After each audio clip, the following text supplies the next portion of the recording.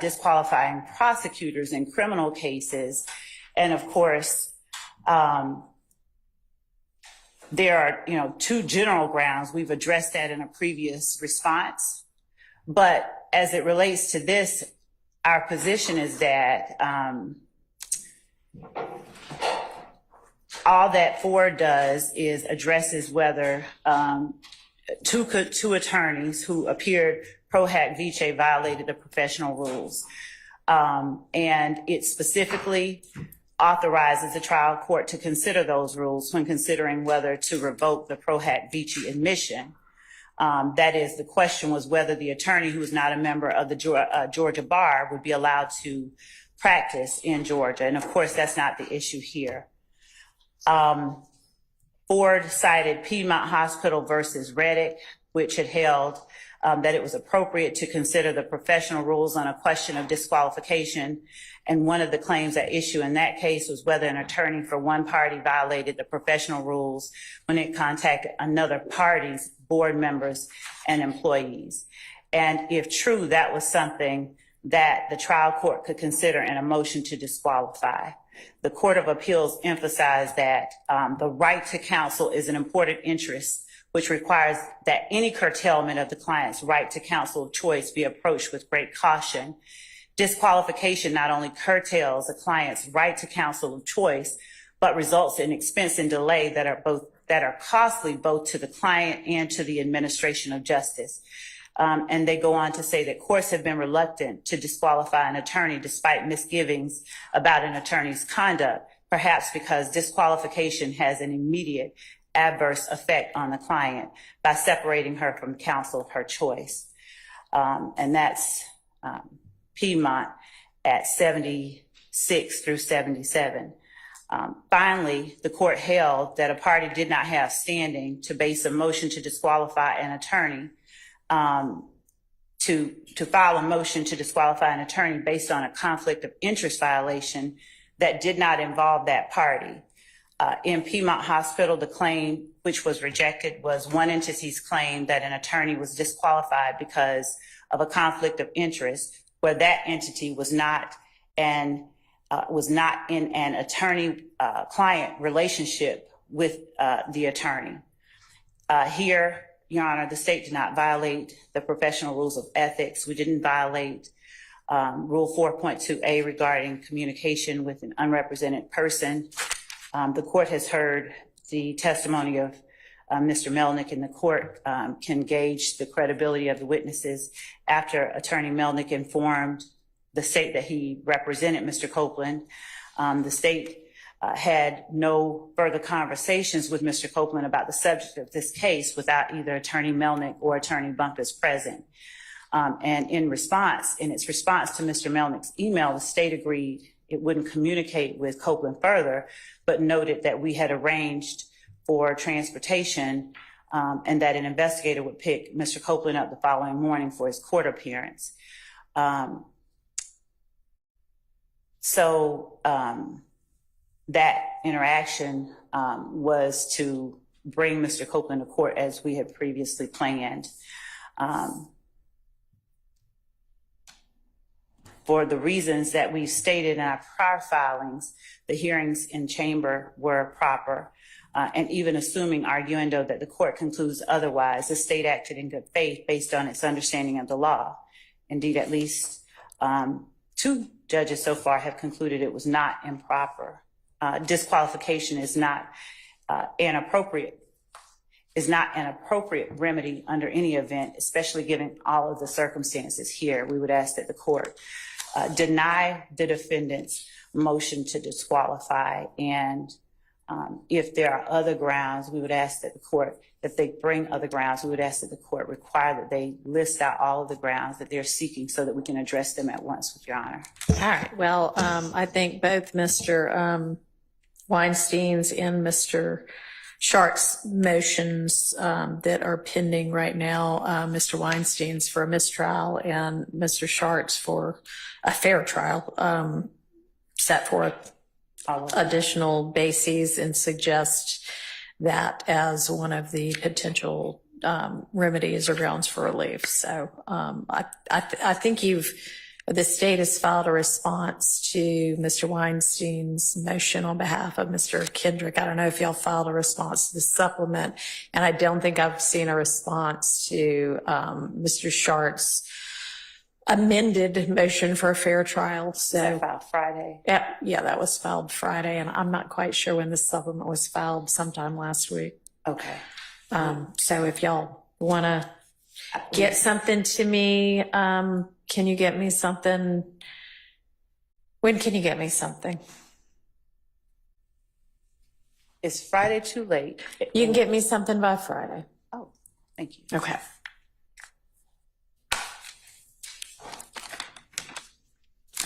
All right.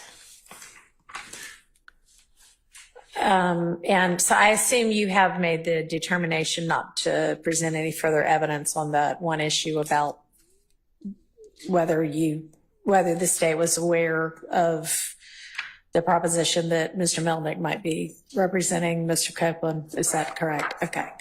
All right. Yeah. One more thing.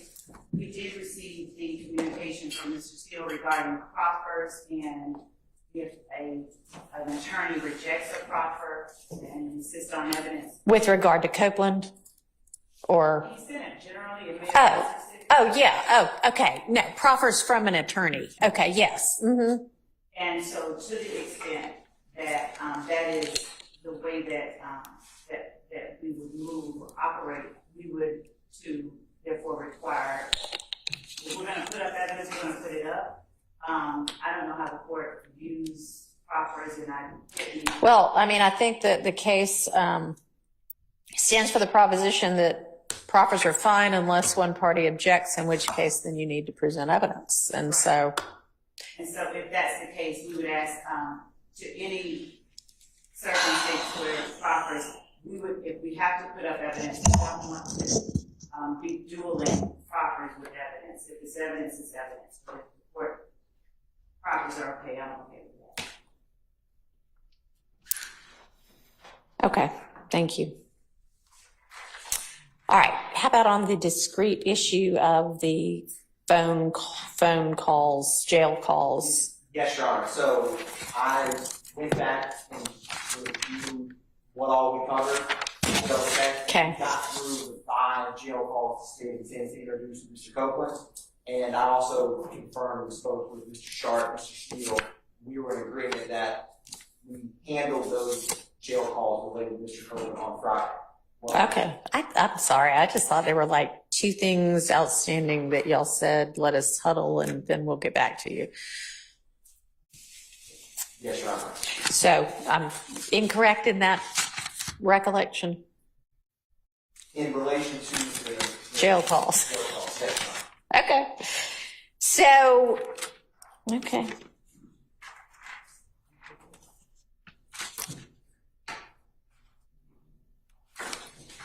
Well, can y'all do me a favor then and refresh my recollection about what it was that was decided about the jail calls? Because I don't remember y'all putting anything before me. Did y'all just come to agreement, but y'all haven't told me what that is? Your Honor, there was some that we agreed on, and there was other parts where, like, for example, one of them was Detective Gaither. You asked if we could, basically we either agreed or redacted or argued those 5 calls. And it was at the very end on Friday. Okay. And I will get, Deputy Hilton had the notes from that, and so I will work on, and we'll get those notes from Deputy Hilton. Okay. That captures what all we discussed in our. Okay.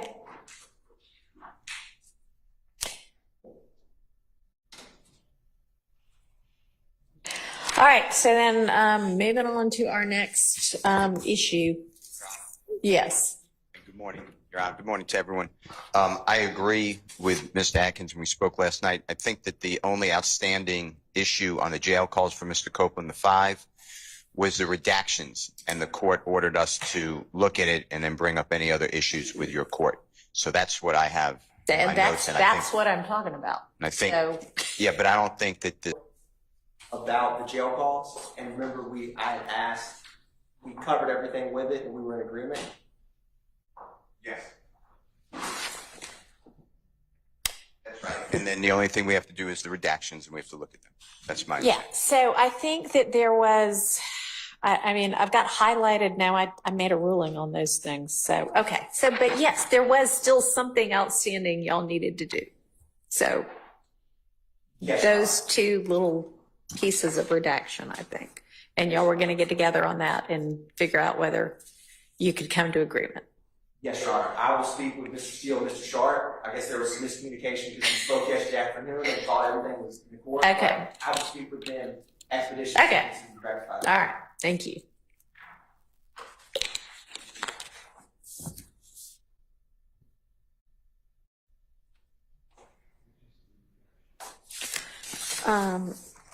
All right, so then our next sort of big topic we need to sort out is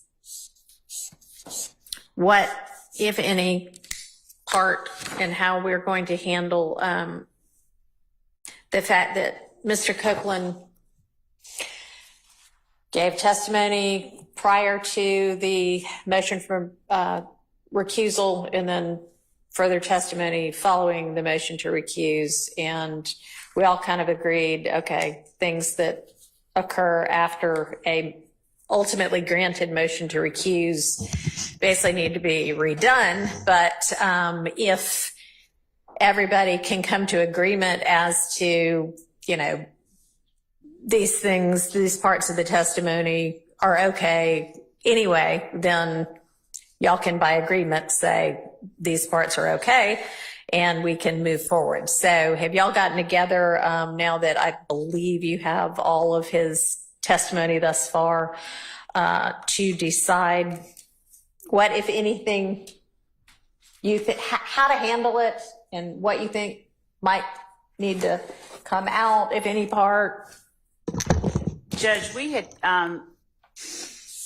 been in communication with the defense, and I believe that the last time that Ms. Hilton spoke with Mr. Sharp, that they were representing that the defense would get together and see if they came to some collective understanding about what it was that they wanted to stipulate to and get back with us. But if I read correctly last night, they indicated that everything beyond the point of Mr. Kendrick's motion, they wanted to do over. If I read that wrong, I don't know. I mean, if y'all had email communications overnight, I don't know what those would have said. But does somebody want to represent to the court what the defense position is, if it's a joint position?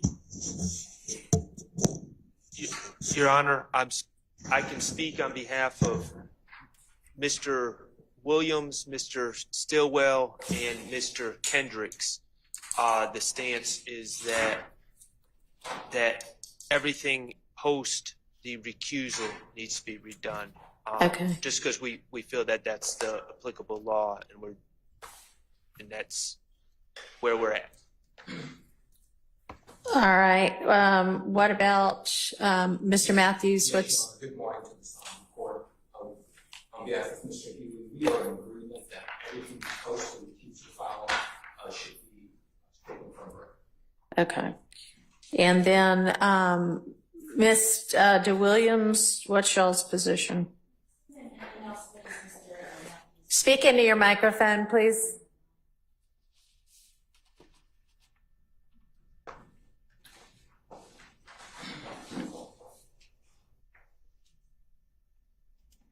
Same position as Mr. Matthews, Your Honor.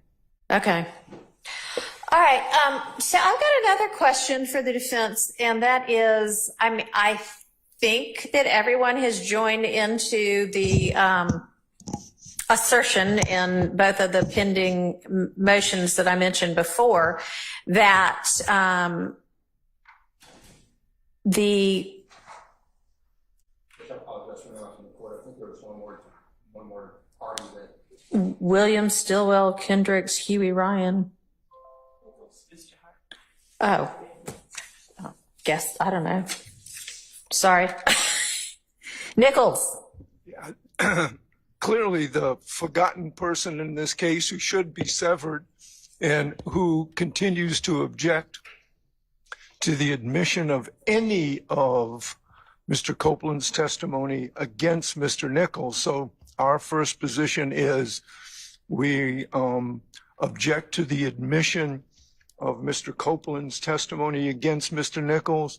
Second position, that if it's admitted, it comes in with a 105 instruction. All right, I've asked you a couple of times to give me a proposed one. Yeah, we have it. Okay. We have it. We're going to give it to you prior to the time the jury comes in, if it comes in, because that's still outstanding. And Okay. And number three, we would, as the third layer, and alternatively, we would join the motions on the floor. Okay. So on the proposed limiting, I mean, jury's coming back before too much longer. So go ahead and get that to me and the state so that we can contemplate language and whether, I mean, I think it would be appropriate to give, so, but don't wait till the evidence is coming in. Give me a chance to look at it beforehand.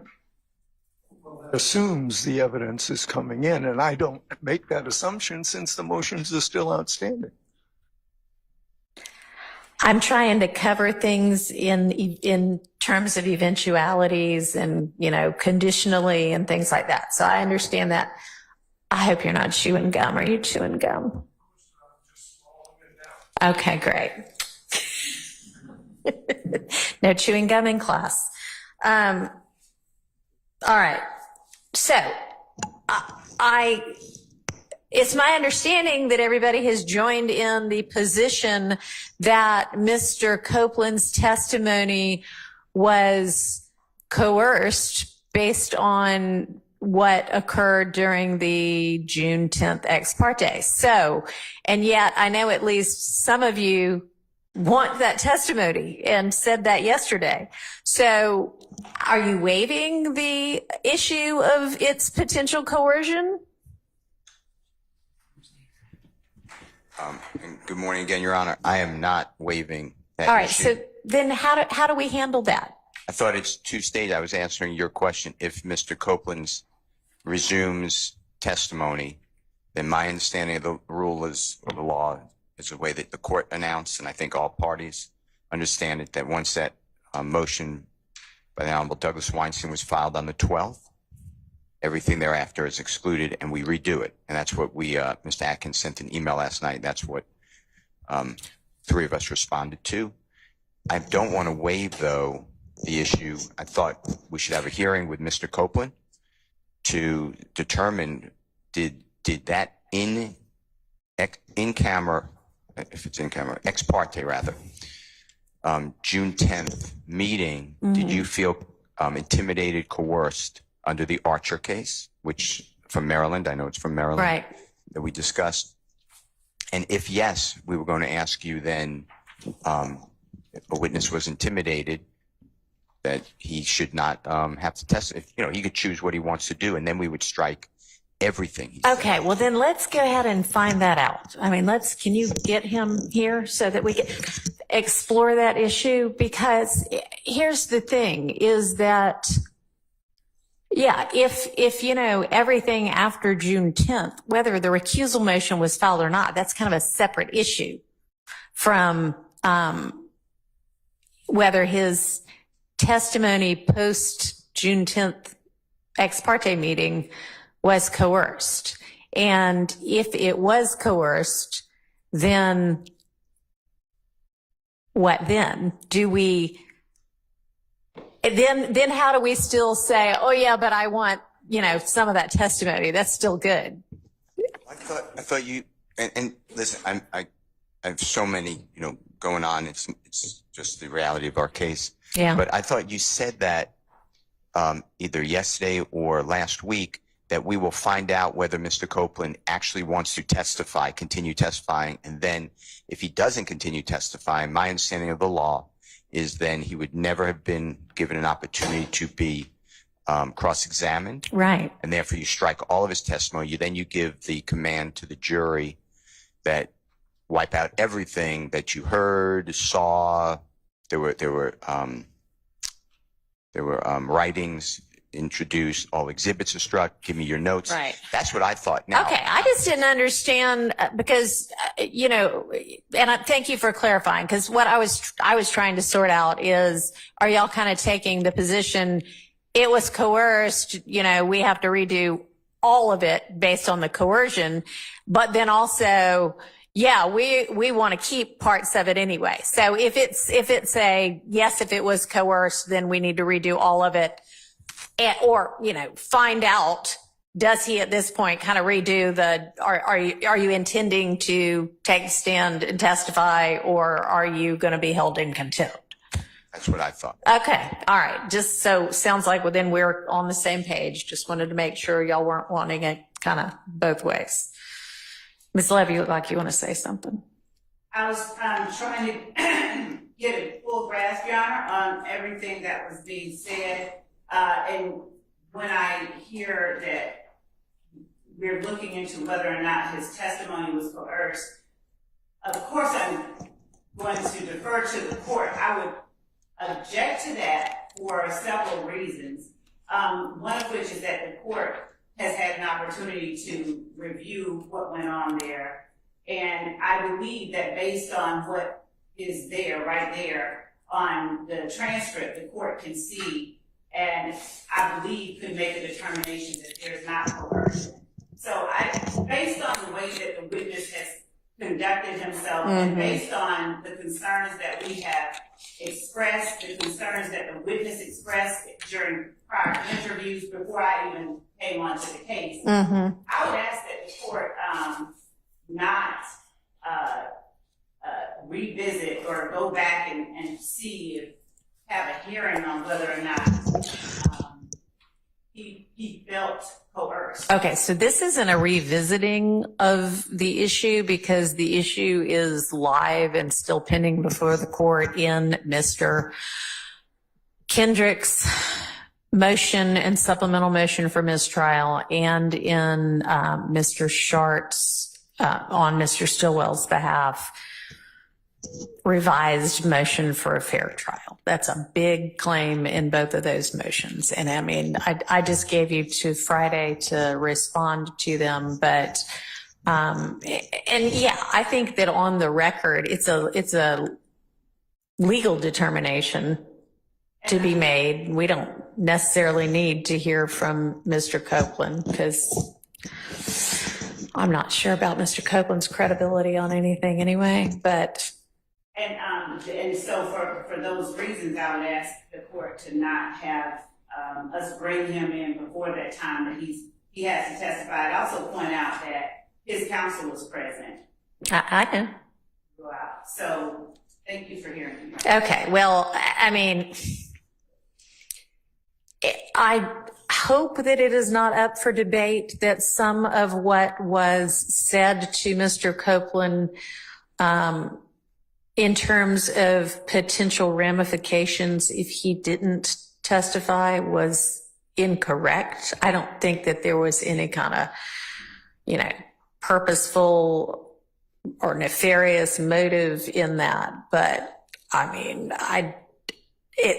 at least with regard to the notion that he could be held until the trial of even the severed co-defendants was completed, I don't think is a correct statement of the law. If you believe that it is, then please provide me with what you're basing that belief on. But I mean, I also don't think that he paid much attention to that at all. He doesn't even seem to have, he kind of basically moved on from that, but that was incorrect. I think that some of the assertions about statute of limitations potentially were incorrect. I don't think that with regard to he seemed to be worried about a particular crime, the statute of which had apparently already run. But I think that in terms of the notion that he faced no potential jeopardy with regard to crimes based on statute of limitations. I mean, there's the immunity issue, which is wholly separate, but y'all are basically saying you don't even have to worry about it for the statute of limitations reason. They're saying, well, then how are we sitting over here charged with RICO for crimes, the statute of which, when the statute has run on the overt acts, they're in support of the RICO. And I can't remember right offhand what the other potentially incorrect statement was about. But I mean, some of the this is or isn't perjury things are a little, I don't think, quite exactly accurate either. Okay. So I guess what I'm saying is you run a lot of risk, even if I say it wasn't coerced, if that is the legal determination I make. I mean, I'm saying it's a really close call. And it might be better to just pretermit that issue and deal with it a different way. Okay, so when that took me to the question I had yesterday, that I thought I had gotten completely wrong with respect to the motion to compel that we had filed, because if it got to a point where he's trying to not testify, we would of course ask the court to compel him to testify. And the things that have happened, and he was, as I said, he was represented by counsel, as the court's already acknowledged. But I do understand what the court is saying, and I will respond to the motion. Okay. But I don't want to be dealing, and I can give you to Friday to respond, but I don't want to be us having no idea what we're going to be doing Monday morning. I want it sorted out this week. And your motion to compel was filed when? To compel his testimony. I mean, that was, yeah. And the order was entered on the 7th. And I don't think there's any issue that can still be in effect. I don't think we need to redo that. If you want to redo it, and I'll consider it anew. But, I mean, the more prudent course would really be to just bring him in here like tomorrow and say, and if anybody wants to come up with, he's probably been advised ad nauseum about everything at this point anyway. But given that I just said, I think some of it's incorrect, a correct advisement of here's what the issues are, here's what you potentially face, and we're going to do it in court with everybody in front of us. Y'all can have some input on what he is advised of. Does he have counsel currently? I know he's gotten rid of Mr. Melnick and Ms. Bumpus at this point. Yes, that's correct, Your Honor. Mr. Melnick withdrew representation. Ms. Bumpus was fired, so no one has said anything to us about a lawyer on his part. So we are unaware of whether he has any representation. And I'd also point out just that since he is still under that immunity branch of the state, my position is that anything what he testifies about would not subject him to criminal exposure. We can't use it. We can't go out and. Yeah, and I agree that with regard to the immunity, he doesn't, but it's because of the immunity. It's not because there's some statute that protects, some statute of limitation that protects him from criminal liability. It's the immunity that would protect him. And he was not exactly accurately advised as to that, I don't think, at least potentially. Okay. So, I mean, I just think it might be cleanest to give him correct advice as to all of it, and then find out what his intentions are.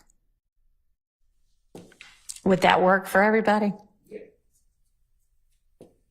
Can I get an affirmative if that is in fact the case, not just a, like on the record, yes, if it's a yes. I'll be back to Mr. Williams, yes. Okay. Yes. Yes, Your Honor. Yes, Judge, with the caveat that no party, no state, even though they say it's our witness, not have any communication with that person while he's on the witness stand, which he still is, presumably. Thank you. Okay. And Your Honor, with respect to Mr. Harvey's request of the court, I would openly request that the court allow us, because like we have had to transport the witness, I'd request in front of everyone that the court allow us the opportunity to continue transporting him, doing as we have been. I mean, he's under your subpoena. Y'all are the one that needs to get him here, but no substantive conversations. Understand? Yes. Okay. All right. And y'all think you'll be able to achieve getting him here tomorrow? Your Honor, Can you get him here this afternoon? I mean, no, that's fine, but can you get him here tomorrow? I believe that we can. Okay. And Your Honor, how much inquiry is the court going to allow, or examination? We don't need to examine him about that. What we need to do, I think, is, given everybody has agreed, is just properly advise him as to what the immunity order means, what the consequences or potential consequences of refusing to testify regardless of the immunity order mean, and find out what his intention is. Okay, so I would love to get from y'all a proposal on what to advise him of. And let's let everybody kind of agree to it before we do it. And then it might not be a bad idea to have counsel for him. I don't know whether he's going to want to hire somebody, or whether he is, I mean, he's not a criminal defendant, so he probably wouldn't be entitled to counsel from the public defender's office, but maybe I can find somebody willing to take it on, whether he can pay them or not. I don't know. So, Your Honor. Suggestions?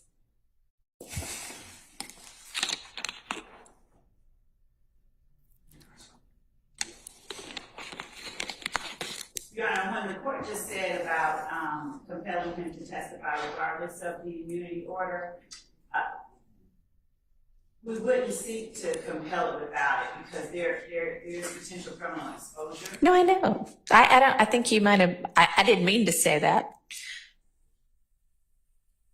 The consequences if he does not testify despite the order. Any ideas about counsel? I mean, I think he's probably entitled to counsel if he wants it, to advise him. I don't know. Hadn't done the research on that one. Your Honor, on behalf of Mr. Williams and I think the rest of the defendants, it seems to me most appropriate for the court to at least inquire of Mr. Copeland himself whether he is currently represented by counsel or not, and or what his intention is if he is not. Sure. I mean, yeah, I agree. I guess I can't find that out before he shows up here. I can have someone who just bring him in. We Okay. know where he is, so I can actually ask. All right. I mean, yeah, if we can find him, and even, I mean, I don't care if he shows up by Zoom for me to ask those questions, you know? I mean, that's fine with me.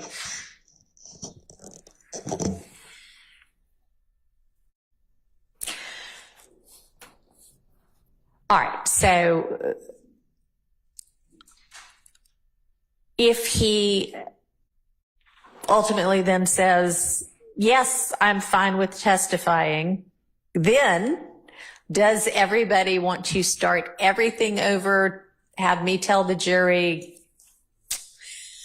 we're doing a do-over to all of it, and start over with him? Or then do y'all want to agree to using some portion of what he's already testified to, some or all of what he's already testified to pre-recusal motion. I can't hear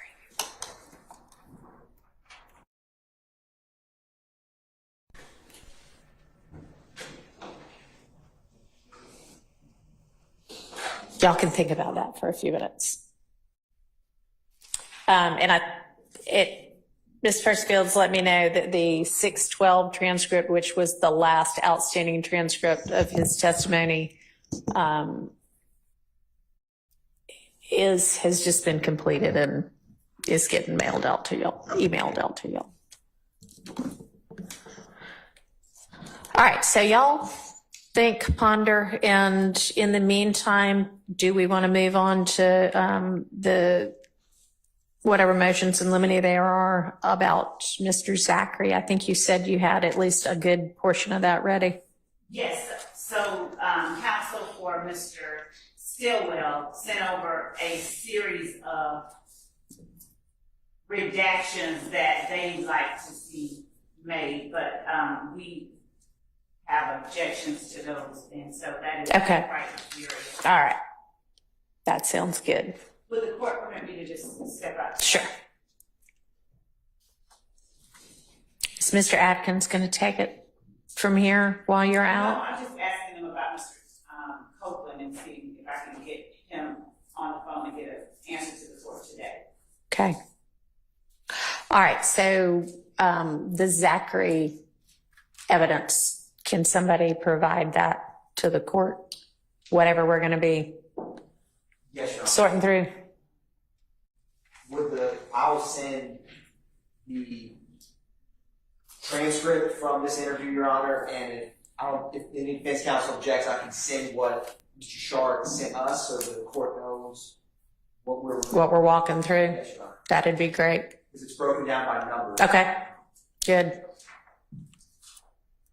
And does the court already have the transcript? I don't. No, but Mr. Atkins just said he'll send those.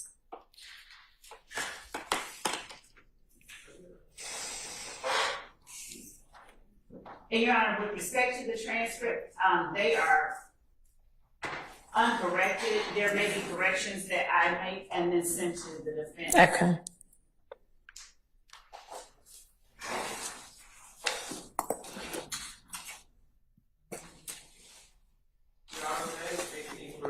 Yeah, and maybe pick up your mic. And y'all, I think I told y'all yesterday, I'm trying to get longer stems for these, but I didn't even turn my mic on, so I didn't even get through step one yet. So it's now on, and I am holding it.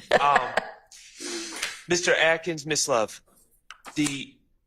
Mr. Zachary's statement, his statement that I did not review yet, or I've reviewed it, but I haven't given you the total redactions. Are you planning on playing if allowed, the part where he talks to the feds about the guns? It's possible, and there were two statements. you should talk into the mic too so everybody can hear you. I keep remembering how loud I am. It is possible, and there were two. I think yesterday when I spoke, I was expecting one more from you. There are two, the 2015, the August 2015 one, and then I think it's the March 2017 one. And we have your redaction request for the the August 2017 one. So do you mean for both of those? Or are you just asking about the March 2017 one? The transcript doesn't, I don't believe, say what date it was, but the time he talked to the federal agents after speaking to Investigator Gaither. And so when you say put it in, I wouldn't, outside of impeaching him, I wouldn't have a need to put in all of that. I would be asking the witness on the stand about that. So I can, with the court's permission, I can break away and talk to you about exactly what it is that you're concerned about. Okay, well, I'm gonna send over my proposed redactions for the statement to Investigator Gaither, with the understanding that I didn't list out any redactions for the discussion with the federal agents. Okay. So you're sitting over the 2015 one? And then, Yes. okay. All right, so there's one that has been done completely, the proposed redactions, right? So we'll just start on that one, and then I'm sure we'll have a morning break at some point. Y'all can maybe, if you need to huddle more on the another one, then that's fine. Thank you.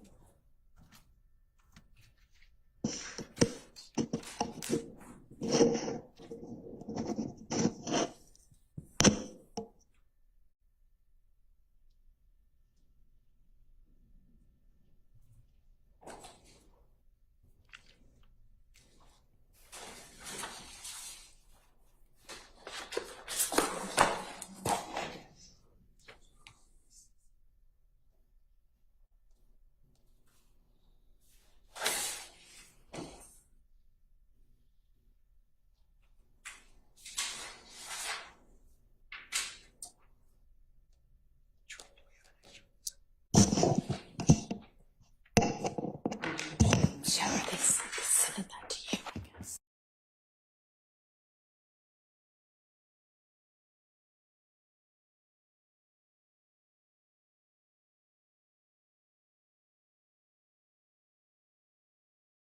Transcripts of Zachary's potential, I guess it's statements over to Ms. Persfield, or? Yes, Your Honor, and I was gonna also inquire, we have an extra physical copy of the transcript, if that works for the board. Sure. And then I will just email the redaction chart that we discussed. Okay. Waiting on that to come through, and then we'll get started.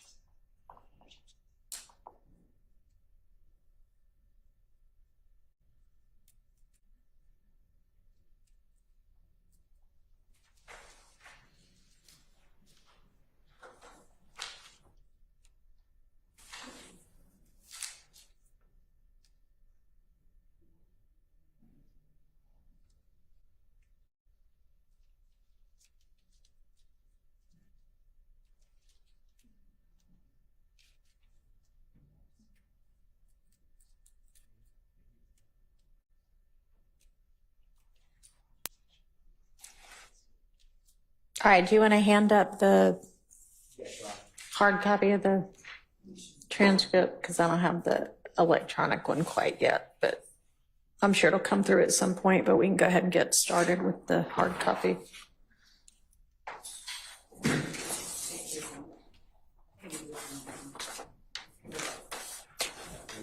Wow, that's a lot.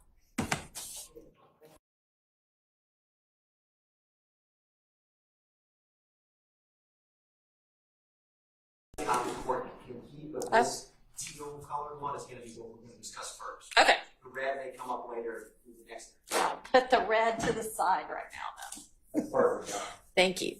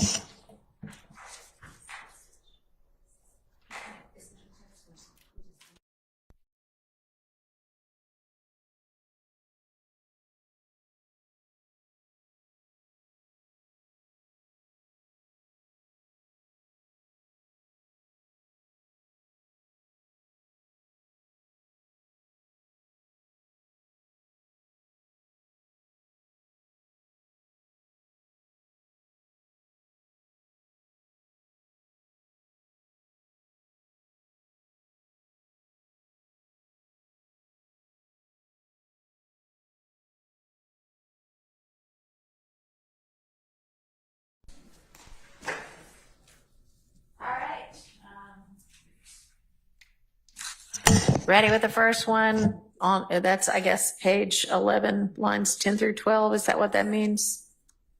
Or is that a time stamp? Your Honor, that is correct. There was a couple Mr. Short had that, for the most part, I could follow. So if there's a discrepancy, I may ask Mr. Short specifically what line he wanted, but I believe for the first one, that is correct. All right.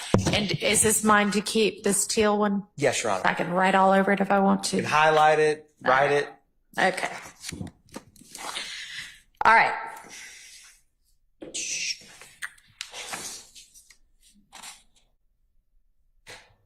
So, Mr. Short, the document that I'm looking at that says Quindarius Proffer Session proposed edits, and it's all numbered 1 through whatever.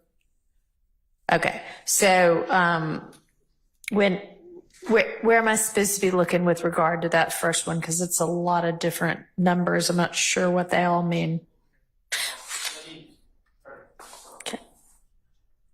I assume 11, 10 through 12 means page 11, lines 10 through 12, but then it has 10 again, which I don't know what that 10 is, and then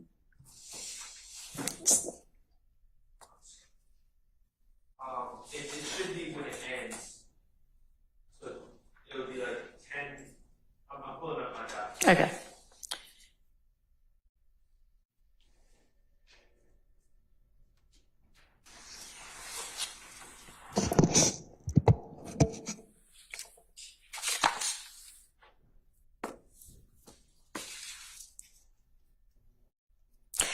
And I'm sorry. Go ahead with what? So that first one would be page 11, line 10 through page 12, line 10. Okay, that makes more sense. Gotcha. All right. And is one of the objections to all of this going to be these aren't proper under the co-conspirator exception? Well, not everything that he says in these sessions is based on what arguably a co-conspirator said to him. Some of it may be, so some objections may be it's improper character evidence, it's irrelevant, things of that nature. Right. But there is a lot of things that he was told, and quite frankly, Your Honor, there's some that I don't know him to have allegedly been present for something, and the source of his information is unclear. It may be rumor, it may be something he was told, and that is probably something that we're going to need to wade through at some point. Okay.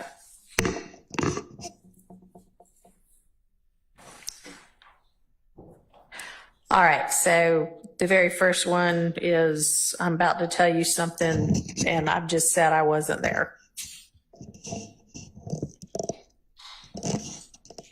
That's in page 11, line 10. Right.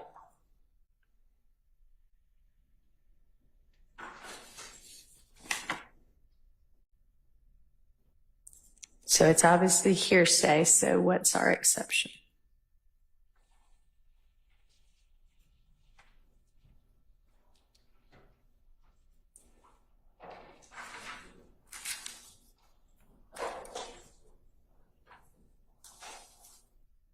Your Honor, part of it, when he's saying that he's at crucial, No, he's saying I wasn't at Crucial.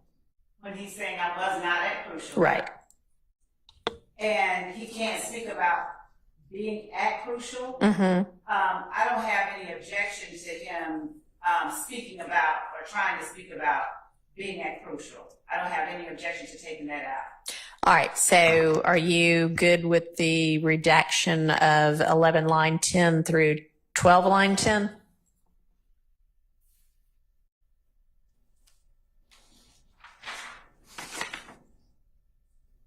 Have you had a chance to look at these proposed redactions yet? I looked at them. I haven't synced them up with my transcript in my Okay. recording. So, because I've read the transcript and listened to it so many times, Okay. I'm going through it with that knowledge. Okay. I haven't synced it up.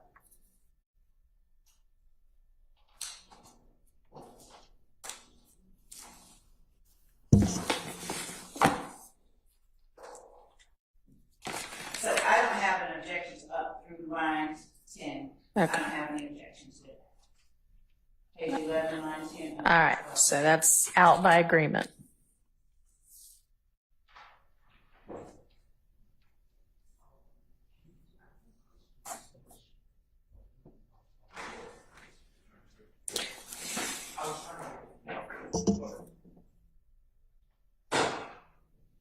All right, so that one's out by agreement. Do you want to, is it, if I gave you 30 minutes, could you decide which ones you agree to? Okay. Sarah, something else anybody needs to take up before we take our morning break and let Miss Love do that? All right. Anybody else? Nobody? Okay. All right. We're just going to take our little morning break early. So we'll be back at 10:30.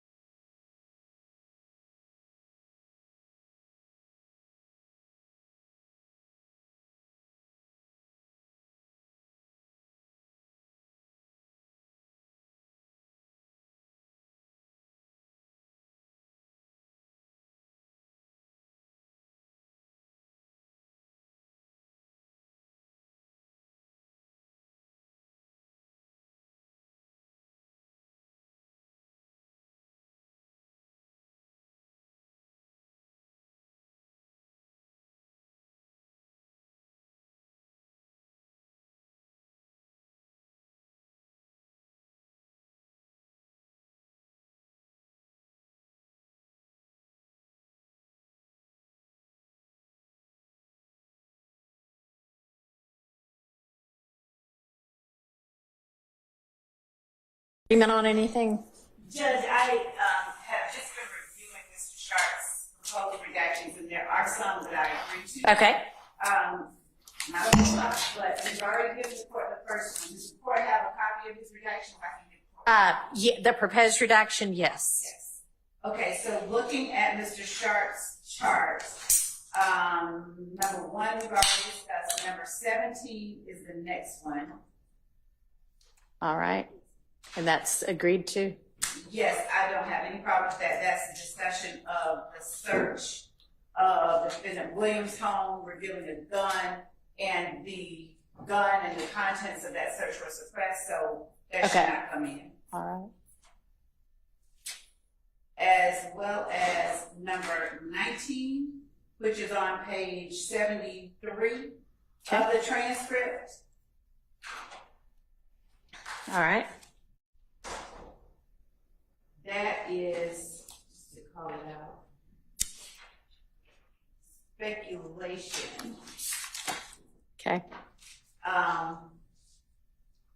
Specifically, it's 67, line 15 through 19.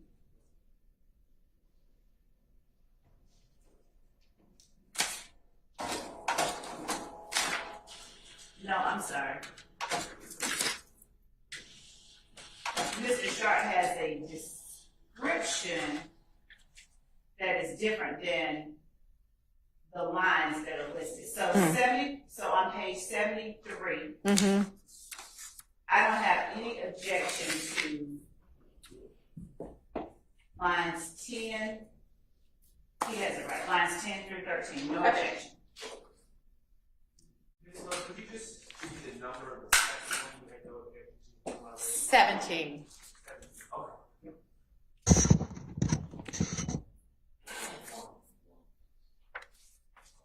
So 17 and 19, I also don't have any objection to. 23, I don't have any objection to. Okay.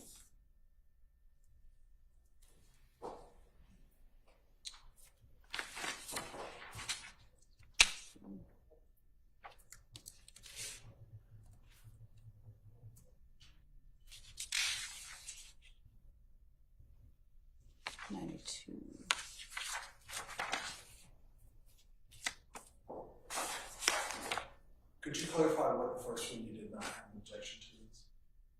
The first one that I did not have an objection to was number 1. And number 1, if you already have the redactions? Okay, so it was Mr. Zachary, after saying he wasn't at Club Crucial, he talks about what happened at Club Crucial. And Your Honor, I will say that as it stands, I'm not trying to get that in. I don't know if something else changes, but right now I agree that it should come out. Okay. All right. So we had gone through 23. 24, 25, 26, I don't agree with. Going to 27, it is 9211.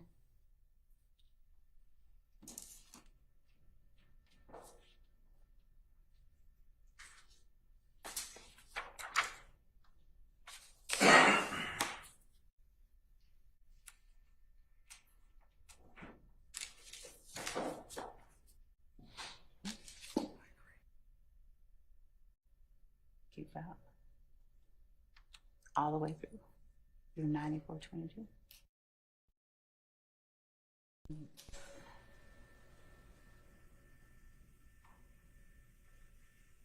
(9211) through 9422.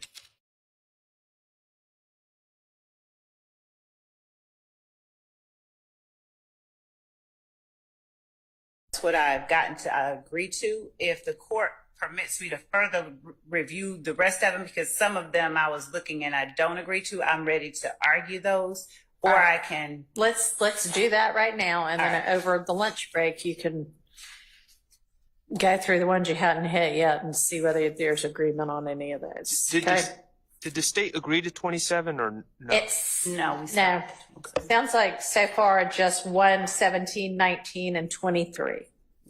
Okay. All right, so I guess that means 2 through 16 we need to take up. Yes. Okay.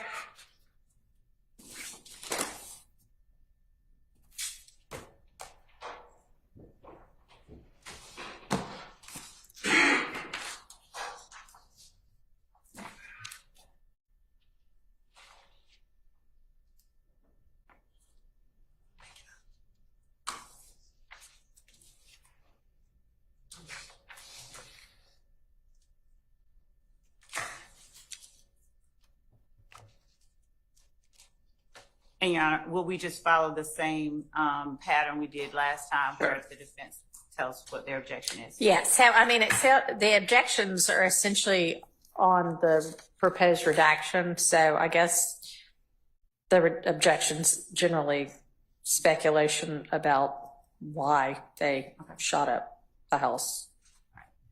So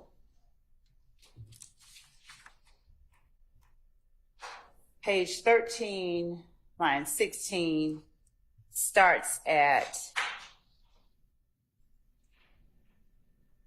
Dennis talking with the witness about the house getting shot up, and this is following, I think you have to go back a little bit further to page 12 to get better context.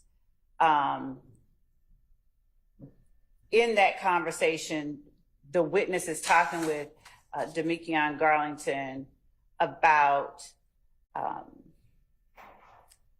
people that call him that night, starting on page 12, line 14.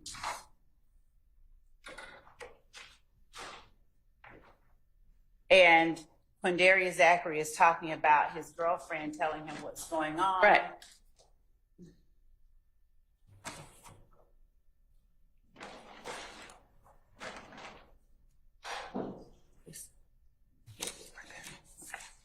Yeah, so it starts at 13, line 16.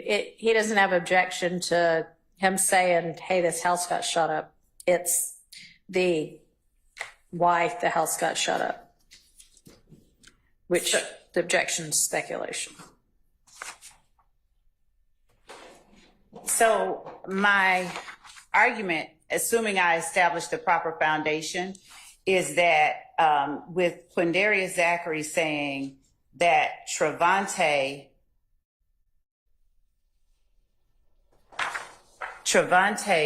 was helping D-fight. He's talking about Demekion Garlington.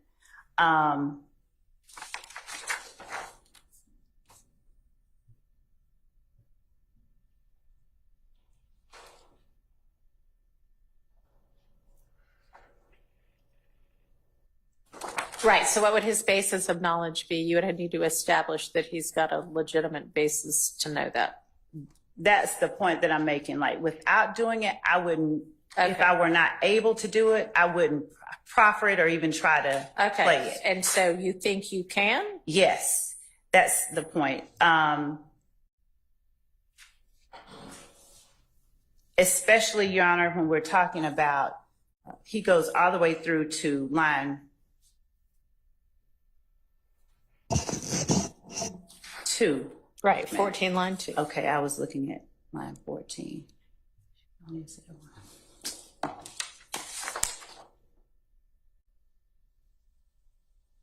And Unless if I don't establish that foundation, I won't tender that. But if I do, I just want to be able to play that part about his. okay, so how about this? Right now, it's out on the, granted as to speculation. Okay. And if you establish it, Okay. then that'll be a different story. That'll work.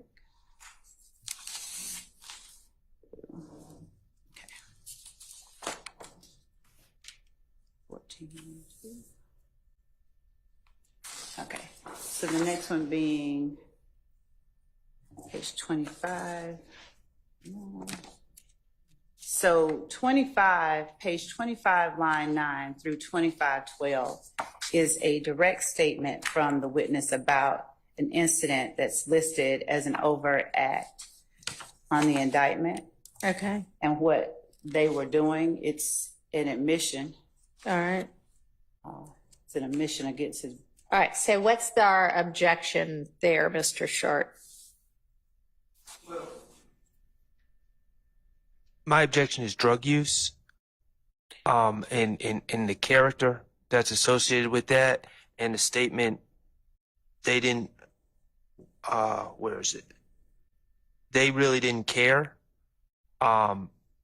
That's speculation about someone else's mind state, or state of mind. The reality is, within this context, is a story about that Mr. Zachary gives, that he describes my client, as well as others, shooting up houses. And I'm not, of course I don't want that to be admitted, but that's a fight for another day. But I'm not objecting to that on any of these bases, but I am objecting. So I'm not objecting to him talking about that at this time, but I am objecting to him pontificating about my client's state of mind as this was going on, because he can't really speak to that. So that would just go to they really didn't care part. And then you're saying the fact that he's saying they were taking Xanax is. I don't know his basis of knowledge of that, but I don't believe that to be true, but I don't know his basis of knowledge of that. All right, Ms. Love. So Judge, my argument right now until I speak to him is that he is in the car with the persons that he's speaking to the detectives about. He has the opportunity to observe them up close. The question posed, as the court can see, is did they feel some kind of way that you didn't get out of the car? We believe that the evidence has shown and will continue to show that these people he's in the car with that are shooting up these houses are his friends. He's known them for a long time, and his personal observations of them and personal knowledge of them is what allows him to make the assertion that he does, that as to why they didn't care that he didn't get out of the car while they're facing arguably danger. They're the ones getting out, according to Mr. Zachary, doing the shooting, but they were high, essentially. So that's the reason why they didn't mind him not getting out of the car. We'd argue that it's intrinsic. It could go to why they would be so brazen as to do something like that. But the fact that they were high while they were shooting, the fact that it incidentally touches on someone's character. Okay, so I don't have I don't think I'm going to overrule it as to character. And if you can establish that he actually knew they were on Xanax and high, that's fine. On the they really didn't care part, are you maintaining that part should come in? Yes. Because his observation is that they didn't mind. He's offering up an explanation as to why. Basically, the investigator's a little bit incredulous that, right. What's the motive? The motive's just they were high. Yes. All right. Well, if you can establish that he knows that they were on Xanax, then I will let you use that part. So overruled as to character and sort of like to be determined as to the basis of knowledge on whether they were high or not. I put subject to foundation. Okay. So that is number.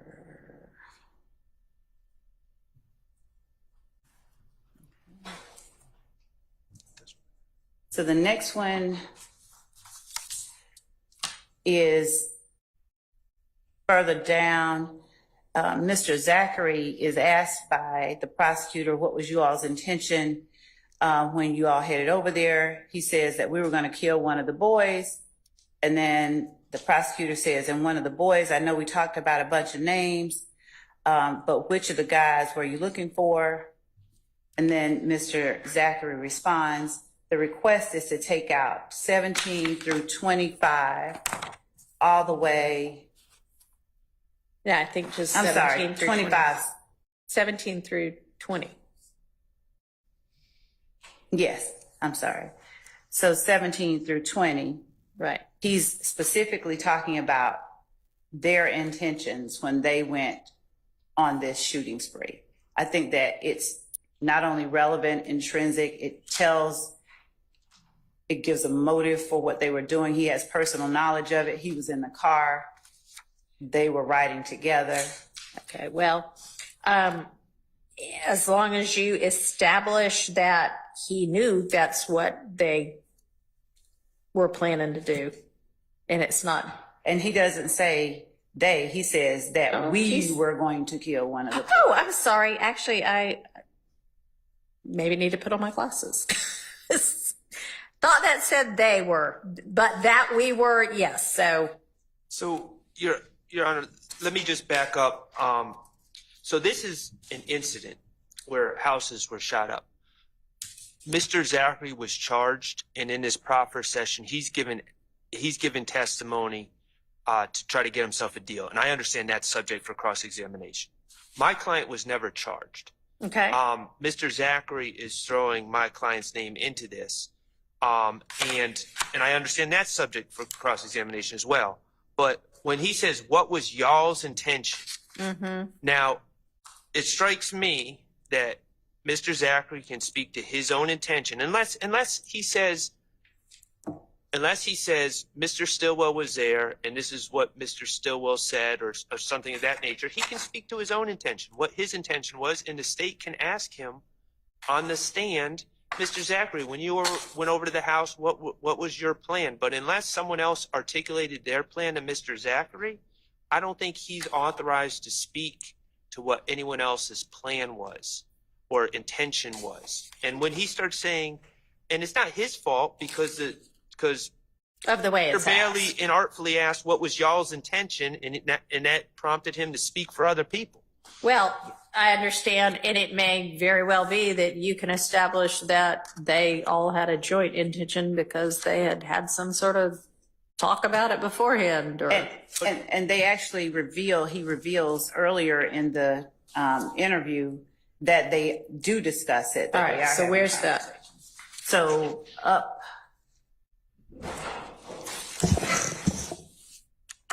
on line 4, he says, because he said we're not going to shoot, how to do that to them. So on line 2, Investigator Dennis asks, why does Muntung, and that is actually Antonio Sledge, it's spelled wrong, tell you not to get out of the car? He said, Mr. Zachary said, because he said, we don't shoot up houses, leave that to them. That's one point that they're talking. Further back on line, page 24, when Mr. Zachary is talking to Detective Dennis about the kind of guns that they have, he's naming them. Okay, I mean, it does look like they kind of had. Well, Your Honor, he's talking about what Muntung said. Muntung's not even here. My client is not Muntung. And so I don't find respectfully what Ms. Love said to really address the issue. All right, so where is it that your client gets, what is it that is indicating that he's talking, his speech includes your client if your client's not in the car? No, my client is supposedly in the car according to Mr. Zachary. But what Ms. Love talked about is Muntung telling Mr. Zachary to not get out the car, saying we don't shoot up houses, leave that to them. What that has to do with my client's intent to kill someone, I'm not seeing that link at all. And my whole point is this, Your Honor, if they can establish that that through Mr. Zachary, that my client indicated what the intent was, what the plan was, that's not in this transcript. That's going to come across through live testimony, which would render these prior statements, out-of-court statements, irrelevant anyways, because it would have been established through live testimony. Right. So I don't know why we would keep this in the transcript. Well, Judge, I thought that the whole purpose of this exercise was assuming that they don't. It is. Okay, so assuming you need to use it as a prior inconsistent. state that. Yes, and in response to Mr. Sharp, Mr. Zachary is talking about his own intent and his understanding of what the conspiracy was. Arguably, this is a conspiratorial act of going out to shoot. We were going to kill one of the boys. So he does not, I don't think that it's improper for him to be able to talk about what the intentions of the group that he is acting as a part of were, as shown by their actions and their words throughout the course of the conspiracy itself. But if his statement is just based on assumptions he's making through the actions of others, then the jurors are in a similar place as Mr. Zachary to make that, to draw that conclusion. But Mr. So Zachary, I don't understand why Mr. Zachary, his conclusion about what my client's intent was, would be particularly helpful or relevant to anything unless my client articulated it to him. And from my understanding of what Mr. Zachary's saying is he gets a call from his girlfriend Summer. Mr. Garlington and Mr. Sledge leave the club. Mr. Zachary doesn't know, according to his story, he doesn't know how Mr. Stillwell gets in the car because he wasn't at the club. And then they pick up Zachary last. And Zachary does not describe any conversation in the car on the way to these houses or anything like that. He doesn't give any context about communication. He's just kind of like, I got in the car and this is where we went. so Judge, this is also the third interview that Mr. Zachary gave. He gave one earlier in 2015. This one occurred in 2017. So there are statements about this same incident in the 2015 interview as well. So we haven't gone through that one, but I could cross-reference that as well and provide those cross-references to the court. But the reality is that an assertion by a co-conspirator, if everyone is acting towards the same goal and people are getting shot up, houses are getting shot up, and With assault rifles that are in the car. right. Yeah, I'm gonna overrule that.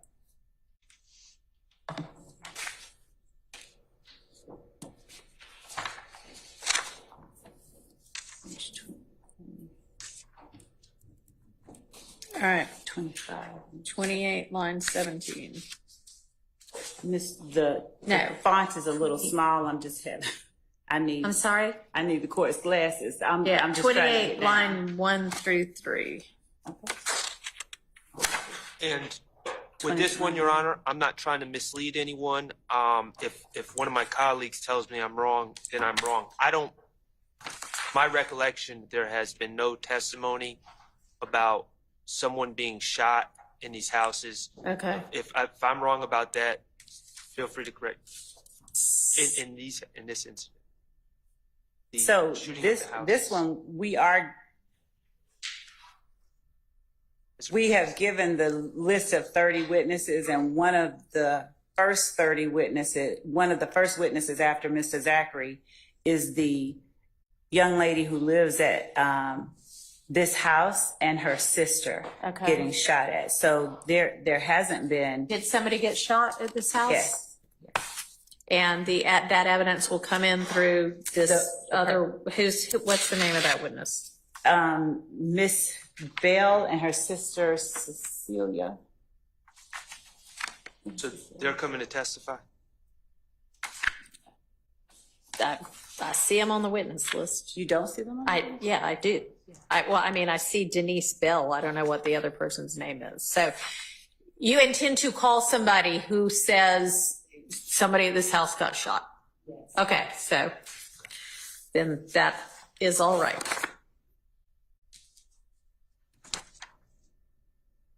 All right, number 6.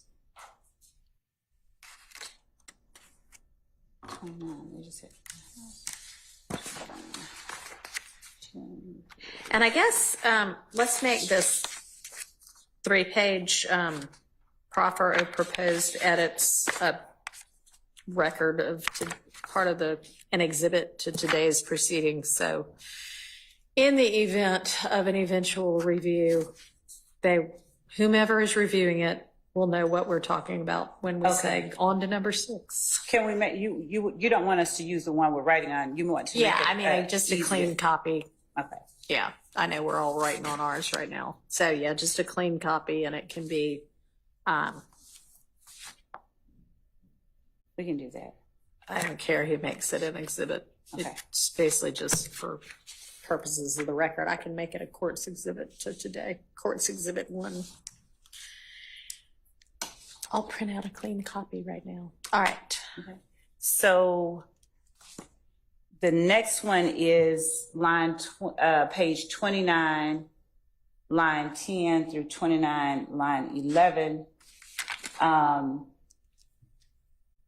So going back, Your Honor, you can see from page 28, line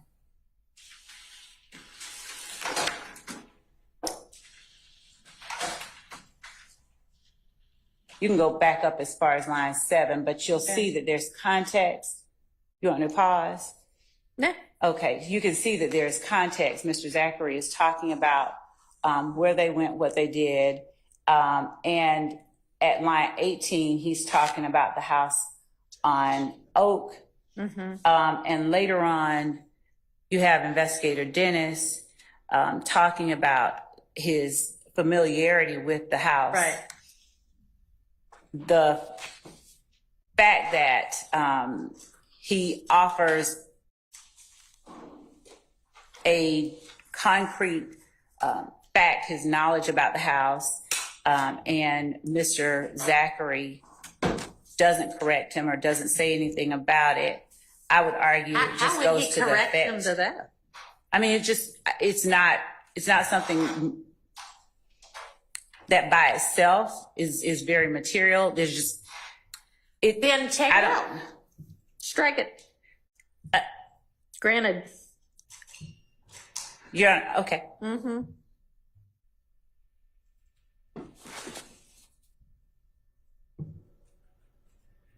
Out. All right. I'm just writing August 6, 2024, Courts Exhibit 1, as to this 3-page Yes, Your Honor. proposed reductions. Okay. So the number 7 is page 33, line 1 through 35, line 14.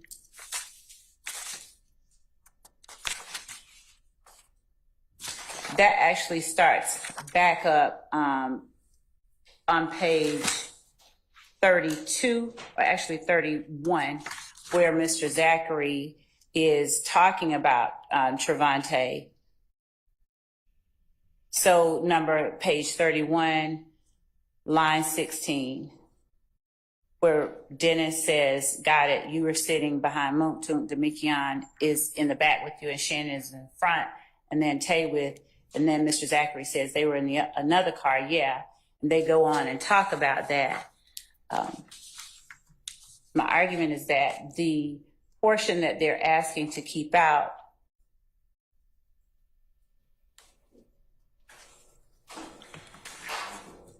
is all information Dennis is exchanging with Quindaria Zachary about activities that YSL and rivals are sort of involved in.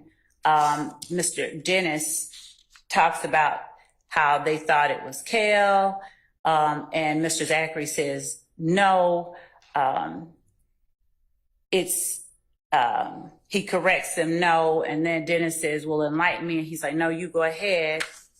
But Zachary later on line 17 says they tried to say that we did it, acknowledging that there is a we, acknowledging in a way that helps to prove count 1 in our indictment. There is a they who is an opposition group who tried to say that we did it. We being YSL. Where is the part where the opposition group is saying they thought we did it? I see the investigator saying we thought y'all did it, but No, line 17, where he says they tried to say that we did it on on page 33. oh, it's back on page 35. I'm sorry. Okay. Okay.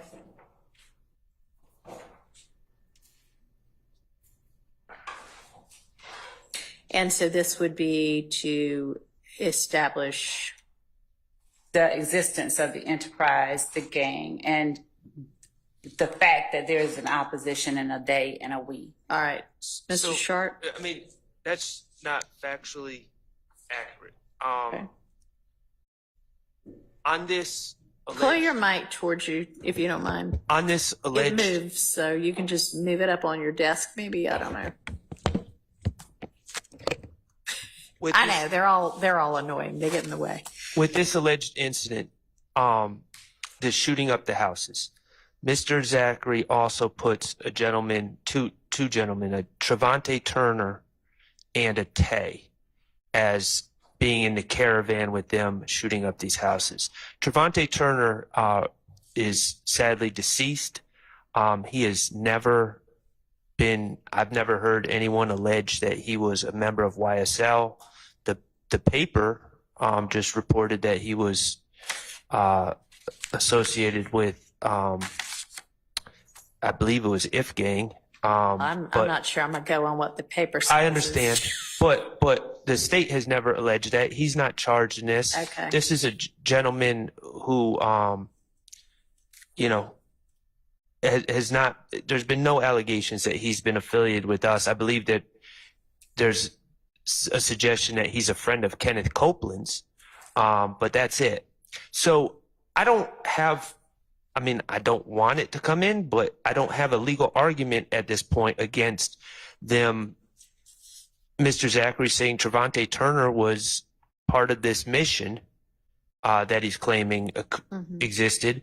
But at the times that I highlighted that I have a problem with, it's talking about a wholly unrelated incident where Trevante Turner, who's not one of us, and Shell Kell, who is Kelvin Watts, were having their own side beef and shooting at each other. And I believe Trevante was shot maybe by Shell Kell. Mr. Watts was maybe shot by Trevante, but it has nothing to do with this indictment. It's not alleged as an overt act, and it has nothing to do with, if I were to, for the purposes of this argument, agree that there's a group called YSL and it's a criminal street gang, which obviously is an issue here, this incident would have nothing to do with that. And it's just talking about, and they're just really treating it as small talk. That he's telling a story and then it's a little aside about Trevante, which has nothing to do with this case. All right, Ms. Lett, what do you have to say about that? We had served in discovery a PowerPoint that involves, just as it relates to the assertion by Mr. Sharp that Trevante Turner was not associated with YSL. And in that PowerPoint that we served, we reflect on one of the slides at January 27 of 2015 incident 150262801 on Stanhope Circle, where shots were fired, specifically where Trevante Turner was shot. And it's listed that he is an associate of YSL/30D. Just to go to the assertion that there's never been any indication about Trevante Turner being YSL. Well, but an associate of YSL and a member of YSL aren't the same thing. They aren't, but I'm not asserting one way or the other as it relates to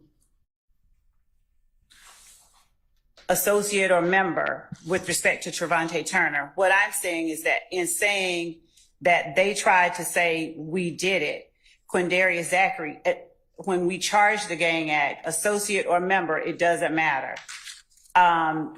associates commit acts with the gang. So it doesn't in any way cut against, is my position, my argument that in saying they try to say we did it, he's not just talking about a random group of men. He's talking about them as a group that operates as YSL is the argument that I would make. Well, Who's the they here? The person, Go ahead. she does. so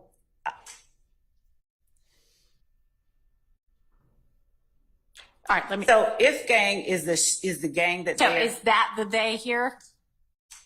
This is the associates part of the gang yes. that there's the alleged beef back and forth Yes. and the series of shooting, the members that are involved in this little, even if it's a side incident, are all that gang? Yes. Okay. Well, if that's the money line, they tried to say, like, how's that admissible? They tried to say we did it. I mean, false accusations by an unnamed group about something that the declarant, in this case, Mr. Zachary, is actually saying they were wrong about. How's that admissible to anything? And if that's the key section, that's inadmissible in itself. But I think this whole section is just wholly irrelevant, and it confuses the issues. And if the court goes on further down, and investigator Dennis elaborates, that basically you all were laying in wait for Kelvin Watts. It says Watch, but it's Watts, W-A-T-T-S, Shell Kel, who also has a gray Charger. Just in the continued conversation with everything he asserts, he is making an affirmation about the existence of the gang itself. Yeah, that's what they say. Is what Quindarius Zachary says. He's not pushing back against the notion that they would be laying in watch for Shell Kel. He's just saying, yeah, that's what they say. There's an acknowledgement still of an opposition and of a group that he belongs to. All right. He's literally saying no, that didn't happen. Right. But she's not offering it for whether it happened the way they said it happened or not. She's offering it for the concept that Mr. Zachary is saying, yeah, there's this we here that is YSL, and that is certainly relevant to the issues in this case. And if you want some kind, I mean, if it even comes in, because I assume, this is all if he doesn't testify as the state thinks he will, and then they have to impeach him, although, it would be interesting to see how you use this and what you would be using this to impeach for. Because if your purpose with it is to establish there's a we and a they, then he'd have to testify inconsistently to that for you to be able to use this. Do you understand? Yes. Okay. And Your Honor, And if that is what you're able to then use it for, I mean, I'd be happy to limit that this is only for the purpose of that, and it's not for whatever may or may not have happened with regard to some side shooting incident. And let me just say that in his statements, Mr. Zachary, in his statements, and if he testified, I anticipate, he doesn't deny that there's a group called YSL. Right. He doesn't deny any of this. So I don't think that these issues are really. Yeah, that's what I'm saying is this one may be one that never materializes, because I would say this is potentially admissible as impeachment on the issue that you're saying you want it for, not anything as to whatever this actual shooting is. Understand? yes, and Okay. my understanding about the exercise overall is just to identify those portions that just absolutely cannot come in. Right. So I don't want you up here saying, so, hey, tell me about this time that, you know, you and whomever were involved in this shooting with the, you know, whatever it is. So unless, right, I understand fully. Like, Then in he other says words, don't something try to different. You're like, don't try to impeach him just to get in some ancillary, otherwise inadmissible thing. Correct. Yes. Okay. All right, moving on.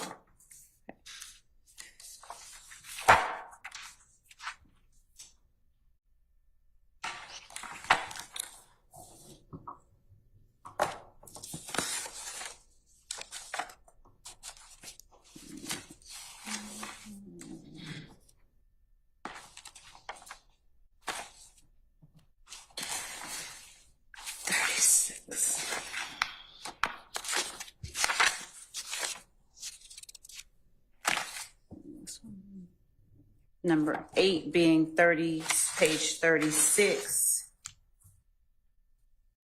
lines 1 through 30. I'm sorry, I haven't read it all, but if it is gang members being happy because Gaither's not working anymore, how's that relevant? So, Your Honor, Yes. I would argue.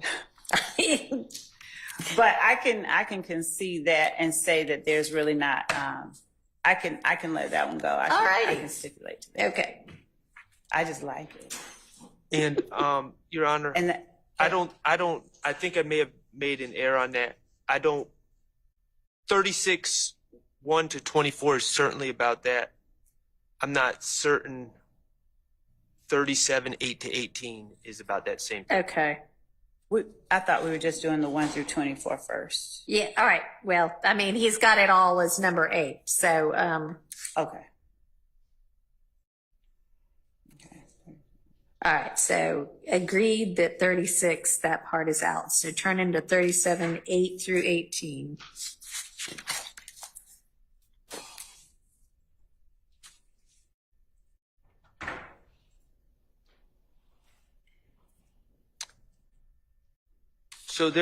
So in 37, 8 to 18, as I understand it, they're trying to identify Tay, and they're showing a picture of Tay with a car, and they're saying, is that the car? And then Investigator Underwood and Dennis and Zachary are agreeing, no, that's not the car.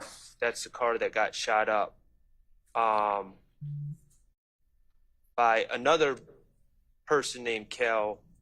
It's just about Tay's other car that was not involved in the April 28th, 2015 shooting up houses being shot up. It's just talk about another car being shot up. All right. Is Has that nothing to do- relevant? So, Judge, in context 37, Mr. Sharp's objection goes all the way into page 38, unless I'm reading it wrong. No, it's 37, 8 to 18, right? Correct. Okay.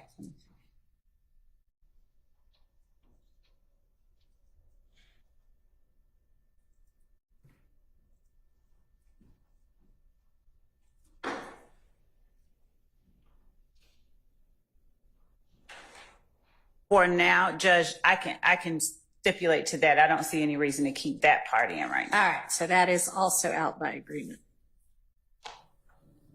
And Your Honor, should anything, and I don't anticipate it, but should anything come up that causes me to ask the court, hey, there's something I agreed to that I need to get in now because Let's not wait happened. until the last minute to do it. Okay.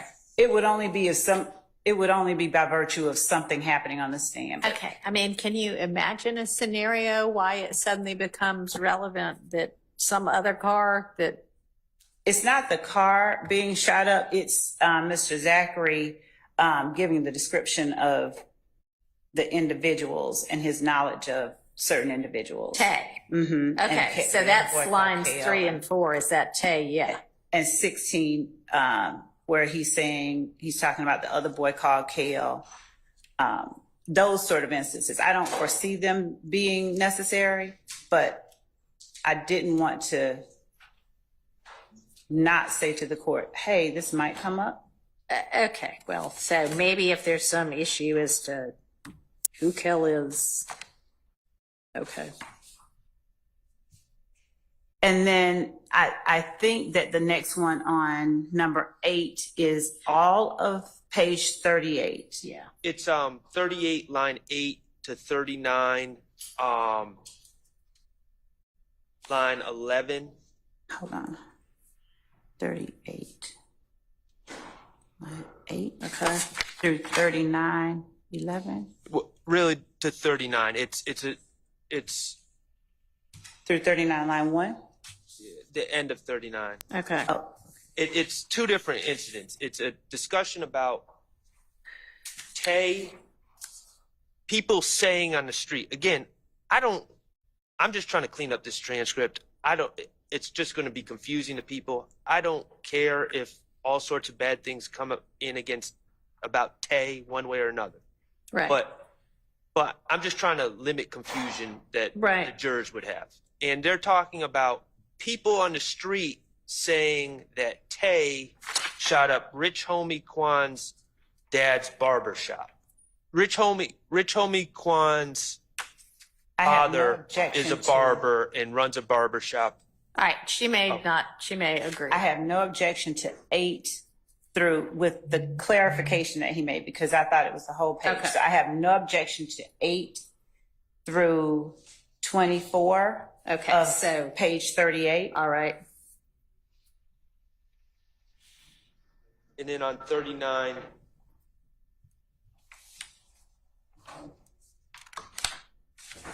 uh, 30 to 39:19, 1 through 19. 39, 1. 39, 9 through 19, or 1 just through all 19. one? Okay. I have no objection to 1 through 13, where he stops at.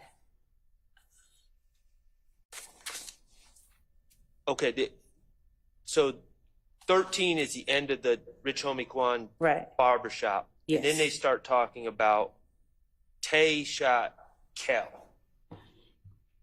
And I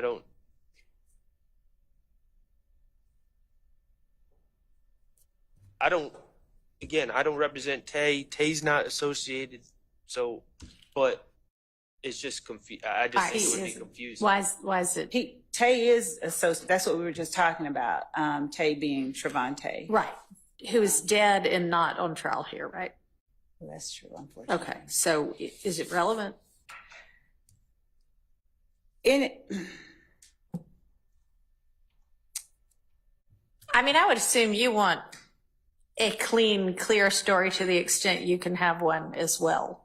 So is this relevant to the story the state is attempting to tell? yes, it goes over into page 40. There's a video that we're going to have with Quindaria Zachary, Antonio Sledge, I think Demekion Garlington, and they're saying they're talking to Shell Kell, who is Ifgang, and I think that they have a gun. That's my memory, that they have a long gun, and they're saying we ain't going back and forth, and they're saying disparaging things. Mm-hmm.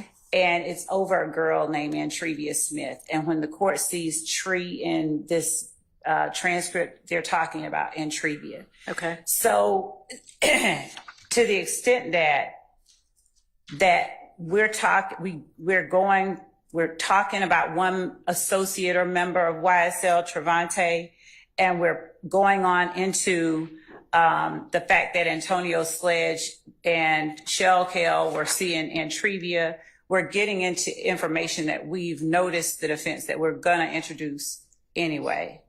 So I don't know why this would not. I don't know or understand the nexus between Mr. Sledge threatening Kel on social media over a common girlfriend and Tay shooting Kel. I mean, I'm not talking bad about the guy. I think there was probably a lot of people that had problems with Mr. Kelvin Watts, and We'll take it out. Tay shooting. All right, I'll take it out. We'll take out. So it's going to be 15 through 21. All right, so we already agreed to 39, 1 through 13. So I think this would start at 14. 39, 14 through what? 14 through 21. I have 4215. It bleeds into number 9. I think that's why I was unclear. I made it its own separate one, this issue. Wait, what now? To number 9 on my list is the continued discussion about the beef between Kel and Trevante, and they start out with Trevante shooting Kel, and then they talk about how Kel allegedly shot up Trevia's house. Again, something that I don't believe that the police believe is true. That was Mr. Zachary. We don't. Saying his understanding was that Kel shot up his girlfriend Trevia's house. All right. Hang on. Ms. So- Liv. In as much as Mr. Sharp said that the police don't rather believe that Mr. Zachary's line about Kelvin Watts shooting up Entrevia's house, that part is correct because Entrevia Smith relayed to police when she gave them that video that Kelvin Watts was in the house with her. Mm-hmm. So in as much as Quindarius Zachary is attempting to push responsibility from what we believe is one member of his group to a member of the opposition group, I would think that would be relevant. It wouldn't be the first thing that I would ask him. It's something that I don't think is inadmissible, but it's also something that at this time, we're going to talk to him. We've noticed the defense about our intent to talk about when Entrevia Smith's house got shot up. Mm-hmm. It's just not every line of this portion that Mr. Sharp has labeled number 9. We may not get into every single line there, but the topic itself is what we did notice them that we're going to introduce evidence of. If they bring up shooting of Trevia's house, that's one thing, and that's, it may or may not be relevant. But my issue, and I don't agree with the state's characterization about Mr. Zachary lying about it. What we're dealing with here is not Mr. Zachary lying. Mr. Zachary wasn't at Trevia Smith's house. Mr. Zachary was not shooting at Trevia Smith's house or being shot at Miss Smith's house, Trevia Smith's house. Mr. Zachary is passing on rumors that he's heard through the grapevine about who did what, and the police are saying, well, we don't believe that's accurate because we believe that Shelkel was in the house. So how could he shoot up the house? So it's whether it's a relevant topic or not, it's all based on hearsay that Mr. Zachary has no firsthand knowledge of. Judge, I just point the court's attention to the first line of page 41. And I'd also point out that Mr. Zachary was in that video that Entrevia gave over to the police after her house got shot up. He was in the video along with Antonio Sledge, where they were threatening Kelvin Watts. All right. Let me ask you this. Could you take a closer look at the rest of 39 through 42 and maybe sort out what part of that you think, if he doesn't testify as you think he will, you would use to impeach him on a relevant issue, and then maybe get back to us on this one? Yes. Okay. Because I kind of hear you saying even you think not all of it is anything you would want or need. Okay.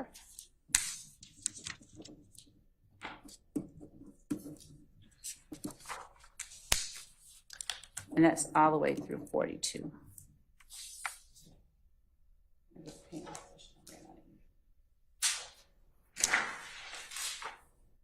All right. So.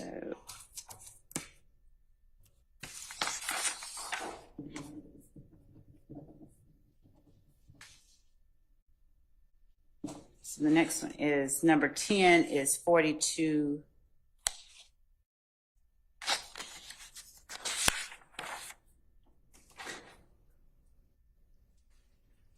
Line 17 through 44, line 6. What is it?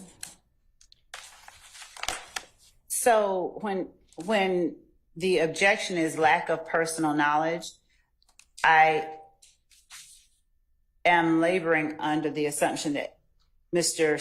Sharp's belief is that Mr. Zachary lacks personal knowledge. I would just ask that the court allow it, because it's all opposition actions towards one another. Shell Kell shot up the gambling house. On McDonald Boulevard, Dennis asks on page 43, line 1, that's when Thug's car got shot, right? I believe, if we haven't already, I believe that we have we've touched on that there was a shooting where his car got shot. But it may have been with Kenneth Copeland and some of the stuff that we have to redo. Right. But Mr. Zachary is saying, yeah, shot up Thug's car. Thug wasn't studying it. All of that information, maybe not like that, but that information we anticipate bringing out. So to the extent that Mr. Sharp objects and has as his basis lack of personal knowledge, I would just ask that the court find that it's admissible subject to the proper foundation being laid for it. I'm okay. That seems reasonable if you can lay the foundation. Okay. Yes. Okay. Okay. After consulting with others, we're going to withdraw our objection. Okay. All right.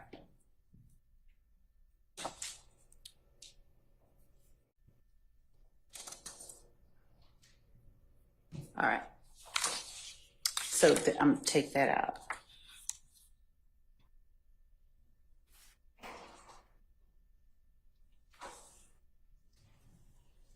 All right. Number 11. 45. That should, 15. number 11 should be 46, line Okay. 15. Okay. 46, 15 through 16. Yes.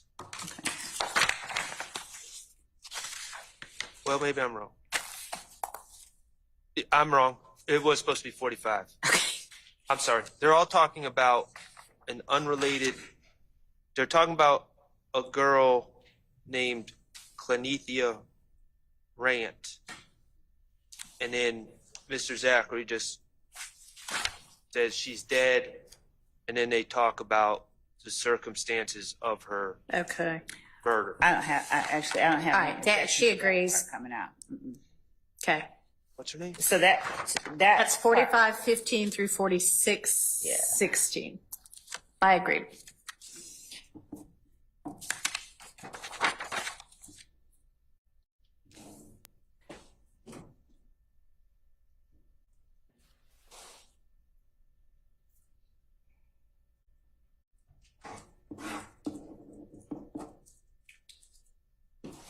Okay, let me interrupt y'all a minute. I have word that Mr. Copeland is here and available right now, so why don't we pause what we're doing with this and have him in, see if he has an attorney, see if he wants an attorney. We don't yet have anything put together that I'm going to advise him of, but I'm good. With that. we could get through a little bit more of this, tell him to hold tight, take a lunch break where y'all can come up with something. But I could at least find out about the attorney issue right now. I think that's Okay.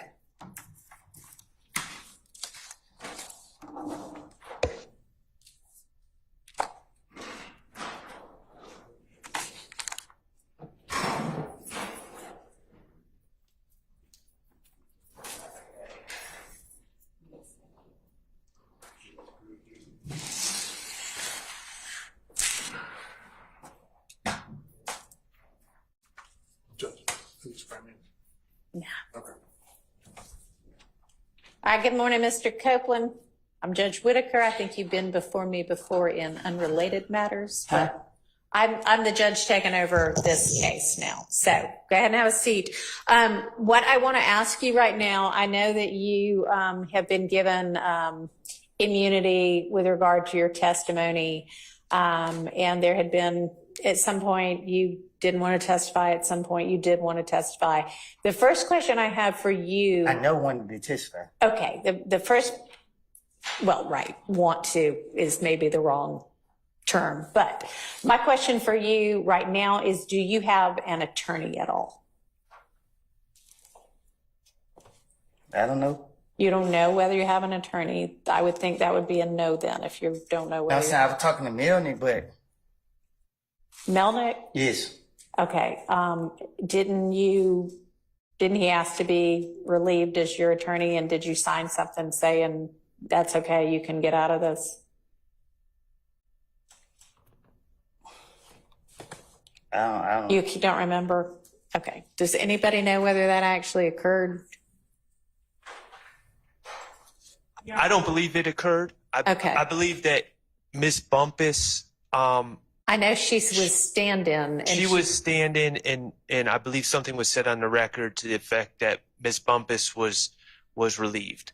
But yeah, I know she was. There was nothing about Mr. Melnick to my knowledge. Okay. Maybe There was, Miss Bumpus actually said yesterday, I believe, during her testimony, that Mr. Melnick had directed her to tell Mr. Copeland that he could either exercise his, well, choose not to testify. Right.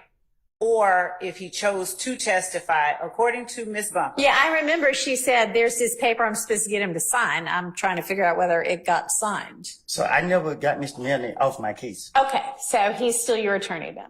I guess. Okay, all right. Well, then that's the answer we've got for that. All right, so I'm going to try to get a hold of Mr. Melnick and see if he can be here with us this afternoon, because some of what I suspect you recall when you were brought into Judge Glanville's chambers with Ms. Bumpus and a couple of the people from the state, and there was a discussion that Ms. Bumpus and Ms. Hilton and Judge Glanville had with you. You asked some questions. They gave you some information. Some of that information was not actually factually correct.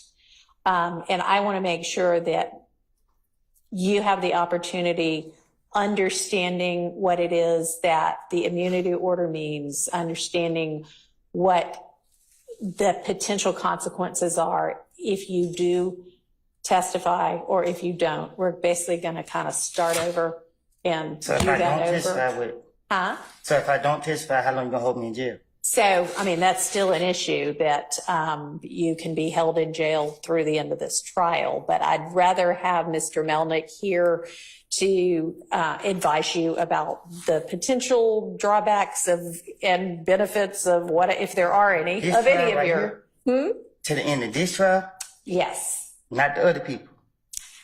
Not as far as I believe, but the state, what, did you want to do some further research on that? Yes, just to advise the court Okay. of Okay, so came from. I just wanted to know, first off, do you have an attorney? Because if you do have an attorney, then your attorney may have some information, advice, and research for me about that. So I want to make sure that I tell you the correct thing about that, okay? So we're going to take a lunch break in a little while, and why don't we plan to have you back here on standby at least. I don't know who was in communication, but we need to reach out to Mr. Melnick, see what his availability is. So just be on standby in case I need you here like at 2 or 3 this afternoon. 2 or 3? Yeah, because we're about to take a lunch break before too much longer.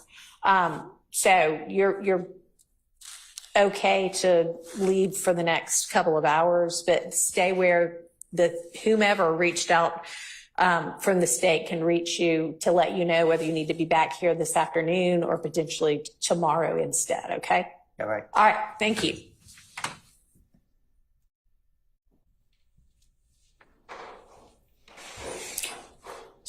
So, I don't know who. Okay, my litigation manager is going to reach out to Mr. Melnick, see if he can get a hold of, see if she can get a hold of Mr. Melnick and find out what his availability is. And depending upon his availability, we'll just see when it is that we have Mr. Copeland back. Because I want him to have the benefit of counsel. And then I also want y'all over the lunch break to work on whatever you think ought to be the correct advice to him. And if you, the state, believe that it is possible to hold him past the trial for which he is under subpoena, then you show me what authority Yes, Your Honor. lets you believe that. Okay? All right, yeah. One thing, I think that the transcript reflects this from June 10th, and as well as Ms. Bumpus's testimony yesterday. Mm-hmm. She was emphatic that Mr. Melnick said, if you testify, I'm not representing you. So, and with the fact that Mr. Copeland said, No, what he said was, if you plead the fifth, I'm not representing you. So I don't know, what that means. I'm just going to reach out to Mr. Melnick, and at least Mr. Copeland thinks Mr. Melnick is still representing him. And if Mr. Copeland never signed whatever that was relieving him, I don't know exactly what their arrangement is, but let's find out from Mr. Melnick. yes, Your Honor. All right. Okay, so let's get a few more minutes in of this before we break, because it's not even noon yet, and we were making some progress, which is good. All right, so we were on number 12.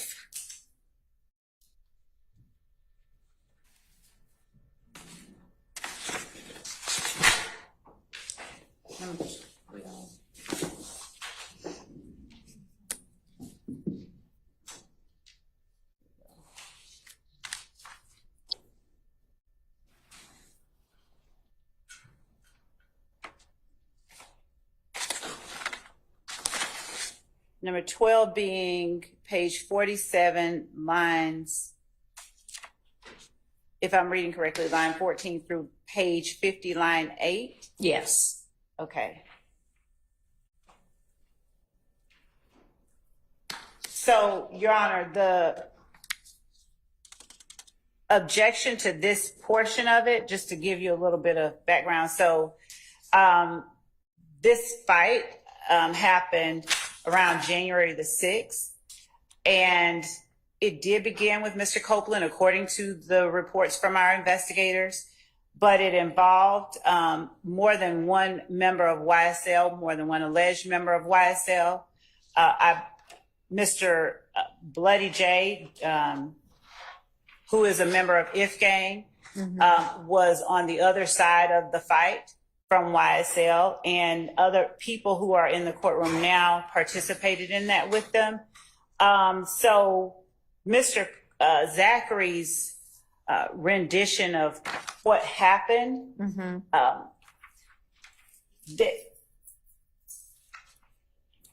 we would argue it's Mr. Zachary's knowledge of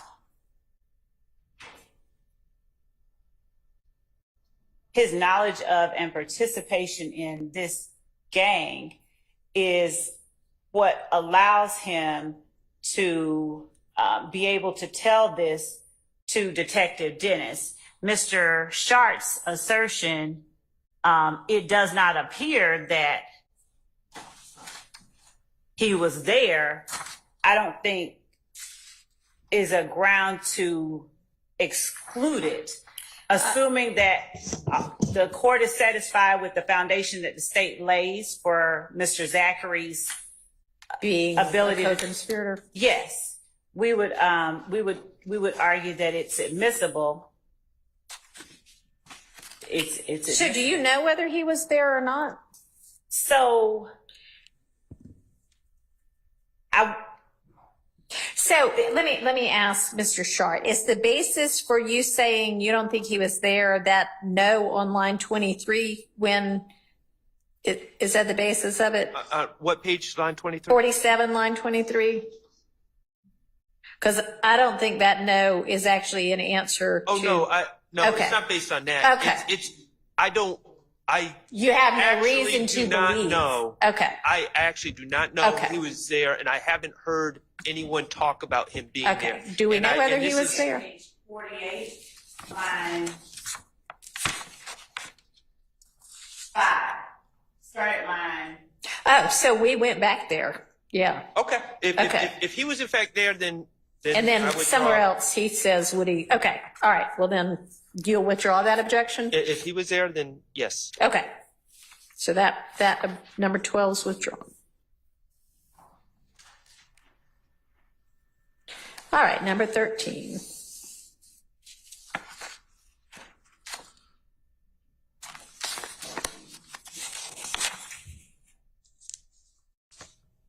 My understanding is this is page 54, line 18 through page 55, line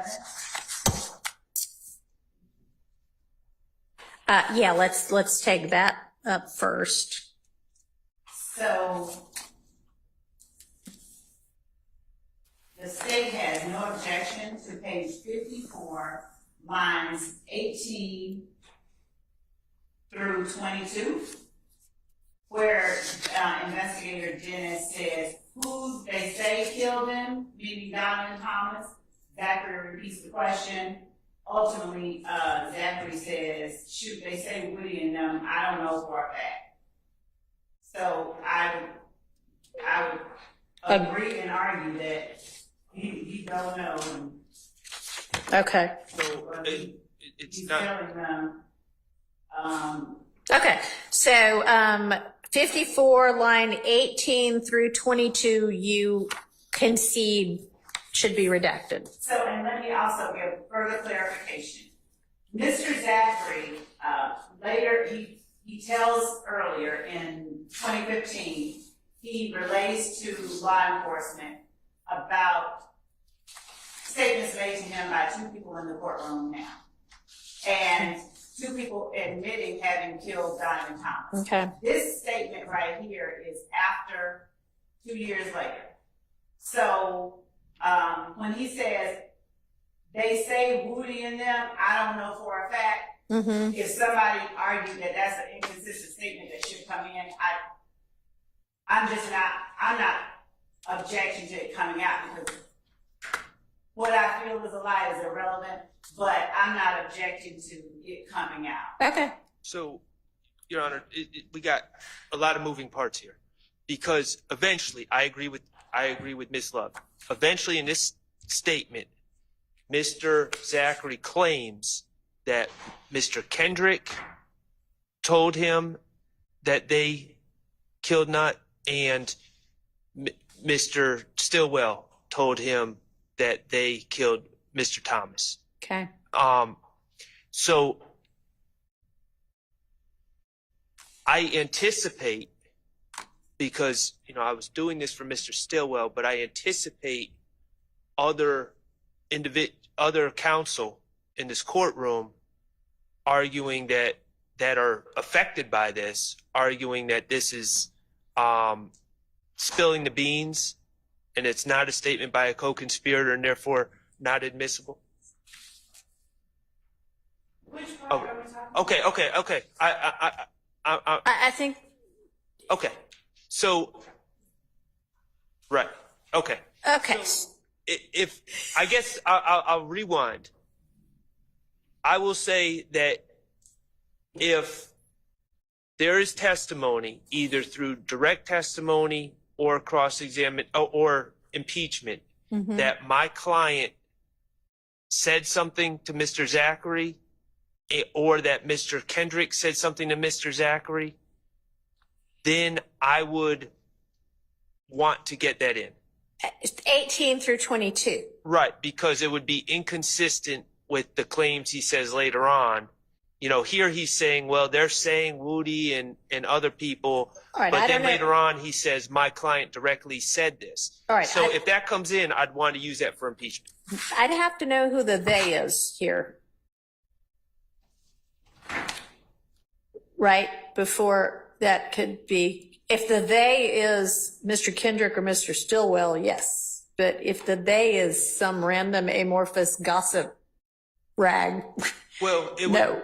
it would be relevant because if he's telling the truth, okay, assuming he's telling the truth. Oh, I see I see what you mean. If he's already said, or he will later say. He's going to say that he already said in a different statement, and later in this statement, he's going to say that my client told him at night. And if he's holding that information, then him answering, they saying Wooby and them, I don't know. All right, I still need to find out who the they is then, because the question posed by the investigator is who they say killed him. I think right? So who the streets are saying. Okay, well then for Mr. Zachary to say, here's what the street is saying is not inconsistent with, but I actually know because the perpetrator told me it's the perpetrator. So that would not be this 18 through 22 would not be inconsistent to a statement by Zachary that Mr. Kendrick and or Mr. Stillwell told me personally that they're the ones that did it. You see what I mean? I see what you mean. I would argue that would be the time a reasonable person would say who they say did it. Well, if my client had said he did it, say, well, I don't even need to tell you who they say. All right, well, I would reject that argument. So that's out. All right, so next.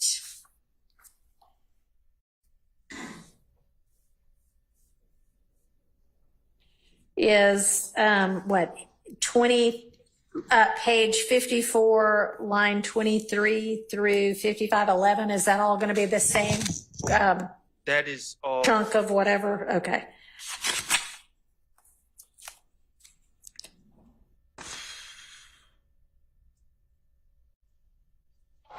So we're starting at page 57, line 22? No, 54. Because all we dealt with was 54, 18 through 22. It goes all the way through 55, 11. So, okay. You was with them at the condo afterwards. I was there. I mean, that. All of that we would object to it being redacted out. All of this is Mr. Copeland talking about. Okay. So, all right. Not Mr. Copeland, Mr. Zachary, my apologies. So I don't know how. Okay, so now I'm seeing Mr. Shard as I read on further. He's going back to well, that's what they say. I don't know for a fact. Right. I see what I mean, I hadn't read that part before. Who did they say? God, I don't even know if we're talking about the street here, because you was with them at the condo afterwards. I was there, but shoot. That what they say? I don't know for a fact. Right. I'm saying, who did they say killed him? He may at this point mean, who did they, the people you are at the condo with, say? So, can anybody actually point me to who the they is? If I flip back far enough? In this particular interview, no, not as it relates to Oh, good this Lord. statement right here. Because it's one of those. It's all over the place. No, it's as it relates to the way that Dennis is talking to Zachary. Yeah. He means it just like if I were to just pop up and say, who did they say did it? There's no they identified. Is there a video of this? Yeah. All right, I may need to watch the video of this part, because maybe the inflection will let me know whether he means. Let me watch the video on this. Can y'all send me that and then give me a timestamp for this part? Let me revisit that whole thing, including the 18 through 22 part. If you send, I don't know if you have the times marked, but if you send the video that shows Mr. Zachary's face kind of zoomed in, I think it's an MP4 video. I think it's right around 27 minutes, 30 seconds. 27 minutes, 30 seconds? I Okay. believe so. Thank you. Per my notes. Okay, thanks.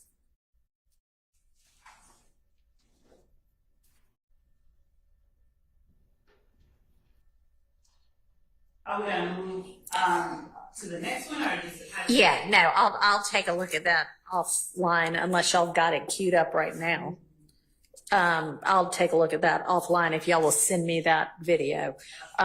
So yeah, if 5722 through 23 is a separate kind of issue, we can move on to that one.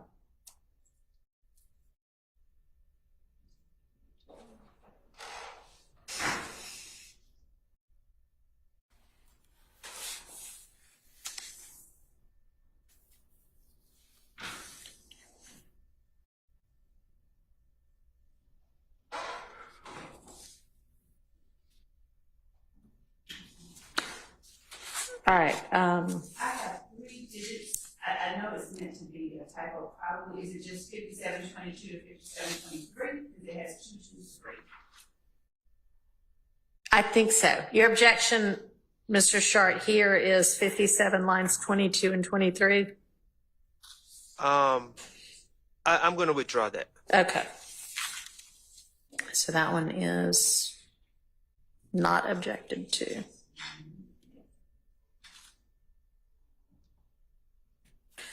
All right. Moving on to number 14, which is page 60, line 19 through 61, line 20.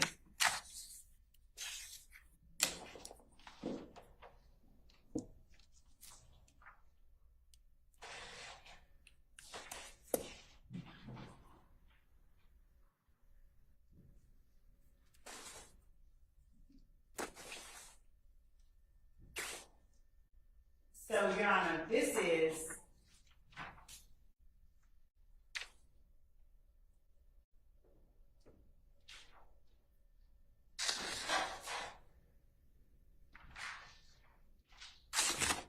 I'm going to withdraw that one as well. All right.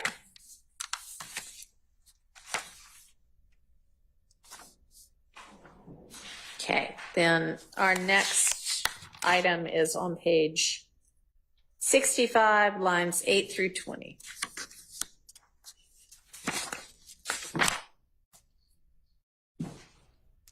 We're on number 15. Yes.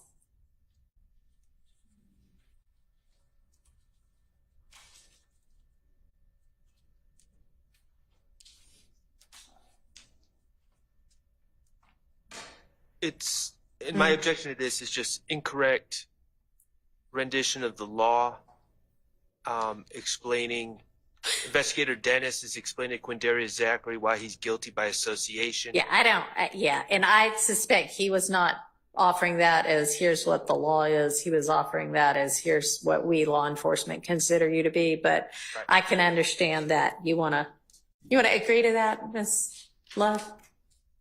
Judge, is the court will give my counsel is sitting here whispering in my ear. The court will give me 1 second. To get there and consider it, yes, I will give you a second to do that. I'm here in the court. We'll see.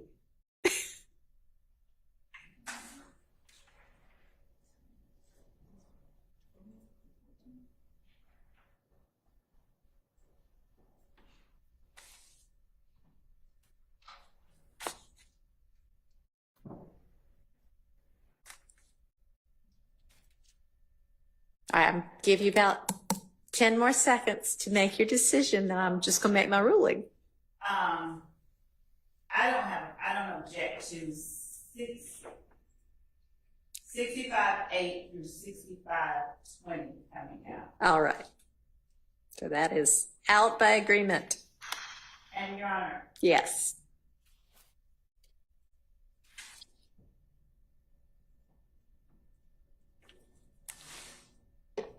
yeah, I don't have any objection to that.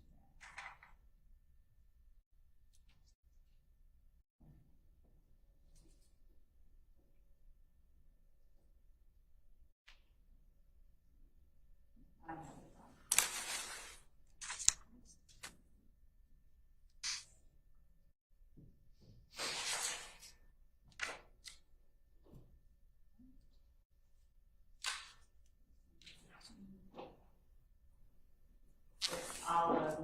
15, and number 16 starts at page 66, line 12 through 66, line 18 is what I understand.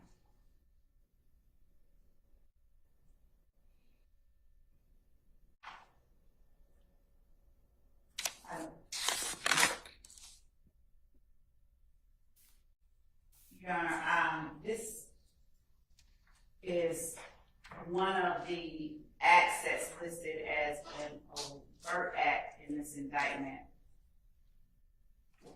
As I'm reading it, page 66, line 12 starts out talking about the gun that Mr. Zachary got caught with on May the 7th, and then Investigator Dennis goes on to say the assault rifle you're in the video with, and he's saying what it came back to. And then you have Mr. Zachary saying that's Moon's gun. But he is acknowledging that he and Mr. Sledge, who the state alleges, Mr. Sledge already pled, but Mr. Zachary is indeed YSL. So they're swapping guns. We would just argue that this is evidence of count 1 and the gang count in this case. That's not my issue. Count 1. Okay, so do you have an issue with lines 8, lines, where is it? 12 through 18? I do have an issue with 12 to 18.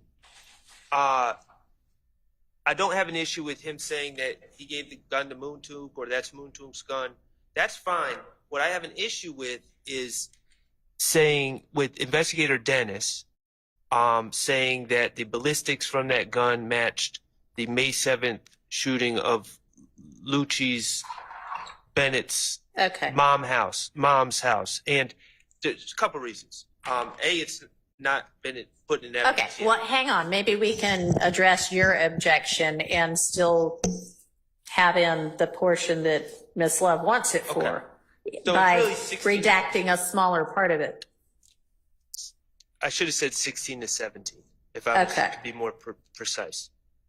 Okay, so any issue with just with redacting out 16 and 17, Investigator Dennis's statement about it having come back to that? Not for the purposes of Quindary Zachary's. No objection at all. Okay.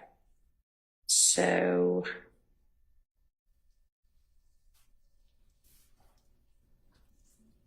that's 66, 17 through 18, out by agreement. Okay, and next we move to 68, 24, and 25.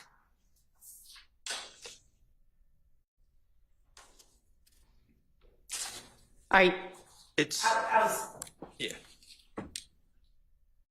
Was the court asking? I don't, Mr. Sharp, did that have some issue? Right, 60. They're going back to Lucci mom's house, and then they're saying the gun you got caught with has something on it until you didn't know until you went to court yesterday. So I think that should come out 68-19. Okay, so and then maybe we just aren't lined up with line numbers. Yeah, that's fine. So 68, 19 through 21, right? I would say. 25. Because then they go to Lucci mom again. Well, 24 maybe? Right, okay. Okay, right? Yes. So 19 through 24, out. And then. All right, hang on. Let's make sure that we've got agreement on that. So 19 through 24, so that's page 60. It's page 68, lines 19 through 24.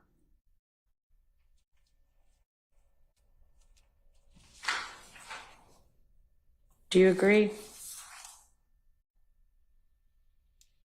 It's basically the same issue. The issue that I have here is that I would object to that because Mr. Zachary admits that it has shootings on it. You know, it's one of the guns used in one of the shootings.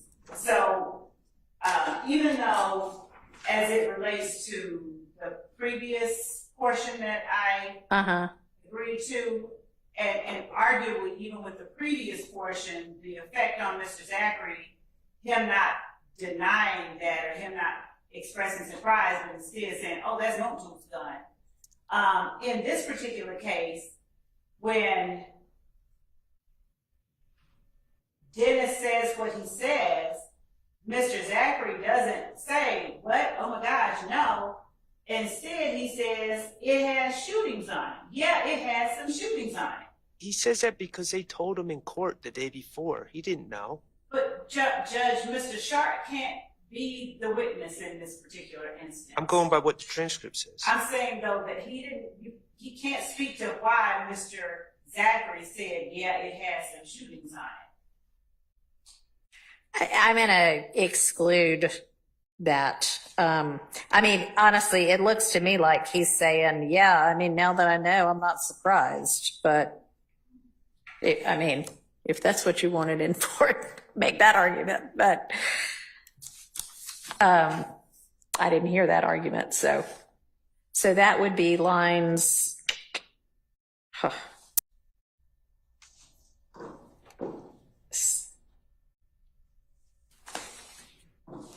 So you're saying, hang on, Mr. Sharp, on 68, where are you proposing that redaction start?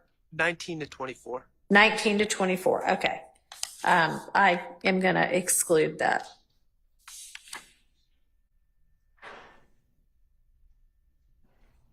All right, now moving to 69, lines 2 through 6. And it's starting on January 26th, so halfway through 2. Okay.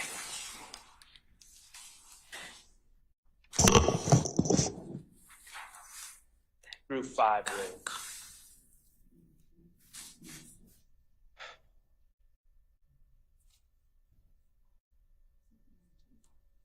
Was that page 69, line 2? Yes. Yeah, lines 2 through 6, starting with on January 26th. I mean, they're basically again saying, hey, you had this gun at some point and we know that it was involved in this shooting. We'd like to know who gave you the gun. And they don't have an issue with we'd like to know who gave you the gun. Just we found out later this came back to the shooting. That's fine. Okay, so that is 2 through 6, starting on January 26th, are out by agreement.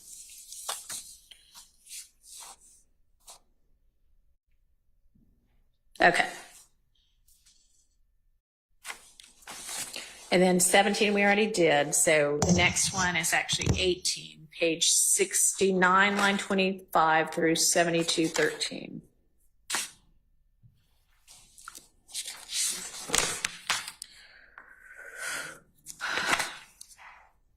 And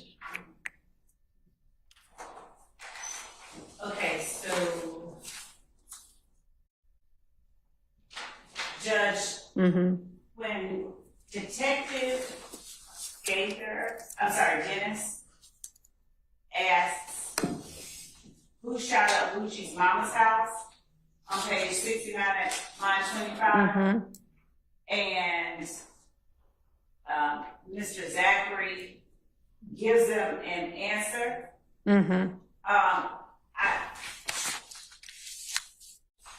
I would argue that all of this is information that I should be able to ask him about.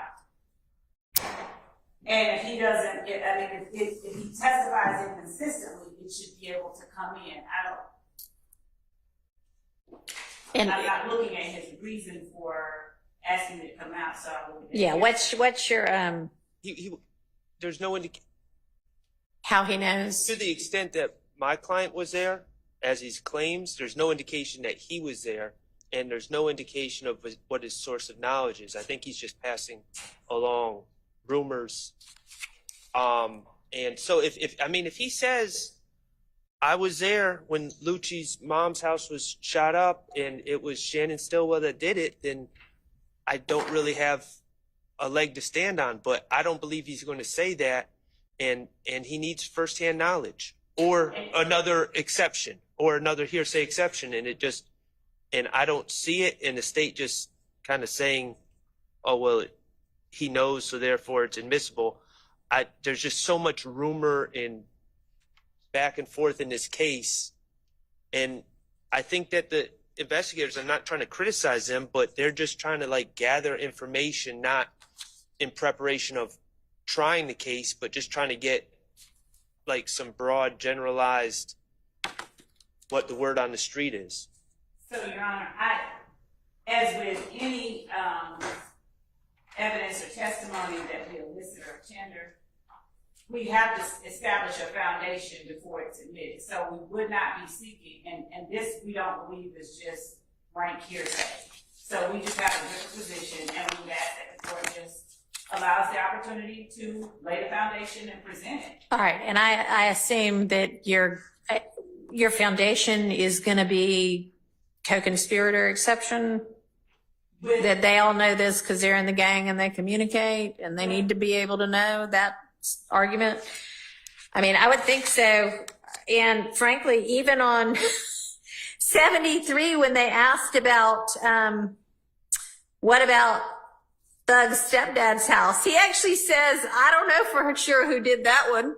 So, I mean, he's clearly, if he doesn't know, he's like, beats me on that one. Well, I think, I don't speak for Mr. Zachary, but I could see a world where he's a layman. And so he's saying, well, I haven't heard, I don't know for sure means I haven't heard anyone, no one's told me about that.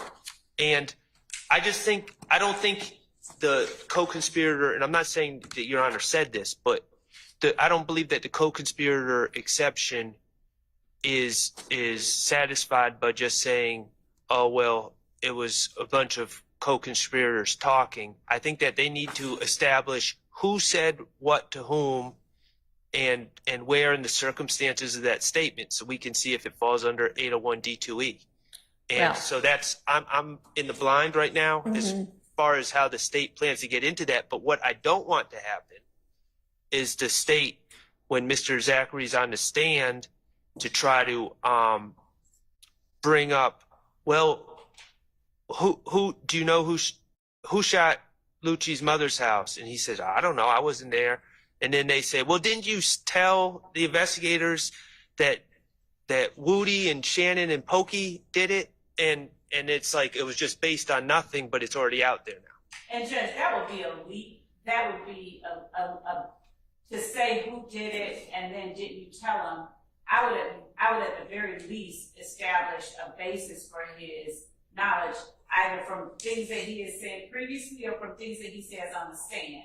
So it wouldn't be as if it would be some kind of backdoor way to get in somebody's name that, you know, is sitting here in the courtroom. It would be the proper pulling out of evidence of the witness on the stand. It would be establishing a foundation for his knowledge.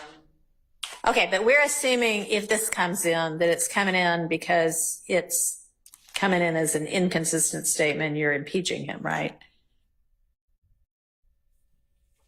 I mean, obviously, if he gets up and you ask him about it and he testifies to all of it on the stand, then there still might be a foundational objection, but then we deal with that then. But if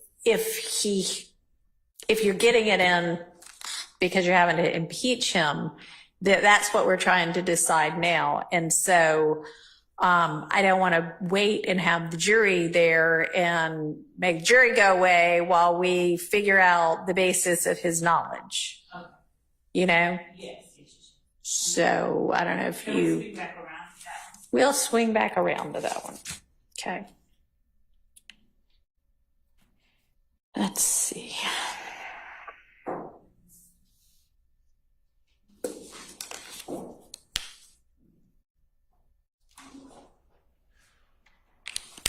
I mean, and frankly, it's probably going to be the same. You're going to need the same information for a foundation, regardless of its as to his testimony on the stand or as to this, you know. But yeah, it kind of let us know what that's going to be, so that I can make a determination of whether it comes in, you know, potentially.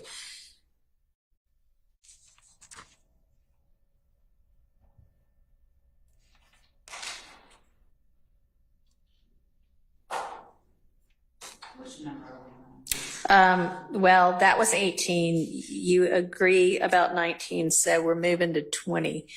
And y'all just let me know when lunch gets here and we'll break. Oh, it is here? Okay. We're going to break then.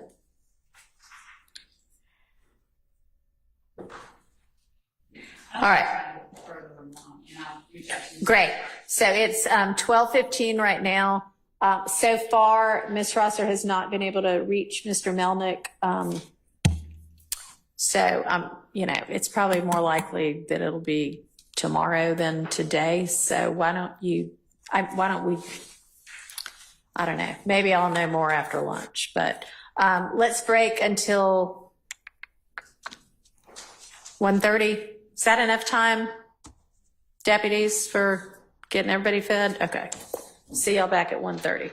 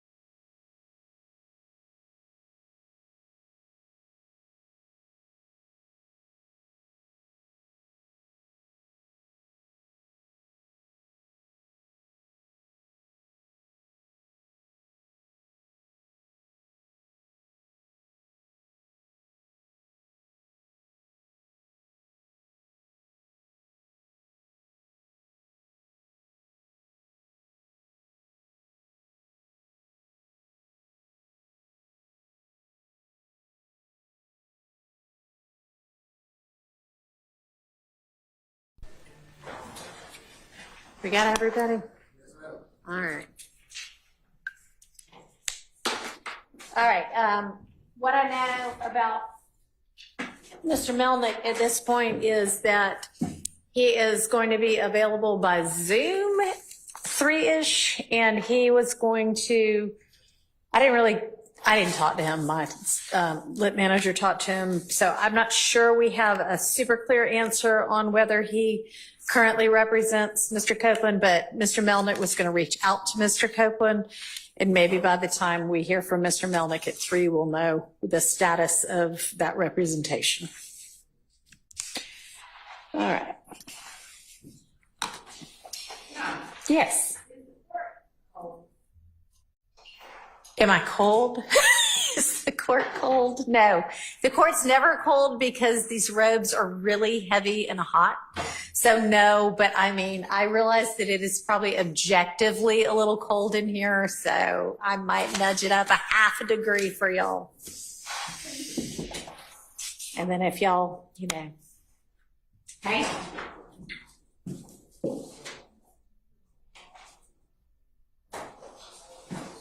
Now, there are 2 other thermostats somewhere in this room, and if y'all want to nudge those up, somebody just go back there and do that. That's fine. Okay.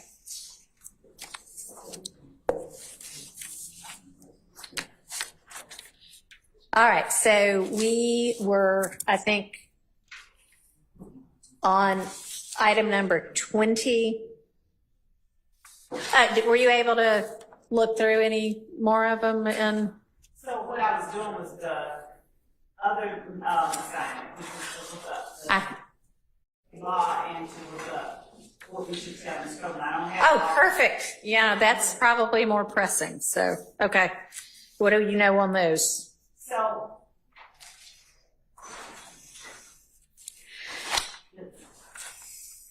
I'll start out with just the fact that the language of the statute itself is part of the basis, well, actually was the basis for the interpretation that we had regarding. Okay, let me get maybe to the statute. Give me a second to get on Lexis. Unless you have a copy of it for me. I don't have a copy. That's fine. It'll just take me a second to get it pulled up.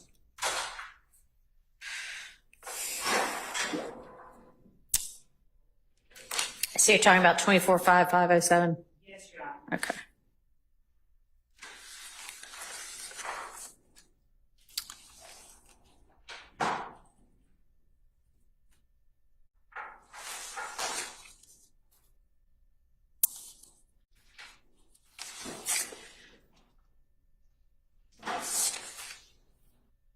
All right.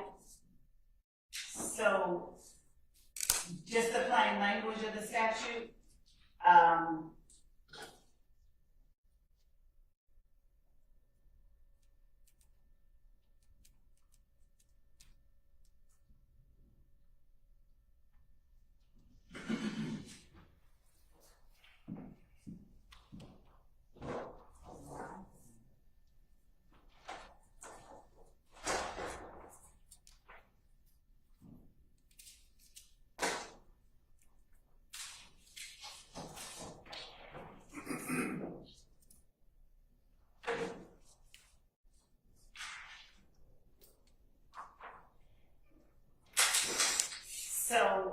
just the plain language of the statute, Your Honor,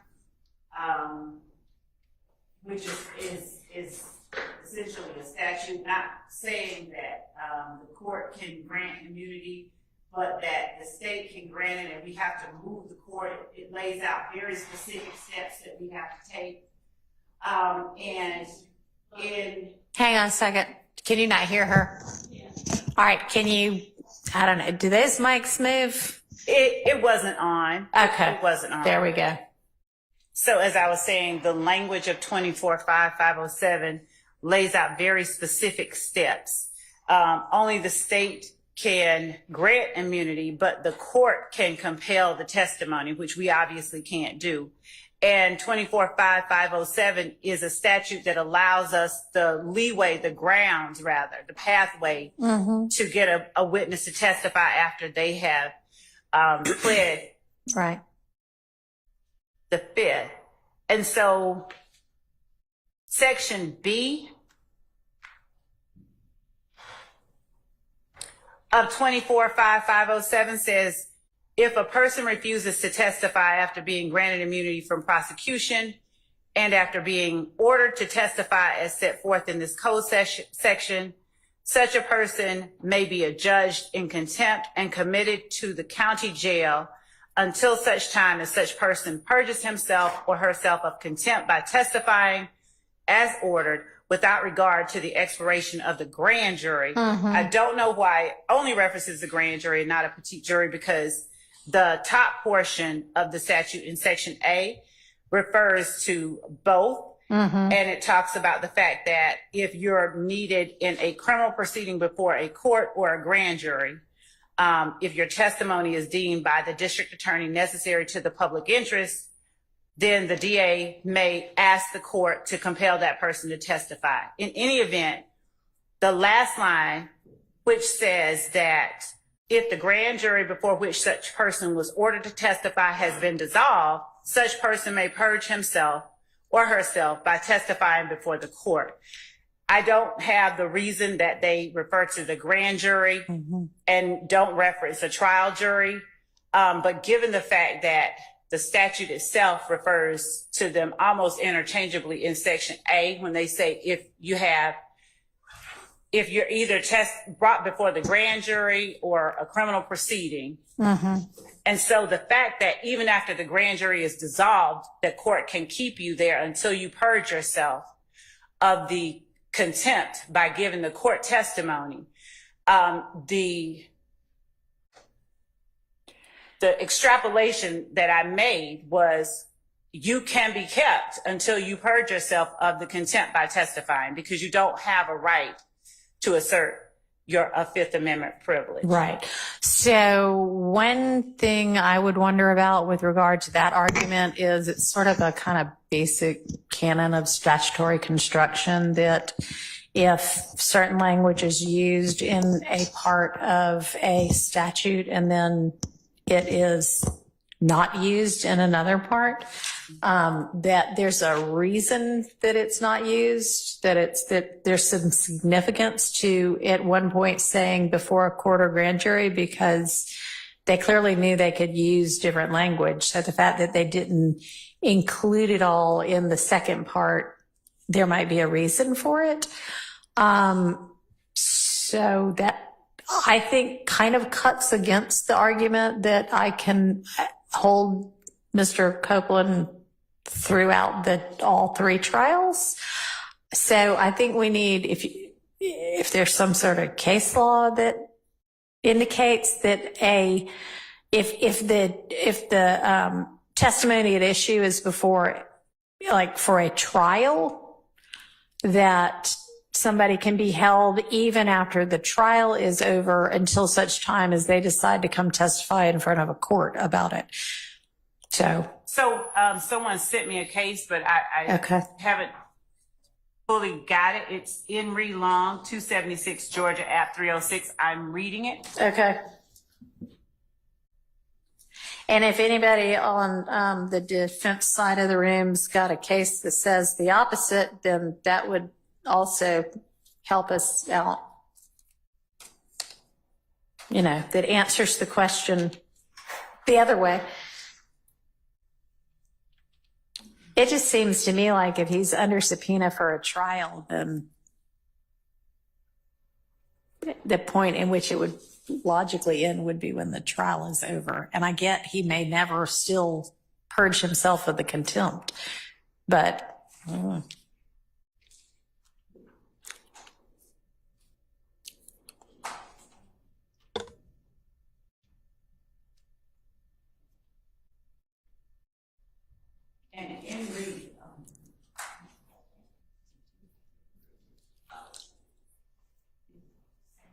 and it's it's a 2005 case, Judge, so I haven't looked carefully at it, so I don't know if it's cited in the annotations. It is for a different proposition. I haven't read it myself either, but.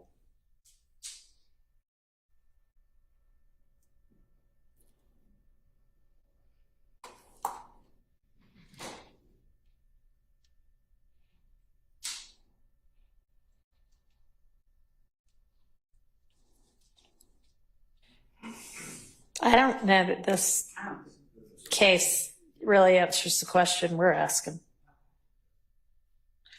Anybody have any other kind of case? I mean, my position without a case to say it clearly one way or another is I sort of feel like it couldn't go past the end of the trial. But it doesn't say. But I know that. I mean, one way or another, I'm willing to be persuaded differently if we've got law. Your Honor, I don't have a case on the point, however, it would make logical sense that it couldn't go past the end of the trial, because how would Mr. Copeland purge himself of contempt at the interim time between two trials? Yeah, I mean, I guess the same way that they suggest that if the grand jury is over with, you can come purge yourself by testifying in front of the court. Not that either of those really achieves the end that is sought by the immunity order, but it's a way to purge. But, you know. And arguably, the testimony would be under oath and available. I'm It was not going to be available at, I mean. not at that trial. Right. That was yeah. So I'm sort of going with through the end of this trial unless somebody tells me differently. All right, has anybody come up with anything else that he ought to be advised about?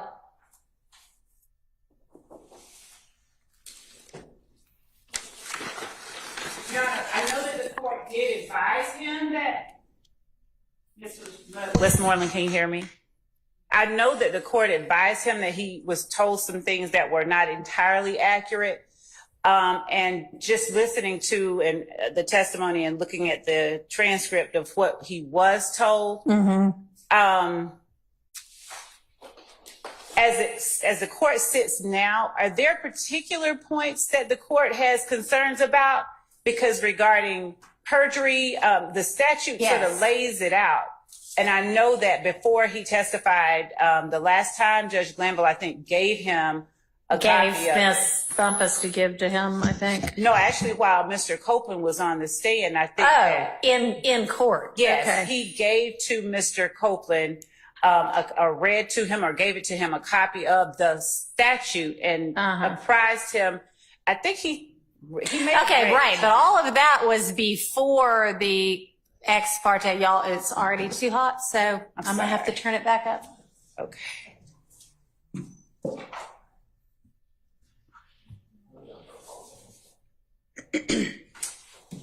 But I went up a whole degree, so I'm seeing if a half degree will make a difference. I will survive. So what were we saying? Oh, yeah. So that was in court, but then the ex parte occurred after that. It did. And much closer in time to when he ended up testifying. So I'm thinking that probably was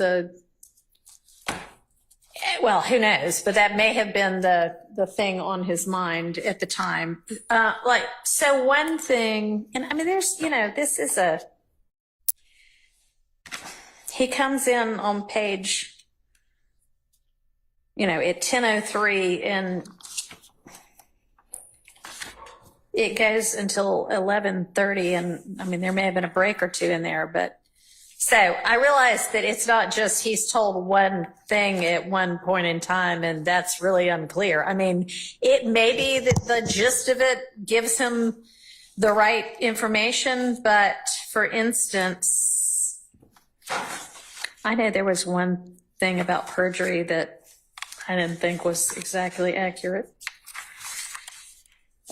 Just as an example, if I can find it. Okay, so on page 51,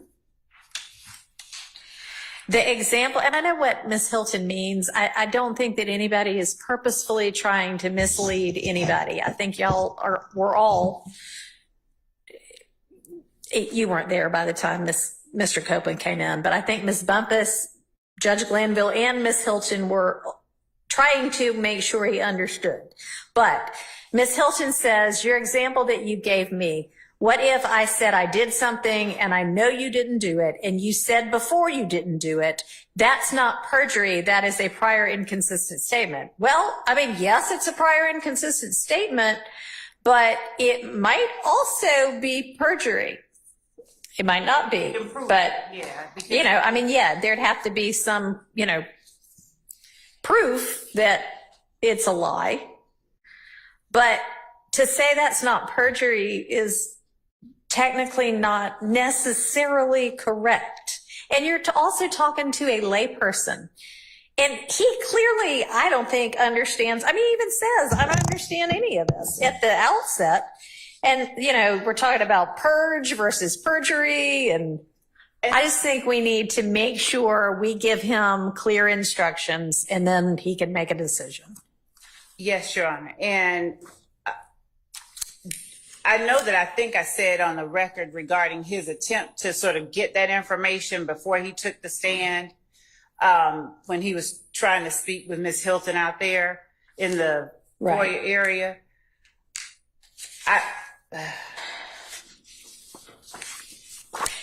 Yeah, and then, you know, we also discussed the, like, immunity versus statute of limitations. And yes, the immunity, because he has been given immunity, protects him from being prosecuted based on anything he says, if he says anything. And that is true. But he was also sort of told, you don't have any statute of limitation worries either. And that's not necessarily true. And it may have no practical effect, because if he can't be prosecuted, he can't be prosecuted, even if it's for something within the statute. Right. But it was technically not necessarily 100% accurate information. Whether he in any way relied on that, I'm not saying that at all. But I just want to make sure we do it entirely, to the extent we can, correctly and accurately. So would the court be inclined to read him the statute and then respond? I don't know. I'm asking. Respond to questions, because, for instance, I even heard, it may have just been a misstatement, obviously, and people communicate differently, but when Mr. Melnick was saying regarding how his testimony couldn't be used, but we could use the testimony we can't. So I don't know. Some people keep saying he's got use, and then some people are saying he's got use and derivative use. So I probably need to look at the order. I wrote the order, and I literally modeled it after the exact words in the statute. Like, I took the statute and put it in the order for the most part. And so the part of the statute that says that no testimony or other evidence required under the order, or any information directly or indirectly derived from such testimony or evidence shall be used against the person in any proceeding or prosecution for a crime or offense concerning. That sounds like derivative use to me. And so that, you know, that was in there from the start. And all right. And yeah, do you want to, I mean, I can, what's the perjury statute? I will look it up. And frankly, I'm not sure that either giving him or reading him any of these statutes is going to be particularly helpful. But that's why I would like for him to have counsel, so counsel can explain to him, here's what the perjury statute means. Here's what your immunity order means. Here's what a prior inconsistent statement is. Here is what you face if you decide not to testify regardless of your immunity. And then, sure, if he has any questions of the court, still we can entertain those. But and I don't know how wise it would be to even make the request that if his counsel seeks to understand the extent to which the immunity exists. Like if he would speak to us, but he. Well, maybe we can you- dial down from all of that too. That's been several weeks since y'all all made, assertions about whether or not who knew what when and who was professional and who wasn't. And maybe I'm going to ask Mr. Melnick and you to move past that. And I'm beyond it. I would. you're beyond it. Great. We'll see if he is. And I would love to be able to fully explain, to allay any fears that he has or concerns about his client's criminal exposure. But 161070 is the perjury statute. Okay. And then I ought to know prior and consistent statements by heart, but which one is that? 24 something? I don't know. I'm sure I have it in front of me somewhere, but I think those would be the 4 relevant things: the Order 507, perjury statute, and prior and consistent statements.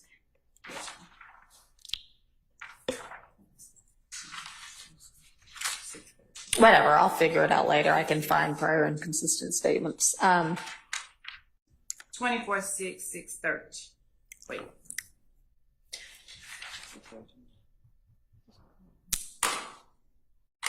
Twenty-four six 13.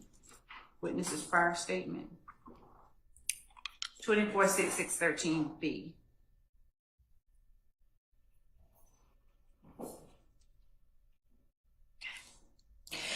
So Ms. Persfield's been doing some research, and at least the federal statute on contempt related to kind of their version of immunity is that the confinement can't exceed the life of the court proceeding. So that's sort of, I know we're not the feds, but. Is court proceeding the indictment, or is it the trial of a severed, because if people are severed? Like I don't know the answer to that. Judge. Yes. Yes, I don't, who said that? On that side. You did what? Say that again. There should be an email. Ah, okay, to Ms. Persfield, okay. And do you have a short answer for me? Yeah, we don't just hold people in custody. As U.S. Supreme Court cited in the footnote 1, it's from the Middle District of Tennessee. Our issue is a deposition. The person refused to testify. There were trials coming up. They were not set yet. The government's position is like the state of Georgia. Government's position is like the state of Georgia here. Just hold the person because the case is not resolved. And the Middle District, the district court judge gave reasons. And in the footnote, they gave the U.S. Supreme Court that the contempt is punishable for this trial. And after that, we don't do for other trials that are not set. And the government can't continue the same contempt over and over again. They can bring an obstruction of justice indictment against a person or a contempt criminal charge against the person. But we don't just hold people because it becomes, and there's other cases I can send you, at some point it becomes just punishment. The whole point of civil contempt is to coerce the person to do the act. Right. And at some point they're not doing the act. Yeah. Otherwise, according to Ms. Love, I mean, according to Ms. Love's reading, we could just hold them until it's 50 years later. Yeah. Yeah. I mean, at which some can't point, be the law. Judge, And I know you're not arguing that, Could but the court permit me a moment to just review the case that Mr. Steele just sent over? sure. Did you send it to everybody? He did. I got Okay, yeah. I just want to read it. And Mr. Matthews. Similarly, is civil contempt, and I'm looking at in re estate of Banks. In re estate of Banks is going to be 339 Georgia App 144. It says under Georgia law, when the trial court orders incarceration for an indefinite period until the performance of a specified act, the contempt is civil. A trial court, however, may not continue incarceration for civil contempt when the respondent lacks the ability to purge themselves. Imprisonment under civil sanctions is always conditional, and a party found in contempt may apply for release at any time upon a showing of inability to comply. The moment it appears that there is inability, it would clearly be the duty of the judge to discharge the party, because the purpose of civil contempt is to provide a remedy and to obtain compliance with the trial court's orders, the justification for imprisonment is lost when the compliance is impossible. Thank you. I think you have hit on the exact case we needed. So that answers the question for me. You can look all you want, Miss Love, but I think that pretty clearly answers the question. Logically speaking, that was kind of what I was feeling anyway, but now we got case law to back it up. Good deal. All right. So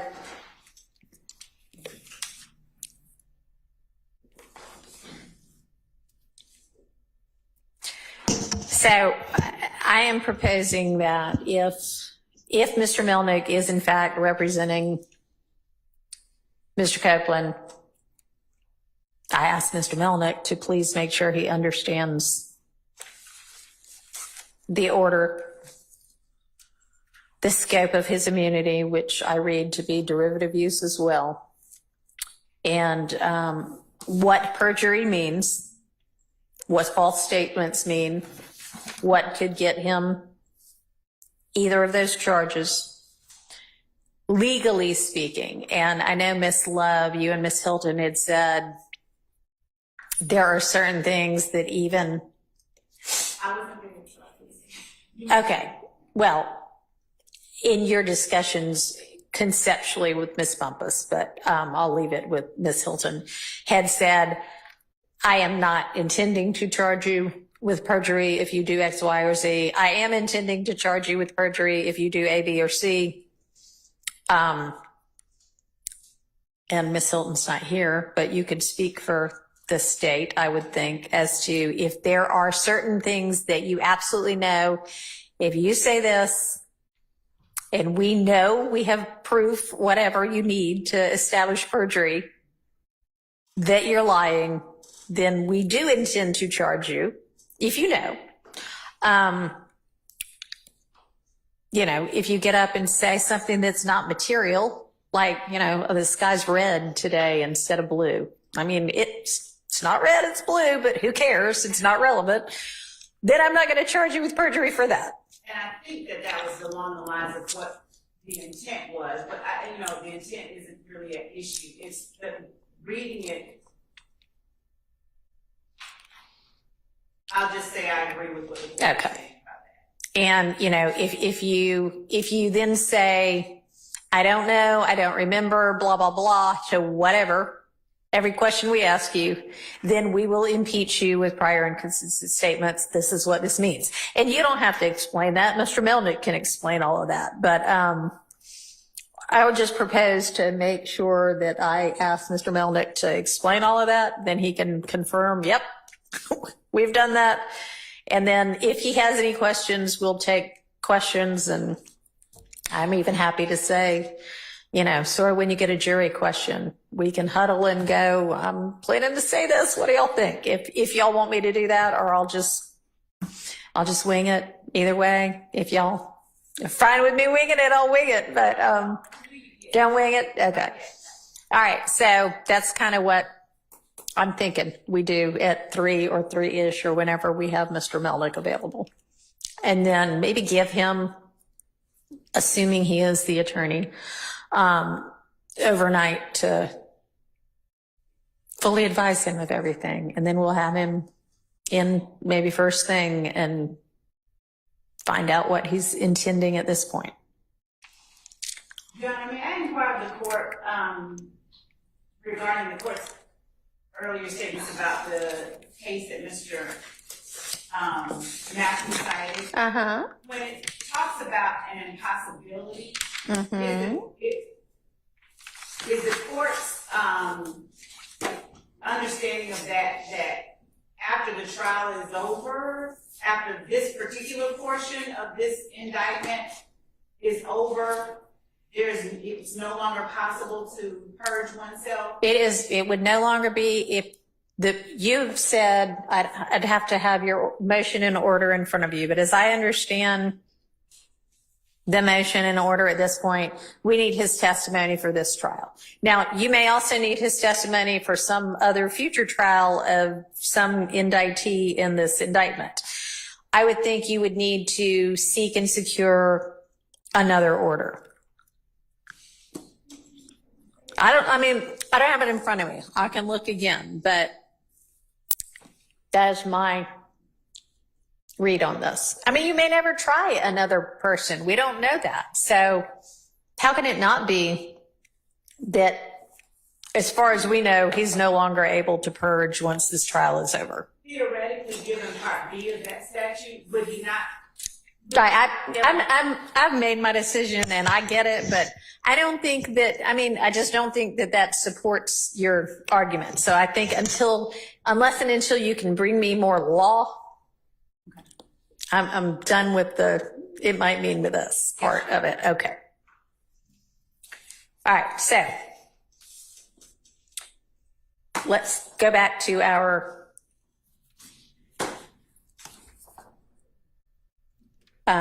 narrowing down, figuring out what needs to be redacted out from these statements of Mr. Zachary. Your Honor, may I inquire one more thing?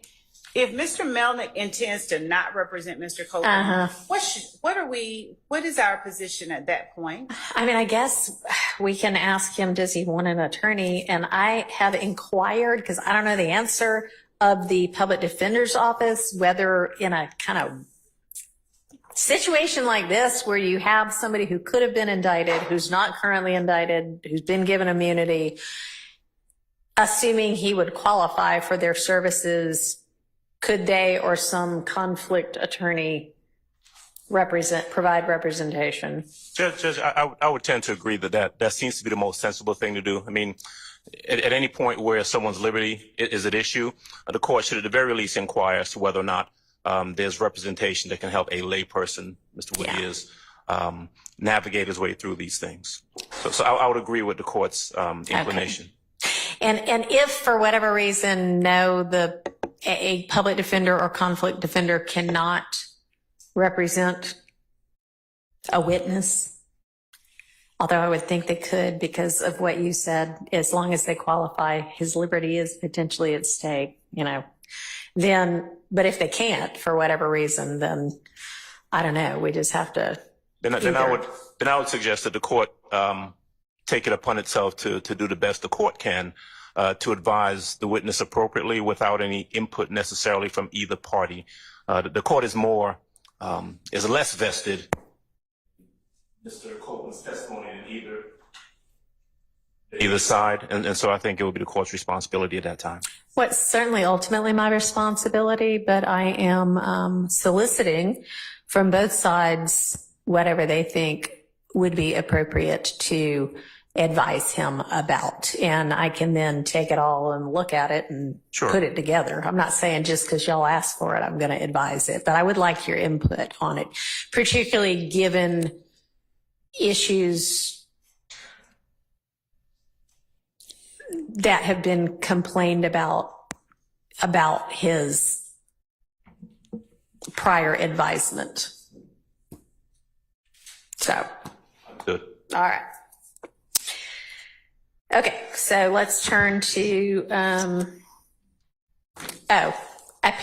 somebody needs a bathroom break. So I know we just got back here 30 minutes ago. Y'all should have gone to the bathroom before then, but we'll take a bathroom break quickly. I'm just going to stay here.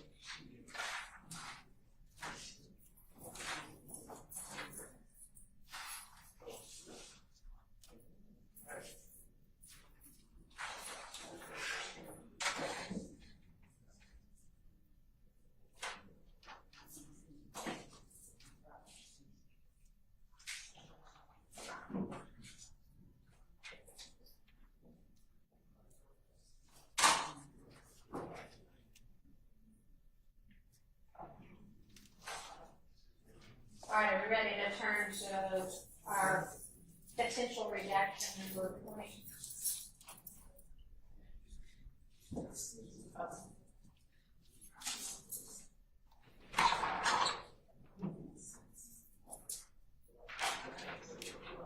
Should I text Simon's assistant?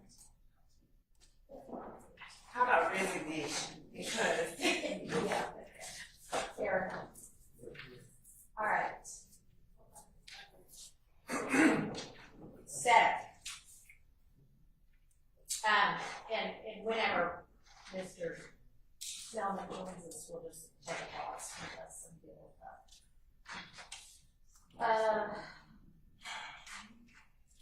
All right, so we're now going to be on page. We're now going to be on page 75, lines 10 through 78, line 1.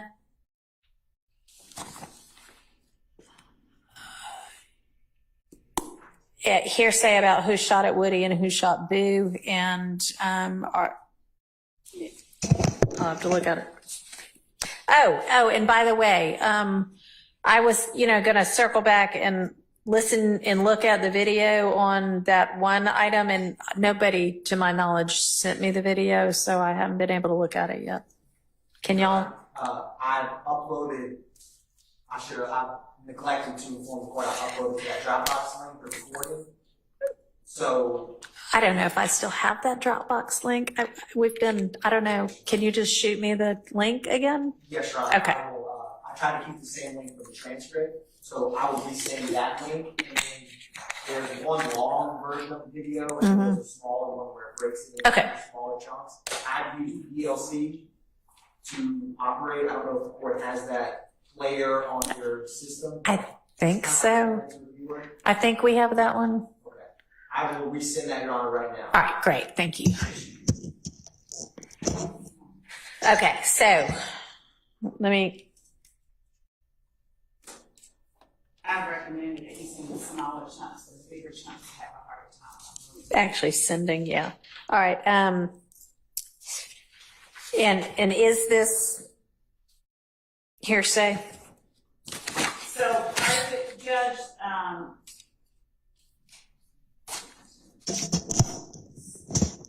what did you, So we're at 75 line 10 through whatever the next thing is, 70. Where are we? 78 line 1.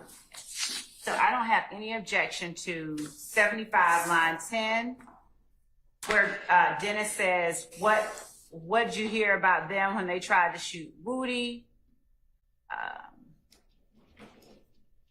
All the way down to line 17, no objection to that part.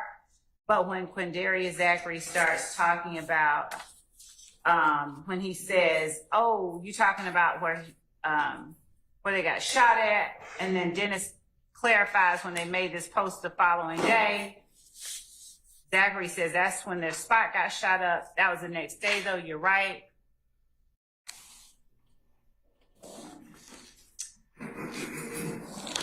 And when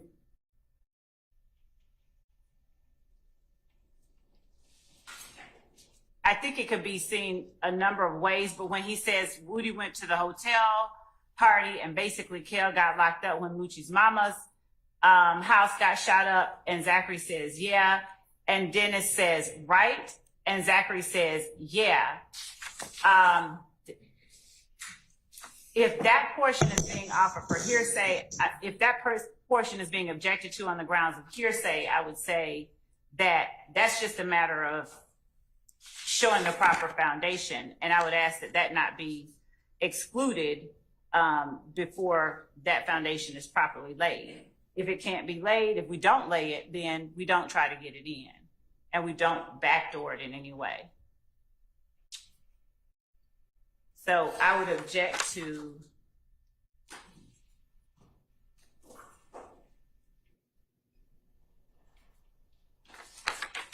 lines 18 through 23 on page 75, lines 1 through 6 on page 76.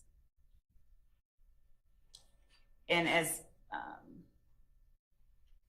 Okay, well, I mean, that all seems to kind of be like the question on the floor for discussion, right? I mean, they're like saying, okay, what is it we're talking about now?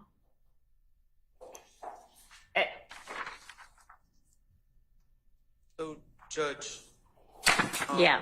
Big Boo is someone who's deceased, but oh, sorry. Big Boo is someone who is deceased, but what they're talking about him getting shot at, that was not what killed him, to my understanding. But this is all just nothing that Mr. Zachary, to my understanding, has any firsthand knowledge of. And then they talk about Woody getting shot at when he went to a hotel party. That case was never charged. I've never seen anyone say they know who shot at him, and this is just more speculation and hearsay. I have no reason to believe that Mr. Zachary was at that party. And then I withdraw the objection. I'll stipulate. Okay, so that carries us through all of 76, or down through more, it looks like. Well, then they Through start 78, line 1. Okay, all of it. Yeah. Okay. Thank you. So that entirety of what is represented by our number 20 is redacted by agreement. All right, 21. That's page 79, line 14 through 22. Speculation about who shot at Thug's stepdad's house.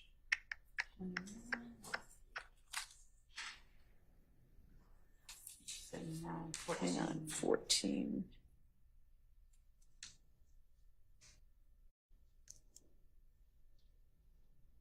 Yeah, I mean, it's pretty clearly speculation. We don't have a problem with Okay, that. so that is out by agreement.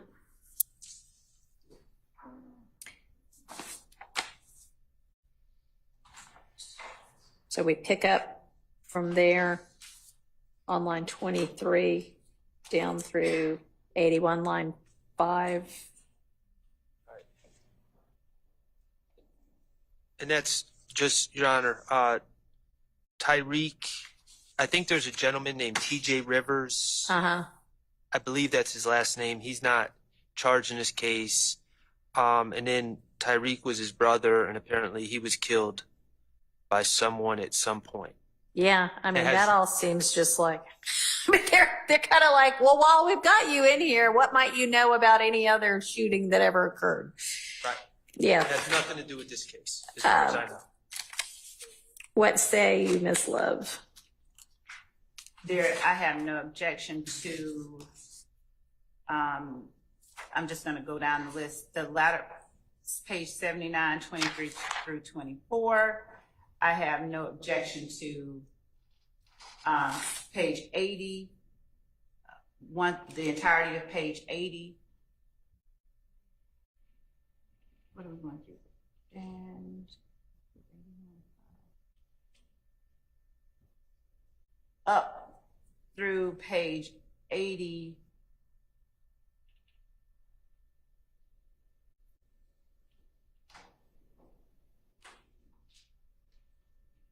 They're saying 81, line 5. Let's deal with that. I mean, that all looks like.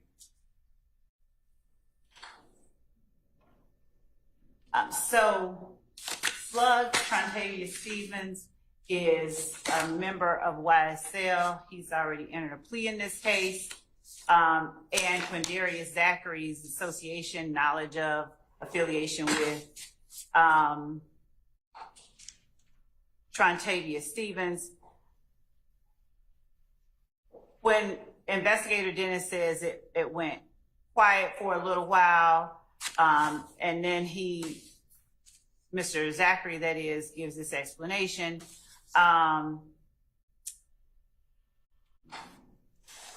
Is that supposed to say? I can go without that. So All right, 1 so- through 5 I'll Okay, stipulate. all right. Thank you. All right, and then our next thing is so that one's incomplete, it looks like. 81, line 13 through 82, line what, Mr. Sharp?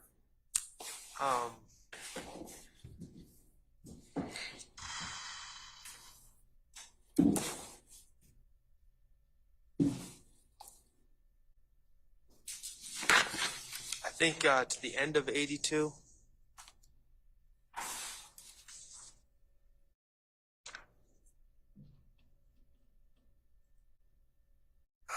Oh, well.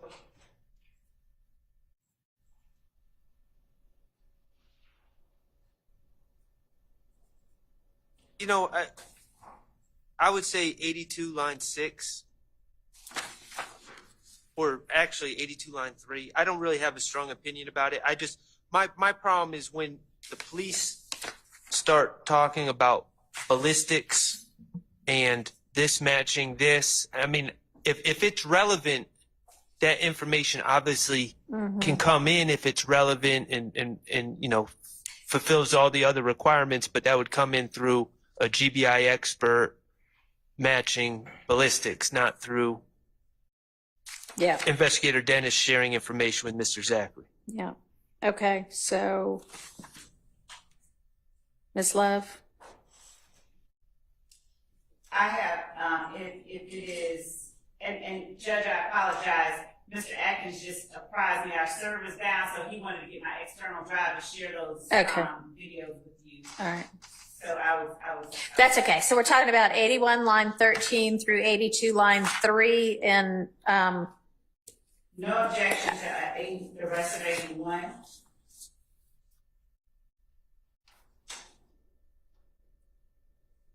So from line 13 down, no objection to that.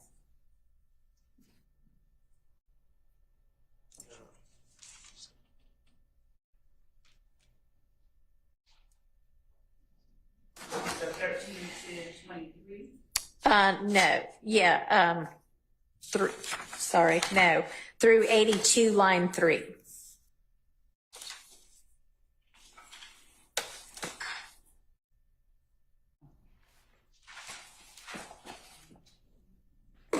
No objection. Okay. Thank you. All right. Now we are looking at 83, line 18 through 84, line 21. That's already been agreed to. Oh, perfect. Okay. We're looking at 88, lines 1 through 13.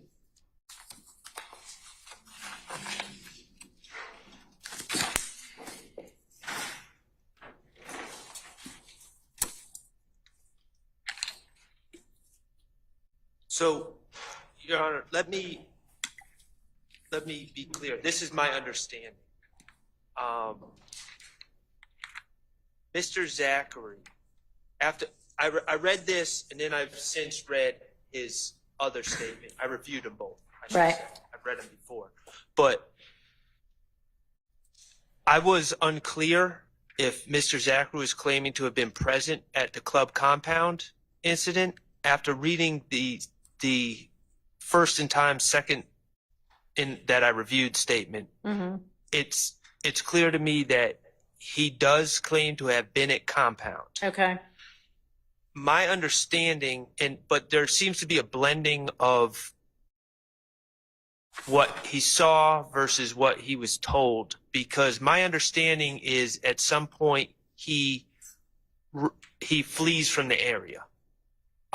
He is definitely, by his own words, not on 285 when Lil Wayne's bus is shot. So he can testify, or he has firsthand knowledge, presumably, about things he saw while he was there. But when he says Pee Wee ain't do the shooting, he wasn't there for the shooting. And when he says, I know who left and went behind it though, and he says DK and Shannon. So he's saying Walter Murphy, who's entered a plea deal, my client, went behind Pee Wee's car, Jimmy Winfrey's car. So to the extent that he has firsthand knowledge of things, I concede that he can testify to what he saw, and anything he has firsthand knowledge of that is inconsistent, if he had in fact had firsthand knowledge, he can be impeached. But there's certain things that he speculates, or maybe someone told him, I don't know, but it's not clear to me. So Pee Wee didn't do the shooting. That's a conclusion. He did not witness the shooting. He did not witness anyone do the shooting. So I think that's inappropriate. Okay, so that is 88 lines 1 through 3, basically. And even the police are like, yeah, we know he didn't do the shooting, so. Well, people in Cobb County would be interested in that, but. Okay, well, I don't know. I mean, maybe they're just saying that to see what he's going to say. But then he says, I don't know who was exactly in the car. I know who left out and went behind it, though. Yeah. So to the extent that if he witnessed a cars leave compound, I get it. Right. But beyond that, things that he did not witness, that's what I'm objecting. I understand. So I'm trying to kind of take it piece by piece, because you're saying he cannot say with certainty Pee Wee did not do it unless Pee Wee was with him at the time. Amongst themselves. Okay. Do you have any basis for? Well, the portion of it where,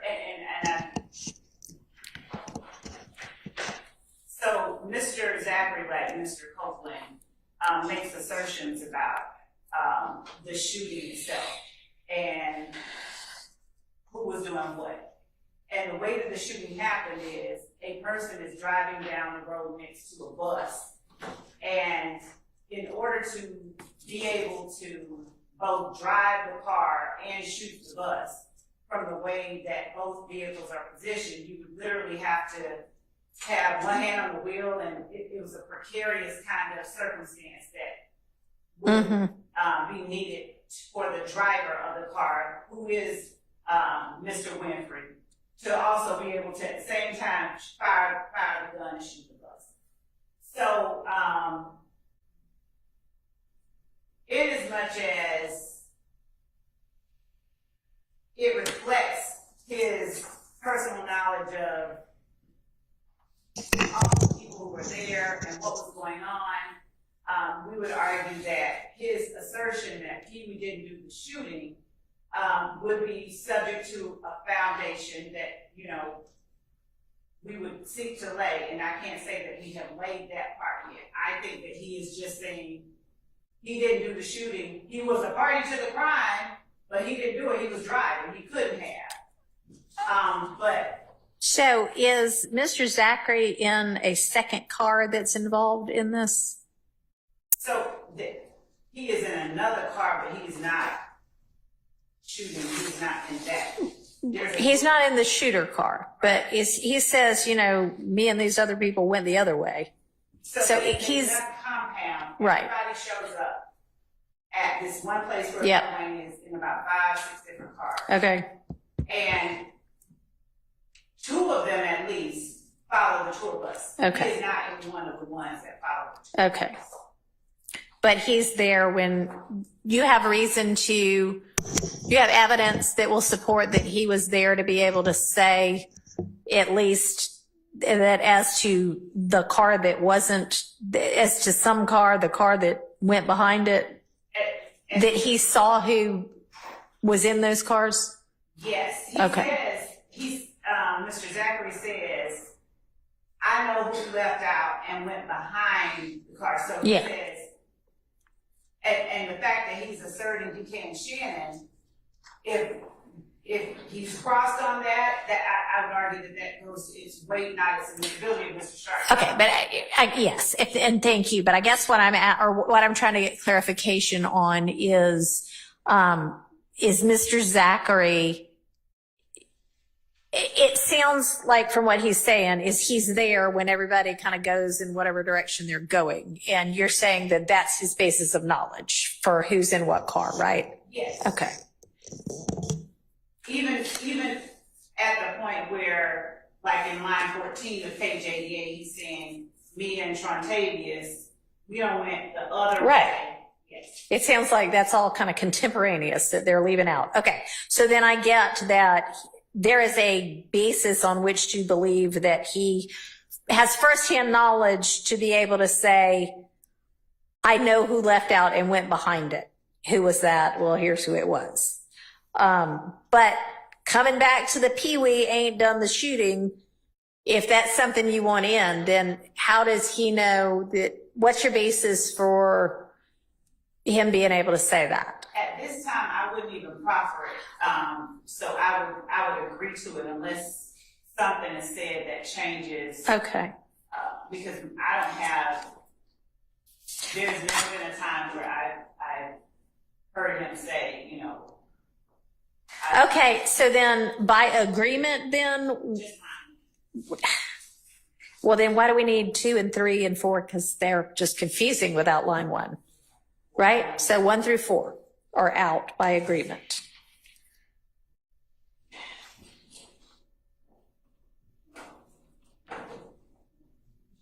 So then 5 through 13, well, 5 through, how about, But 5. how about that? I mean, the 5 through 9 I see as kind of a one little answer that he seems to be able to know. They say truth was with them. Well, and then what about that part? I don't mind 12 through 13 coming out. Okay.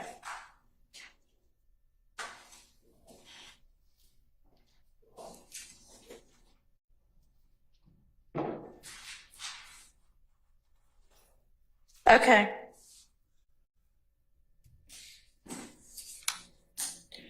So we're at, the next one is 90, page 90, 11, page 90, line 11 through 90, line 14. Correct.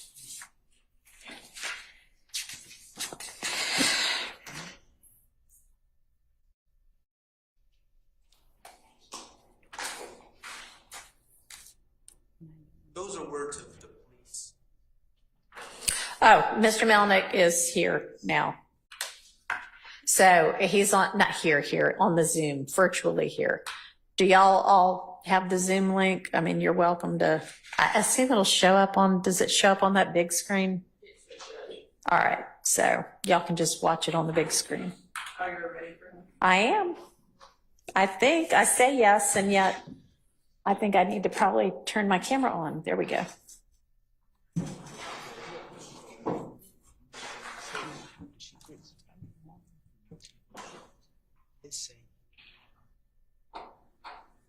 Hi, Mr. Melnick. Good afternoon, Judge. We can't get enough of you. All right, so the reason I have asked again for you to join us, and thanks for doing this by Zoom at very short notice, but so I have essentially determined somewhat with agreement of the parties that we are just going to start over with Mr. Copeland, and he has an immunity.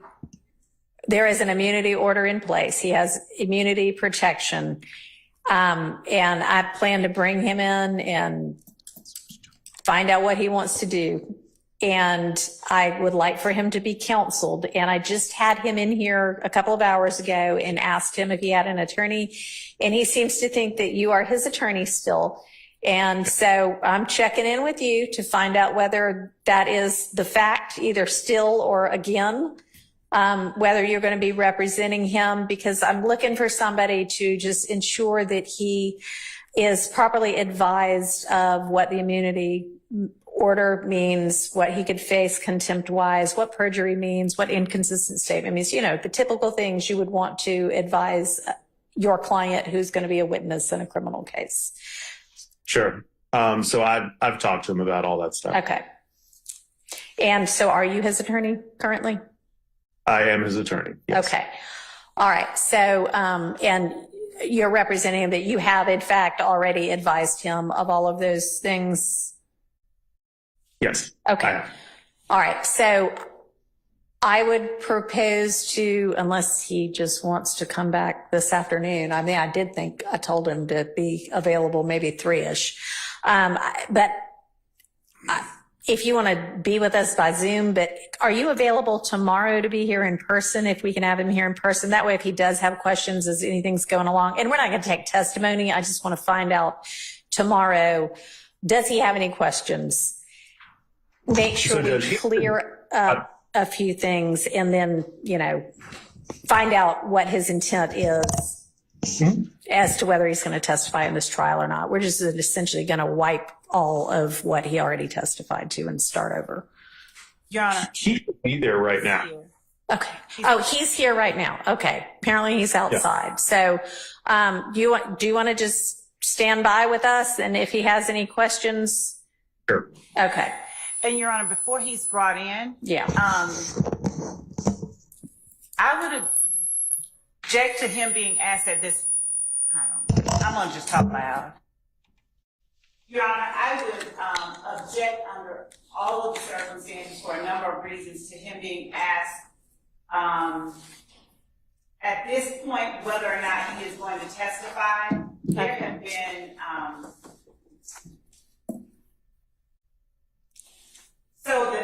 he's made statements. Obviously, the state has brought him in as their witness to proper testimony against people in the courtroom. Mm-hmm. And he's made representations, true or false, he's made them regarding concerns that he has. He's made them in previous interviews with investigators, not just here.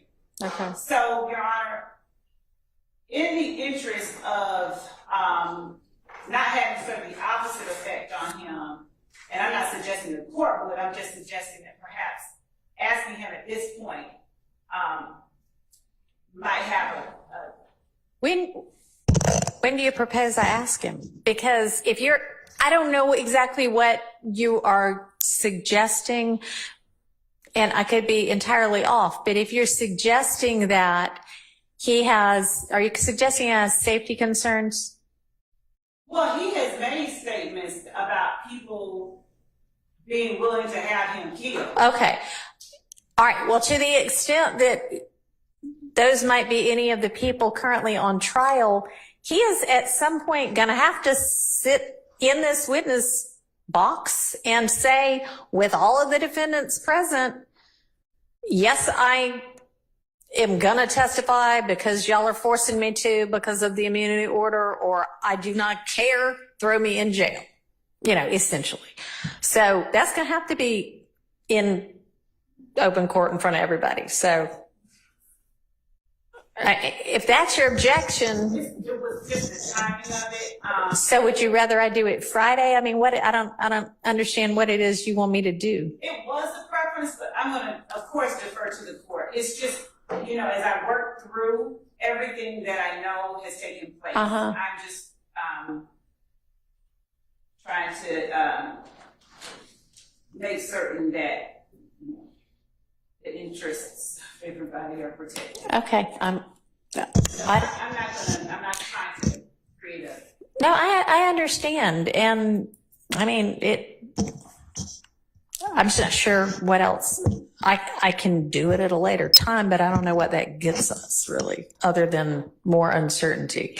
And I also realize he may say one thing right now and then another thing right before he is brought out in front of a jury. You know, I don't know. We can still check with him again because we are not at this point having a jury in here tomorrow. So at the point when we get to a jury, if we get to a jury again, then I can ask him again to make sure. I think that would probably be advisable, but everybody's here right now. So I would propose that we do this kind of right now. But before I bring him in, does anybody have anything they want to make sure I make clear with him?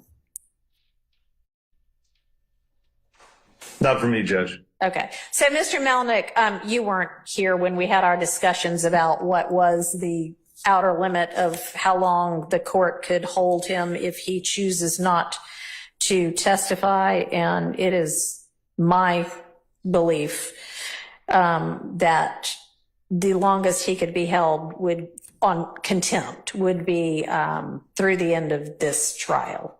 So if you need further discussions with him, let me know that. I don't think so, Judge. Okay. All right.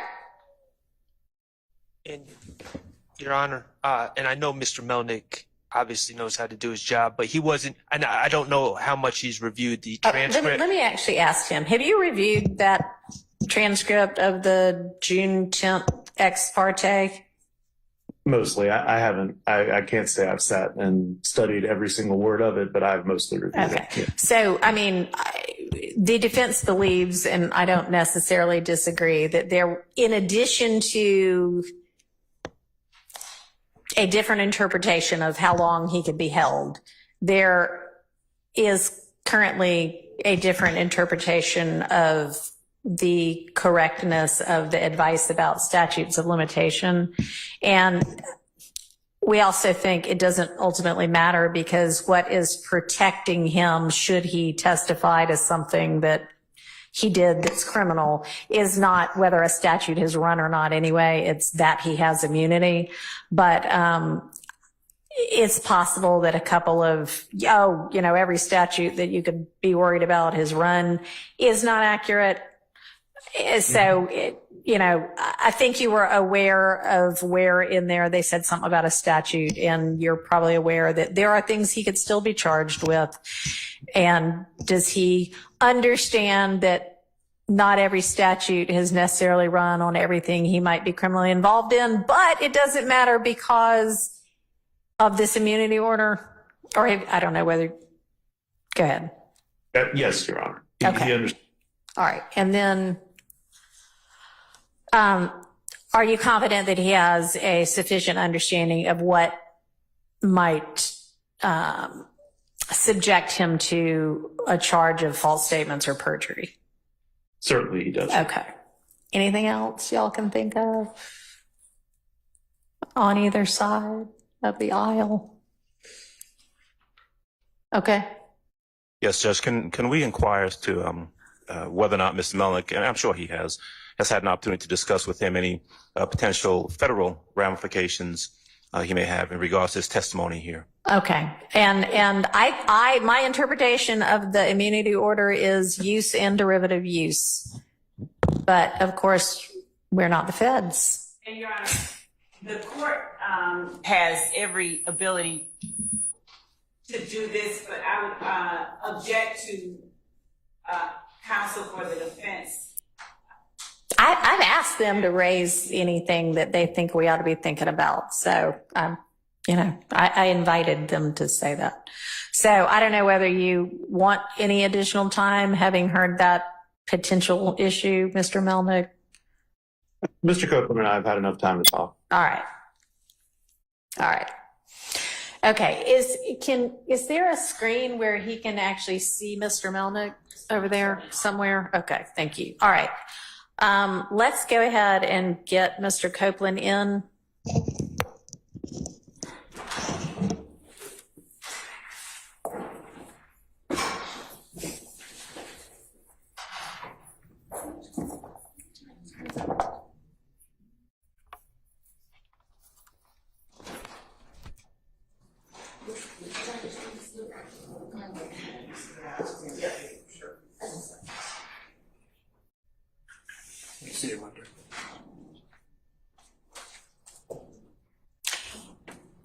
All right. Hello again, Mr. Copeland. Your attorney, Mr. Melnick, is with us by Zoom right now. You can see him on the video screen and he can see you. If there's any time you want to talk to him privately, let me know that.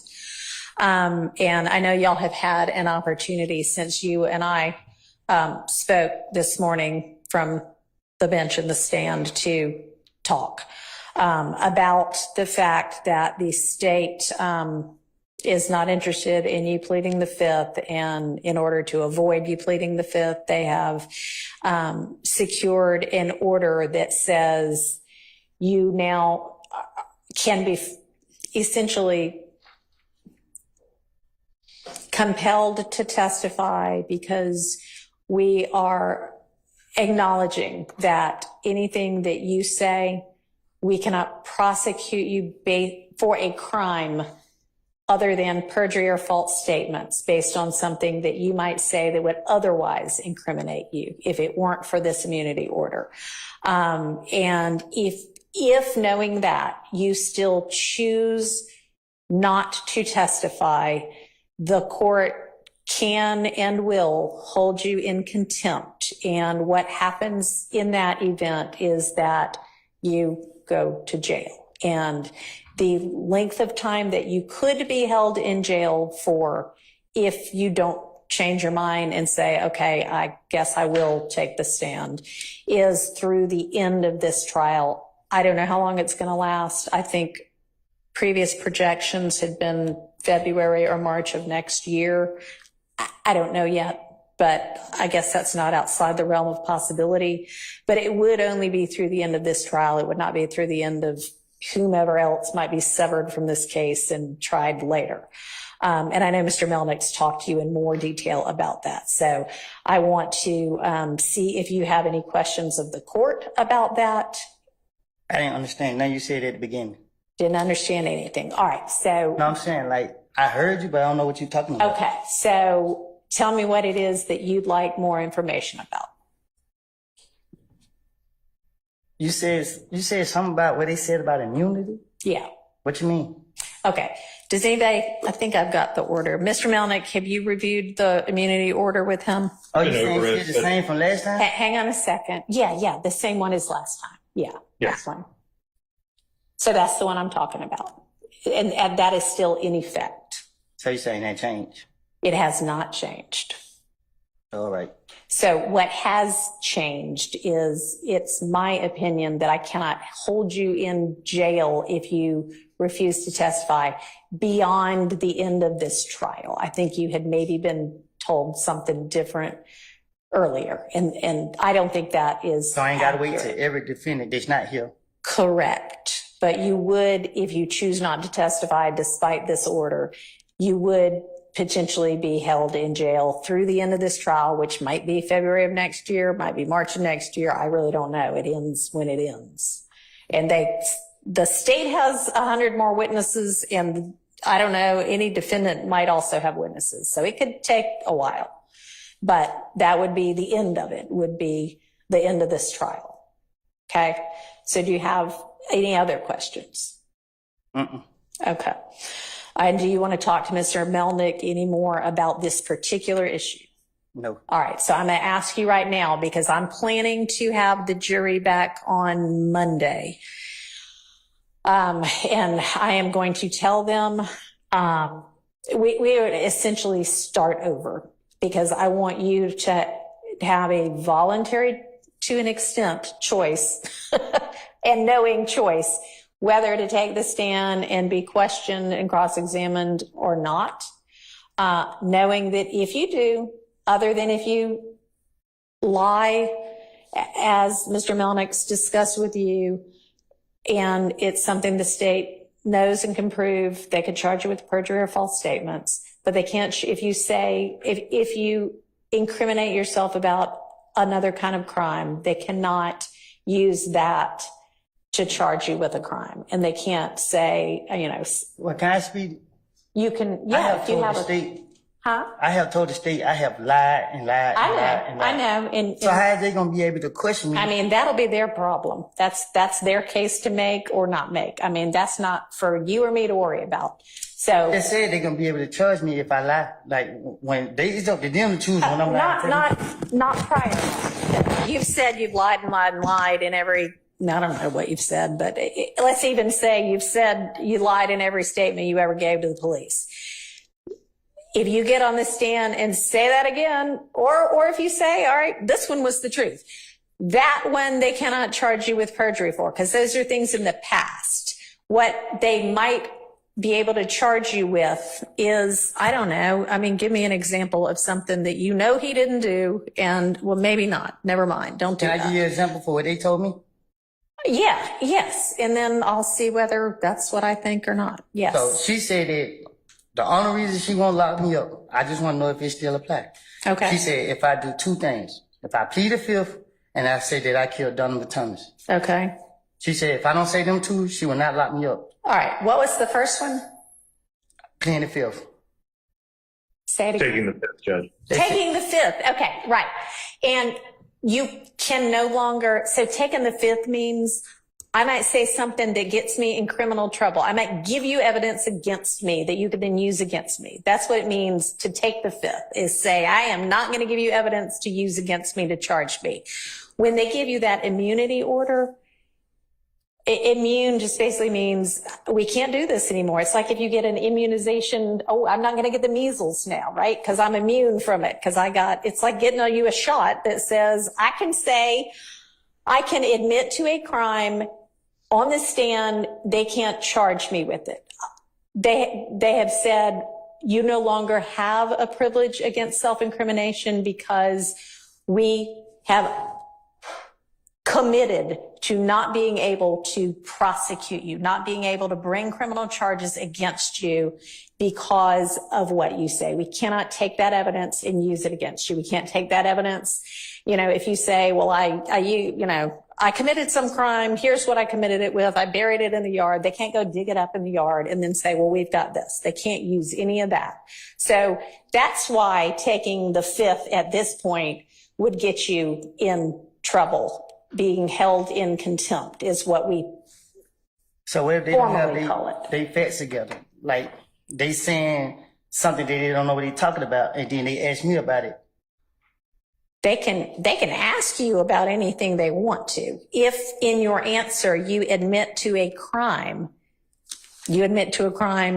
they cannot charge you with that crime. Now, if you admit to a crime and they have evidence that is pretty certain that you did not commit that crime. For instance, somebody gets robbed yesterday and they have proof that you were in Europe yesterday. There's no way you could have committed that crime, but you say, yeah, I committed that crime yesterday. That was here in Atlanta when they know you were in Europe and they got video of you in Europe and you sent a postcard that said, I'm having fun in Europe. That would be proof that you're lying. And so that they could charge you with perjury for, okay? Or false statements for. Okay. Okay? So what I want to know from you is when we have the jury back on Monday and you're still under subpoena, so you're still obligated to come, and I'm asking you now, when they're like, all right, we're calling Kenneth Copeland, are you going to say, okay, ask me what you want to ask me. I'll tell you whatever I'm going to tell you. Or are you going to say, nope, I don't care if you throw me in jail. I'm not saying a word. I am not getting on the stand. It depends on how I wake up. Okay. All right. Well, then we will just revisit it on Monday morning. So plan to be here at 8:45 on Monday morning. You're free to go for now.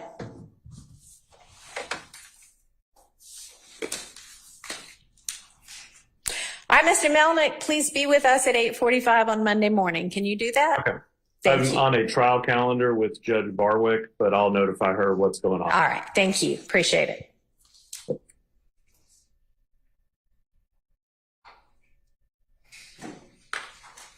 All right. So there we have our answer to the extent we have an answer. We will revisit this on Monday morning, which is, by the way, when I plan to have the jury back. And we at least, I have some degree of confidence that he understands what his choices are and what his consequences are.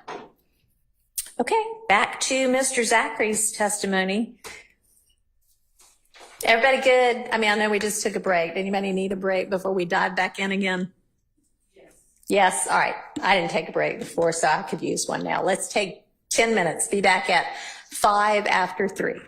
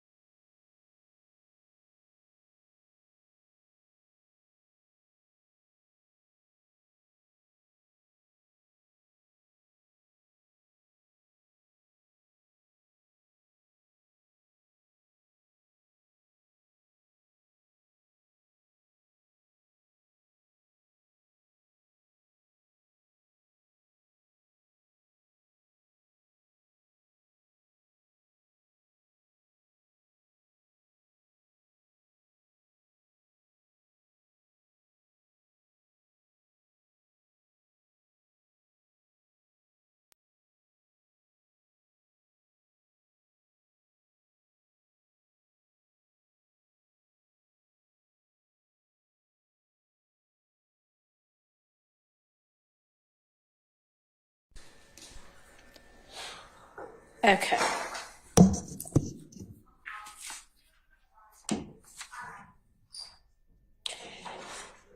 All right, so I think we are on page 90, lines 11 through 14. Okay.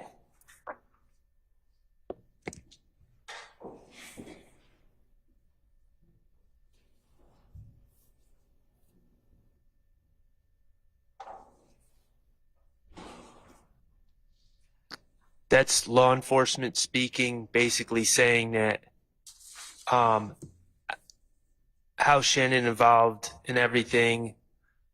So when they hear his beef, it's almost like call Shannon. That's the detective. Mm-hmm. And then the other detective follows it up with Shannon, the shooter.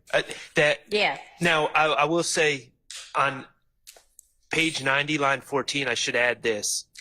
I've reviewed all these statements and I've written notes where I feel that the transcript is insufficient.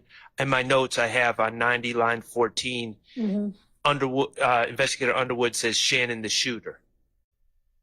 And then Dennis says because, and then Underwood says Shannon the shooter again. Okay.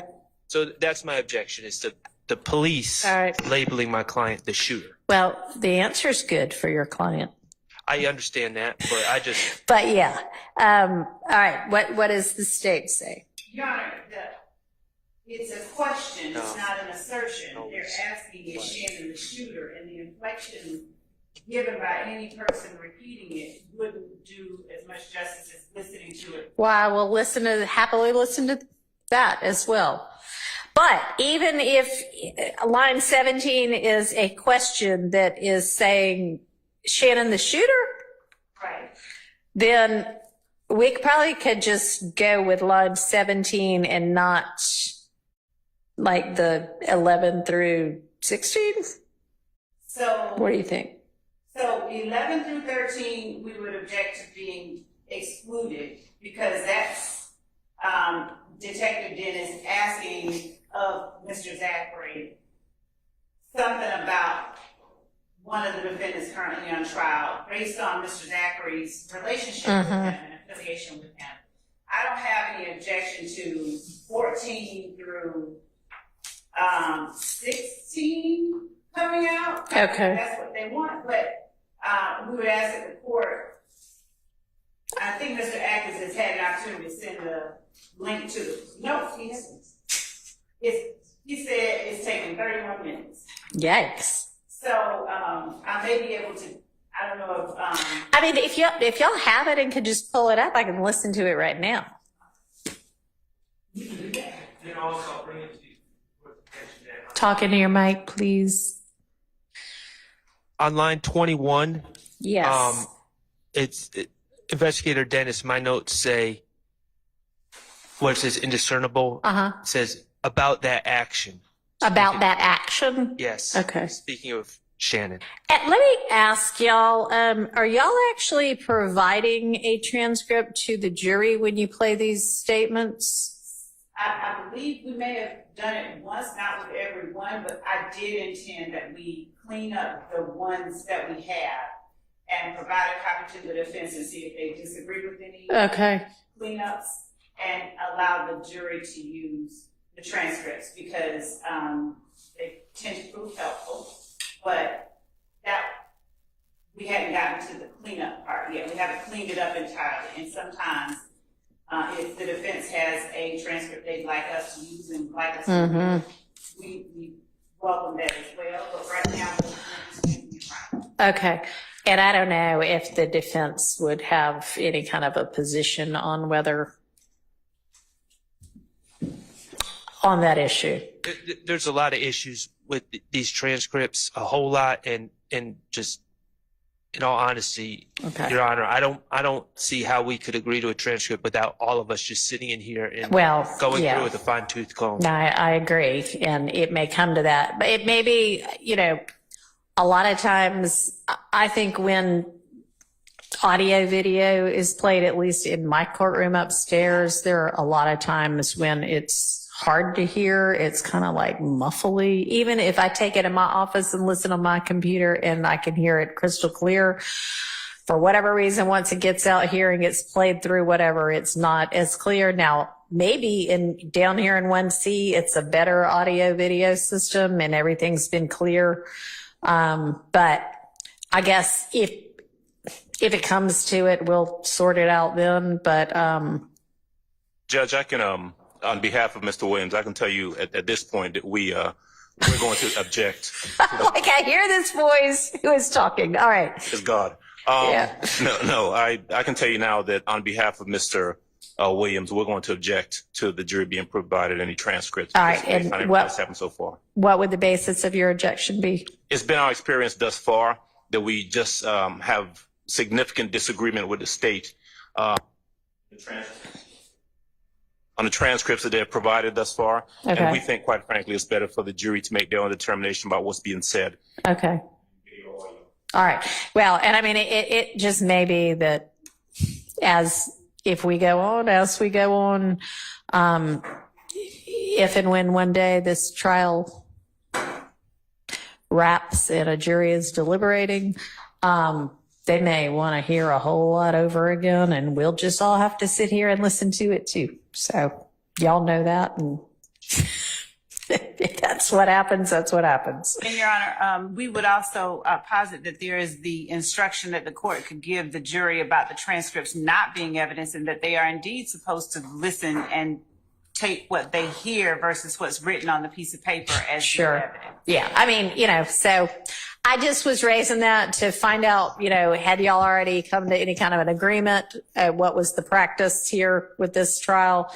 So it sounds like if you want to do that, first off, you need to endeavor to the extent possible to come to agreement on what a transcript says. And then second, if it's necessary, I will sort out whether I'm going to permit that or not. And I'll listen to the, legal reasons for or against. But okay. So, if you can tell me, I know that first thing you gave me 27 minutes, 30 seconds.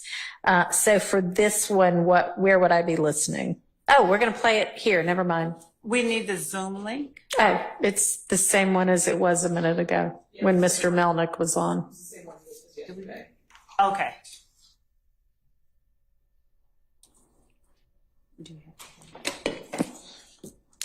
And for this, because the only sound appears to be coming out of those two little strange white speakers, can y'all turn one my way?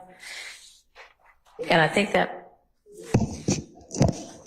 may be the subject or the reason for the squelch, but I'm not going to be able to hear it otherwise, unless somebody wants to come up with a little speaker that I can have up here with me.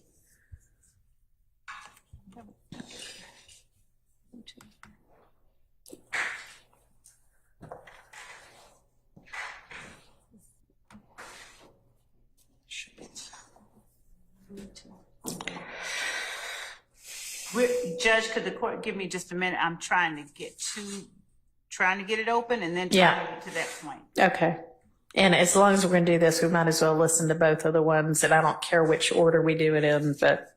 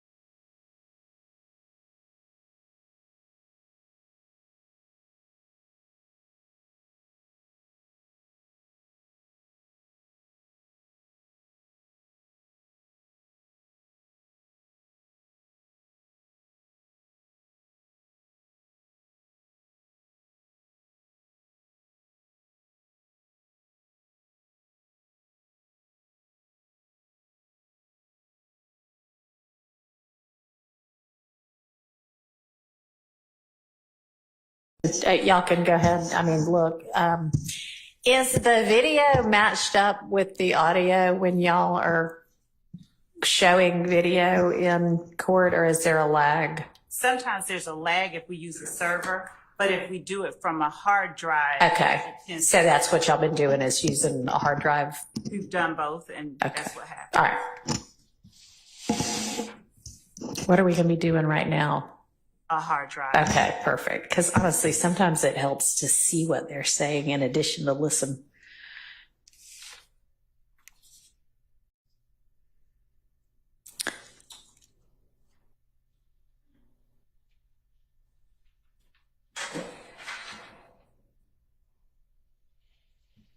What is this? What is this? Transcript.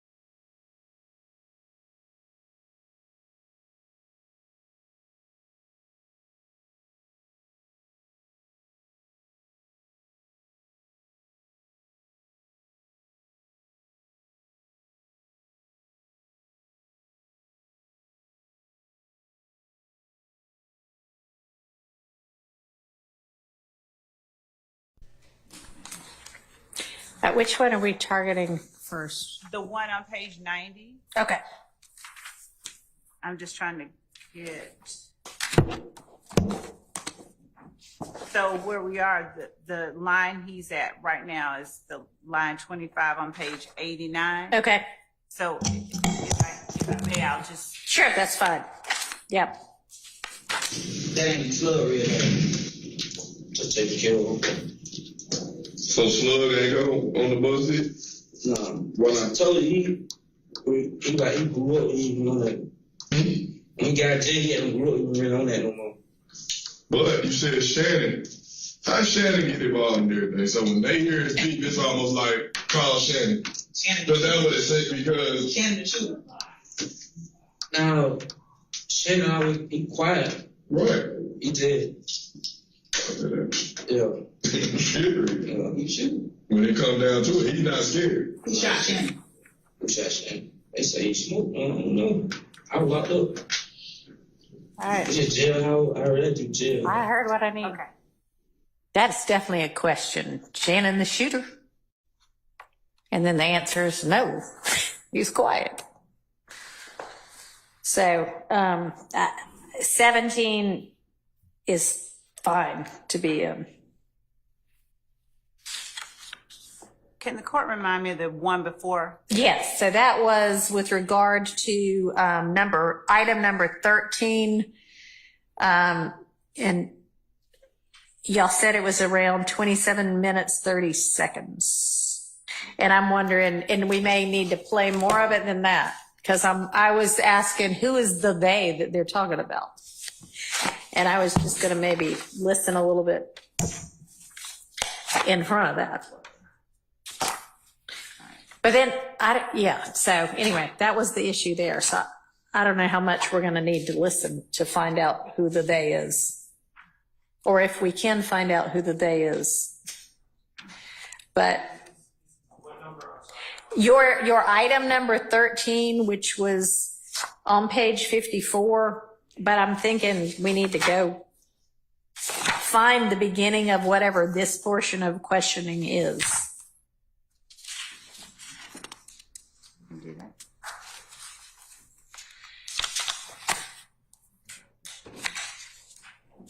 There's a whole lot of days in here. I think that it would be helpful for the court to just have the whole listen from the beginning. That's fine. I'll do that. That'll be my homework. Does the court have, or Ms. Percival, have a thumb drive? Because I can easily just copy it onto that thumb drive. That's probably the easiest thing to do. Probably not here, but definitely in my actual chambers. We've got one. Maybe Miss Bugs could bring us one down before we finish for the day. Okay. All right. So I think that answers on our number 25, which was page 90. We were gonna, by agreement, strike 14, 15, and 16, because you can't hear what they're saying anyway. But leave in, not by agreement, leave in 17 and 18.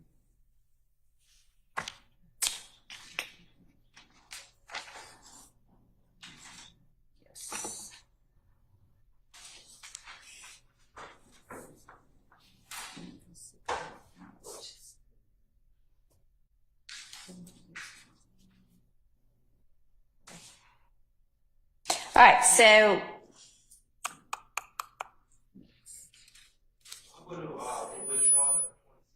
okay.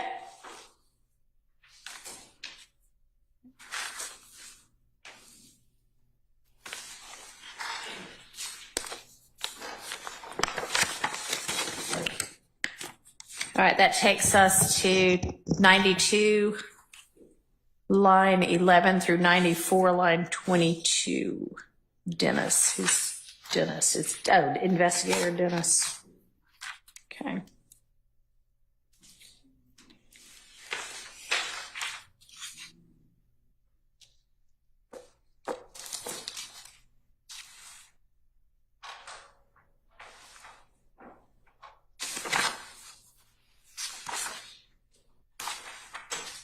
So,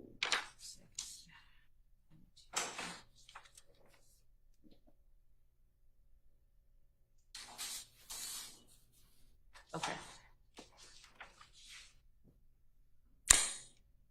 So it's not the entirety of 92. That's just to give me context. Is it 93 line 21 where the real objection starts?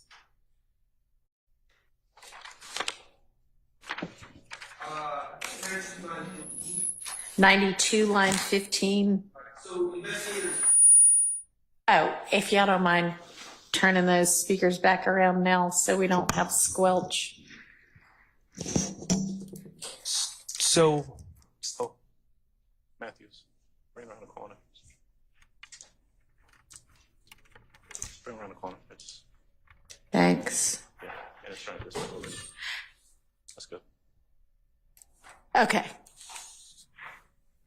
so Investigator Dennis was present. He was working an extra job at Club Compound, and he's already testified, and he's provided live testimony about what he observed at Club Compound.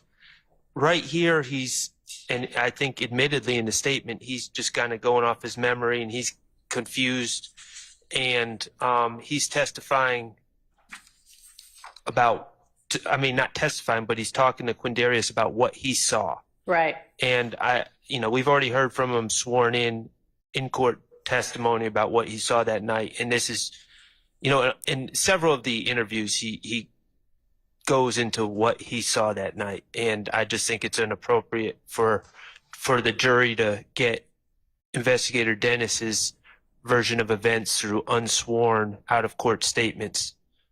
And they're likely to confuse it with what he said on the stand. Okay. So can you pinpoint for me on page 92, is there anything, well, I guess line 15, like Right. He's leading into it. He's talking about DK, who's Walter Murphy, and I believe it was Pokey. That's Kai Kendall, and he's actually wrong about that. Fatty is Kai Kendall. And so he's just kind of setting the stage of the people he saw. And then starting at where? 15? 15. Okay. Yeah. And then he's talking about the gun, that DK had a gun and he recovered the gun, and how he pulled out his gun, and Jeffrey's sister Max took offense to it, and how the gun was put on Dolly. Dolly is Max. That's the same person. It's on Dolly's truck. Yeah. And so he's just reliving what he observed that day, and I just don't think it's appropriate for it to be played in an out-of-court statement like this. What's the state's response? Your Honor, with respect to the sections about Detective Dennis relaying and receiving input from Mr. Zachary, information about the Little Wayne bus shooting, as Mr. Sharp said, Detective Dennis was there that night, and as he relayed what he saw, Mr. Zachary's reactions are the more important thing. Obviously, the jury has heard Detective Dennis on the stand, and particularly at line 93. On which page? I'm sorry. Oh, page 93, line 15 through 17, for instance, where Detective Dennis says, but DK had a gun. I recovered a gun from DK that night. And Zachary says, yeah, I saw that. So Detective Dennis's words impact on Zachary, and his responses to them are the more important thing than us trying to have him, as Mr. Shar said, testify. That's not what we're trying to do. Now, there are parts of these that we don't have a problem, consenting to. All right, well, tell me what those parts are.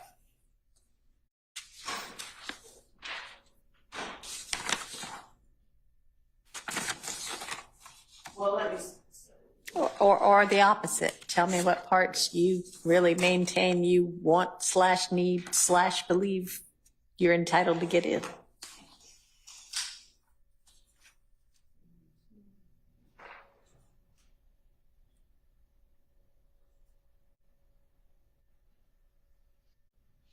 so starting with taking out, I don't mind page 92, lines 11 through 25. Okay. Well, so we'll redact that by agreement.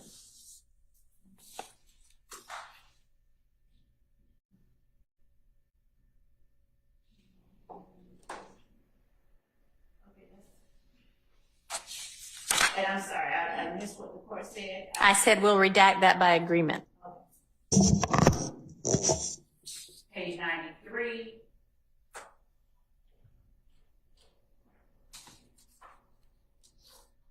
Lines 1 and 2. Okay.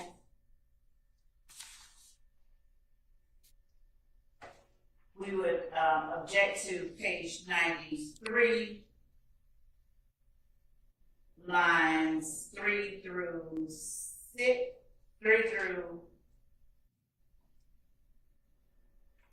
9. Okay, so that you believe should be in. Yes. All right. And that's because as Investigator Dennis is talking about cooking dog Fatty and DK being like this, Mr. Zachary is making his assertions about who among them was actually there. so he's actually showing I've got knowledge of this. And okay. That's our position. All right. Any response on 3 through 9 of 93, Mr. Sharp? No, I'm All fine with right. that. So that is then in by agreement, essentially. All right. As we go on further down, And then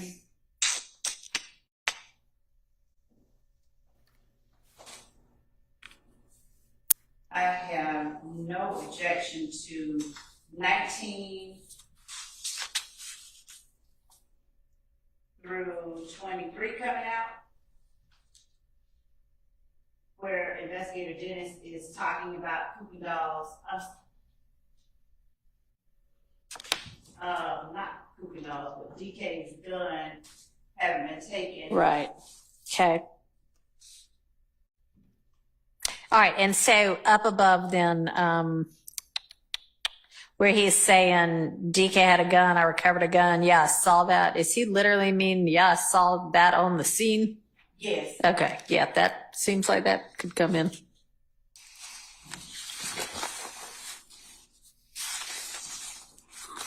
All right.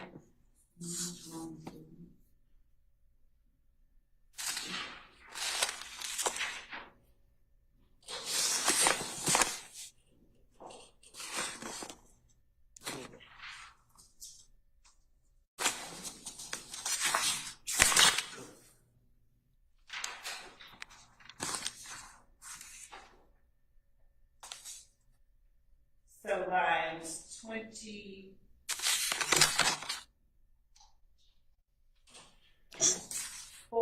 Mm-hmm.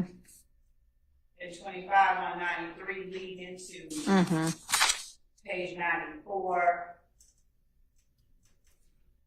lines 1 and 2. Okay. We would object to that coming out. Yeah, I mean, that seems like that's still the firsthand knowledge. We have no objection to page 94, lines 3 through 6 coming out. Okay.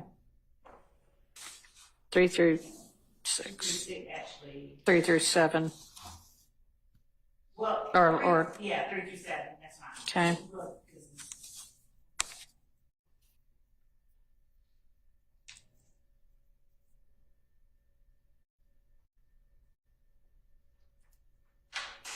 line 8 through 10.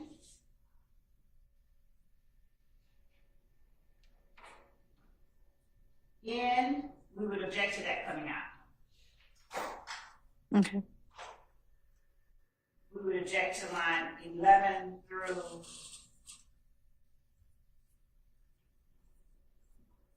18 coming out. Mm-hmm.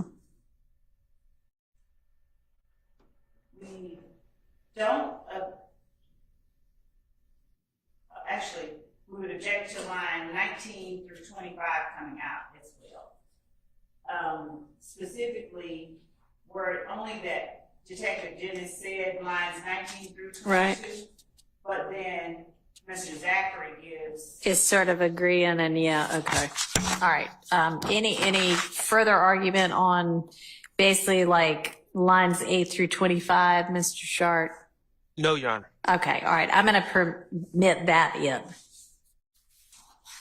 And so is everybody clear on what's out and in, or do you want me to? Good. I'm clear. All right. So the next section, Your Honor, is kind of picks up right where we are. And I flagged this because it was unclear to me at the time whether Mr. Zachary was claiming that he was there. But I am satisfied that he is claiming that he was at the compound, but I think we need to review it with the knowledge of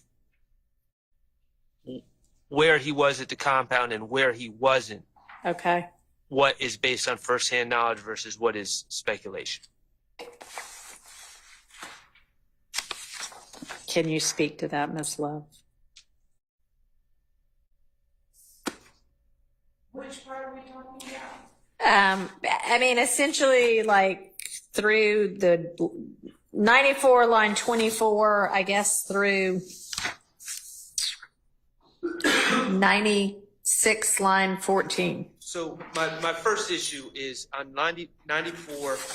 He says, yeah, she swapped cars with them. With who? DK and Shannon. Okay. If he saw that, that's fine. You know, if he, of course, if the foundation is laid to ever play.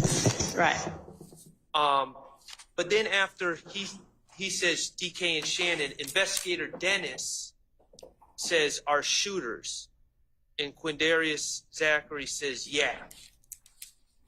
He wasn't present for the shooting. Okay. It's going back to he has no firsthand knowledge to affirm Investigator Dennis's theory. So I would have a problem with lines 1 and 2.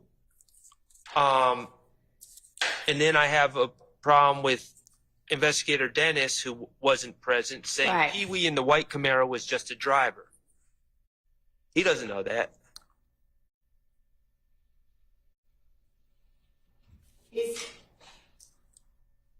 So I'm going to start out 95, 1 through 4. Okay.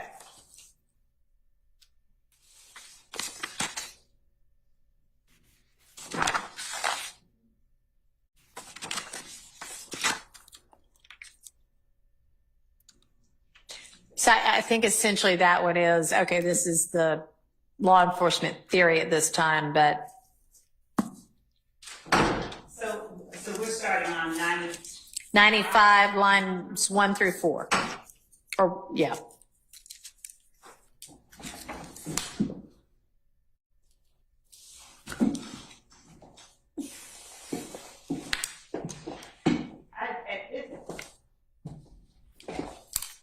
At this time, Your Honor, well, I'll put it this way, for open to reserve the right. If I'd ask that the court allow, if we are able to establish that foundation, then I'd ask that the court not exclude it. Okay, and that foundation being the foundation that he actually does have. Personal knowledge of it. Okay. Or some other. Okay. Or, okay. Yeah, so that one is, I guess, a TBD. And Your Honor, I want to also say, so with respect to Mr. Zachary, he has, and the reason we have some TBDs by some of this is that he has not been the most cooperative person. And I would leave it. Okay. All right. So we'll just see on that. I understand the objection. I understand that it can't actually quite be answered yet. There's a foundational issue. We'll just have to see. Okay. So then we've got, I guess, what? 6 through 14.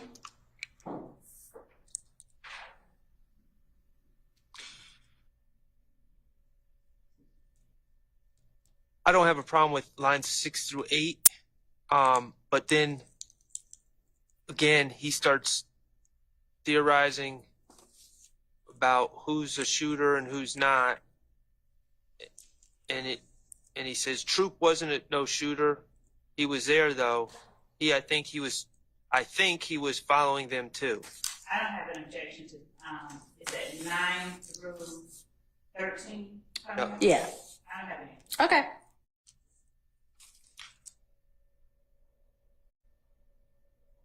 And then I have a problem with 14 through 22.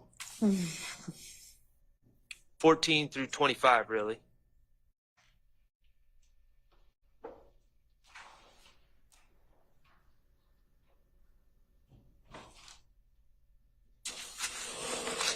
And is that same basis, like, how does he know this? Correct. Okay. Is that also by necessity TBD based on your frustration with your witness? Okay. And Well- that feeds into 96 as well. Well, I would say 24 and 25, 95 lines 24 and 25 to 96 is really 96 line 14 is all speculation about why Jimmy Winfrey pled guilty. I don't think that's TBD. I think Okay. that would be All right. So hang on. We've got, I'm sorry, maybe I'm just not up with y'all. So 95, 14 through 23 is TBD. Is that right? That's right, yes. And then when we start on 24, line 24 and going on, okay. That's,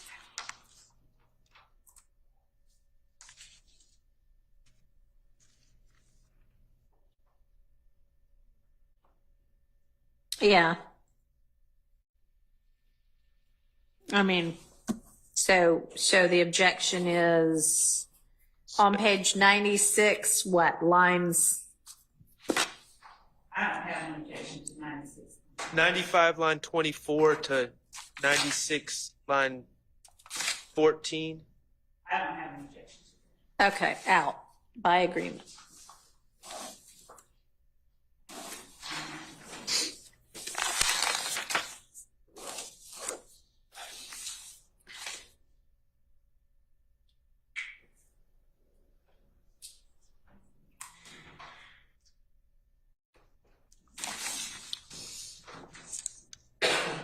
Okay, so are we now at number 29? Yes. Okay.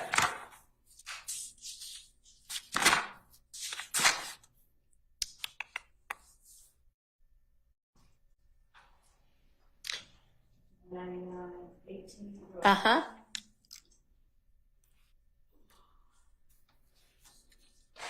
So, Your Honor, the context of this is there's a gentleman named Rico Rich. Mm-hmm. Is it Rico Rich or Rico Rich? Rico Rich. And he ran or owned a studio on Metropolitan that allegedly was also used at times by Mr. Williams. Mm-hmm. And at some point, this studio was raided, and marijuana was located at the studio, and I think Rico Rich was charged with it. It was his studio, my understanding. July 15, 2015 is when that raid occurred, and it has nothing to do with this case. And so they're just talking about Rico Rich being upset because his perception that the attention drawn by the gentleman in court led to the raid, and it's just about something that has nothing to do with this case. All right. And Judge, if I can just add to Mr. Sharp's All right. position, the state, we've actually addressed this previously. The state agreed that this would not come in. Okay. Well, I will find out what Ms. Love says about that, but I think that maybe Ms. Love hasn't had as much of a chance to study this in detail as she would have liked and as I would have liked. And so, Ms. Love, is that correct, that y'all had already agreed that this part needed to come out? And this part, what meaning? 99, line 18 through kind of, I guess, what, maybe all of 100? 100, line 10. Just one second. Let me consult.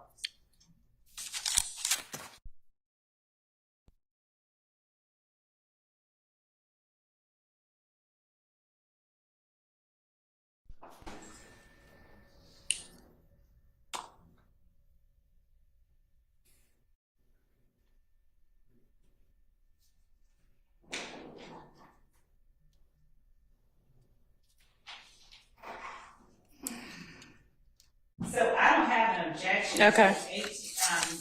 Page 99, lines 18 through 23. And I don't have an objection with that. Okay. It continues on to page 100. Yeah, go on to the next page through about line 10. It seems to be the same topic.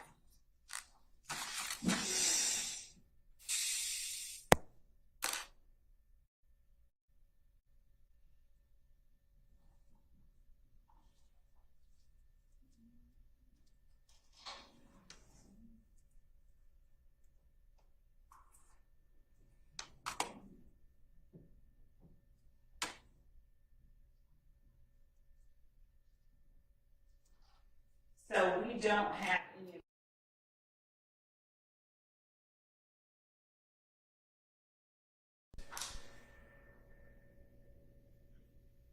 Frankly, 14, I think, or 15. Right? I mean, isn't that all the same? 15, Okay. Right. All right. And so that would also encompass 99, line 24, which I think we accidentally left out of there. So, all right, by agreement, all the way through 100, line 15. So that would be 99, lines 18 through 24, all the way into 100, up to line 15. Right. All right. Now, Your Honor, if I could go off the list for a second, I believe Sure. one of my co-counsel has a objection to page 100, line 20 to 101, line 5.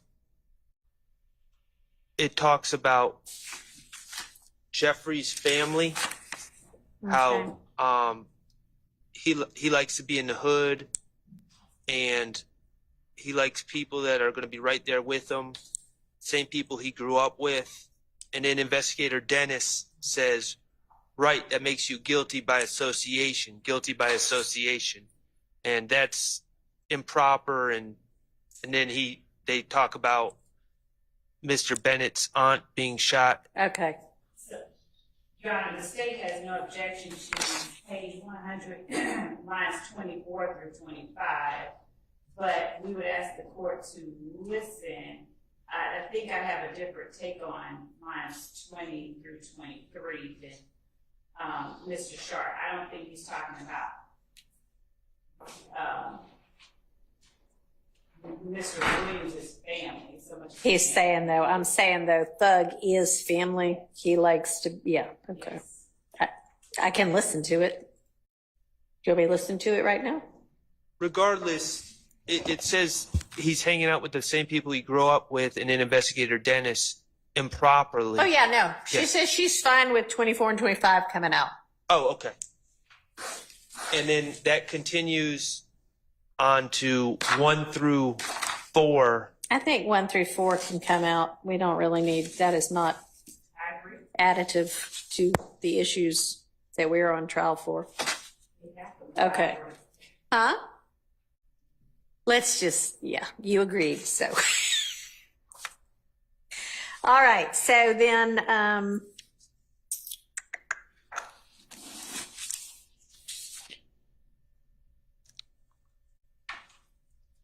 so 100 line 24 through 101 line 4 are out by agreement.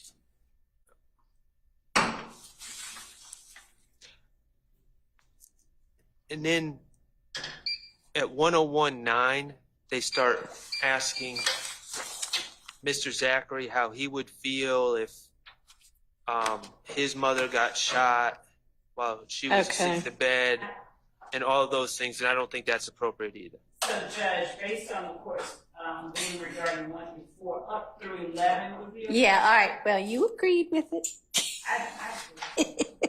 All right. So all the way through 101 line 11. Thank you. I mean, it continues beyond 11.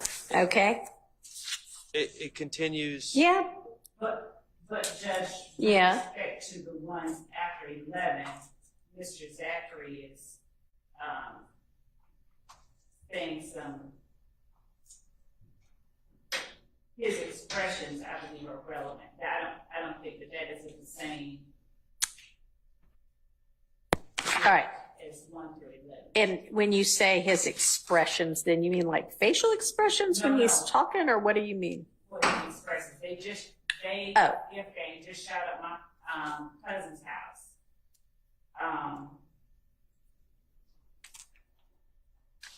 I'm mad, and I don't disagree with respect to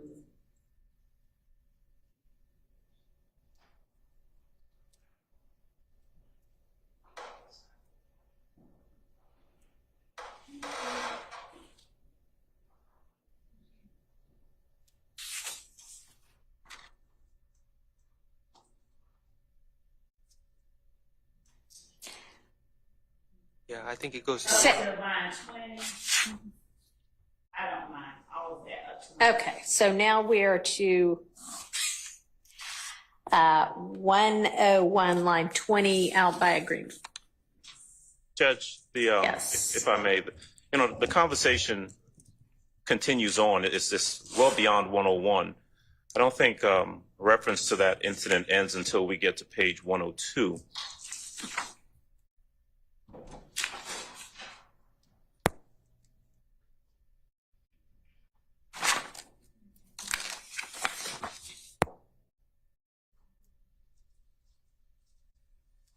So maybe through line 8 I was thinking 18. or 19. Yes. Okay.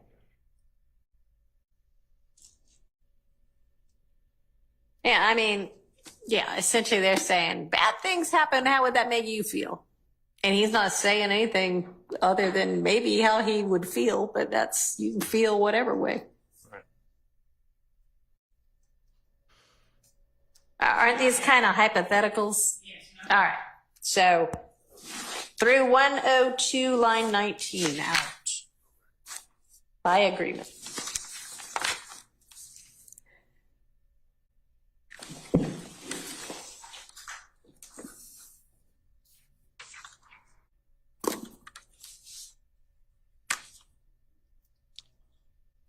Now the next section.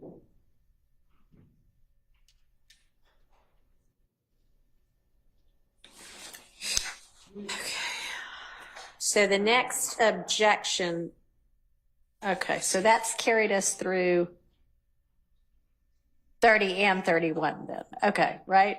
Yes. All right, so we're now on item number 32, which starts on page 104, line 3, and goes to the next page, line 3. And this is involving the Donovan Thomas case, and Yeah. I will say that in the other statement, Mr. Zachary asserts that Mr. Stillwell and Mr. Kendrick made some sort of statements against their interest Okay. as to who was in the car. But he never asserts that they told him about these details, and he's never claimed that he was there on Cleveland Avenue when he talks here. He's talking about a gentleman named Kelvin Treadwell, also known as OG Bentley, basically taking the guns and taking the car and disposing of those things. He never claims to have been there, and I don't think anyone's claimed he was there. He claims he was at a kid's party, and I think the state has accepted that. And he's never said that he got that information from Mr. Stillwell or Mr. Kendricks, and I don't know where he's claiming he got this information from, but until that is established, I don't believe that it's admissible, even as a prior inconsistent statement, hypothetically.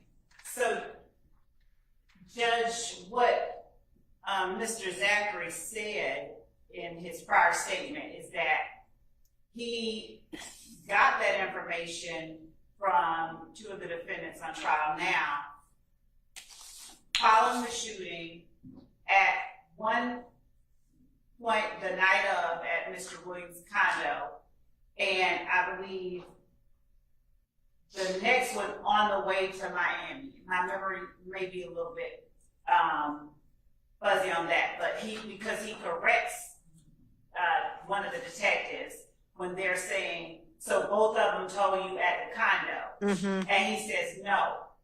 One told me at the condo, the other told me on the way to Miami. Okay. So our argument is that his recitation of what happened would have come from, he wasn't there, we've never said he was, would have come from the same place that he was made privy to the statements that we caught nuts down at, which was at the condo, on their way to Miami, because they were together. And by they, I mean various members of YSL. They didn't all go in one car together down there, but they traveled to Miami in the days after the murder. So Okay, but this is about Bentley's potential involvement in getting rid of the guns? Is that right? So OG Bentley is alleged to have, yes, Okay. gotten rid of the guns after the murder. Okay. And our argument would be that Mr. Zachary would not have, he's not the only one that says that. They wouldn't, this collective knowledge wouldn't exist but for his involvement in the gang itself. So this is another spot where I would say, where I would object to it coming out. But of course, I'm going to follow whatever ruling the court makes. All right. And I just want to be clear. I actually agree with Ms. Love's recitation of facts to the extent that he said that he got certain information from those individuals, Right. but it's not this information. Yeah, I mean, it does seem like, I mean, he could legitimately have gotten the information about two other people saying they're involved, and that's one thing, and that's not what this is about. This is about what was OG Bentley's involvement, and did he, get and hide guns? And literally, even on 104, like towards the bottom, and they're asking about, they gave him the guns, he's like, that's what I hear. He doesn't even seem to be saying, hey, I know this from one of my in-gang sources. He's just like, oh, I don't know. In the 2015 interview, a little bit more detailed and a little bit more explicit. He references it. So at the very least, I think it. All right. So how about if you can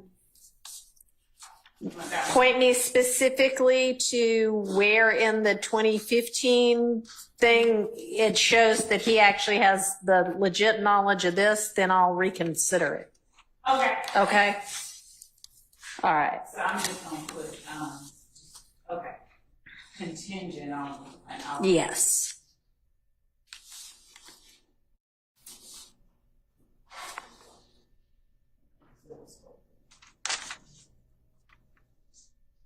This is, and this would be All, basically, 104 line, what, 3 through 105 line 3? Is that right? Yes. Okay. 104.3 to 105.3.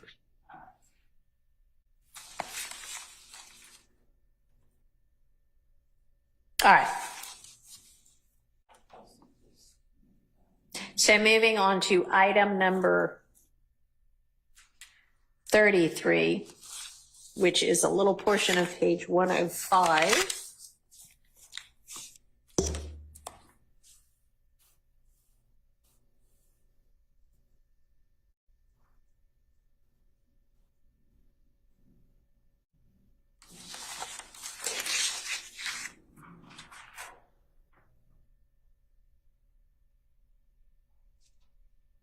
So the state has no objection to 11 through 14 coming out. All right.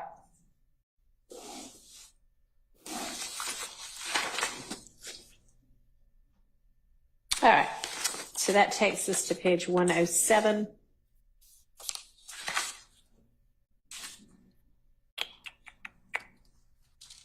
Our first I'm gonna withdraw that one. 34. Yes. Okay. And how about 35? We're still gonna sort out. 35. Yes. Item number 35, which is 107 line 23 through 108 line 1. I didn't remember talking about that one. Well, it's in your list. No, you said we're still gonna. No, I'm asking you. Oh, yes. So that's what we're moving to next, right? Yes. Okay. Sorry. I thought like, you were wait a saying minute. we had already discussed it. I got it. No. Okay. All right. 107 line 23.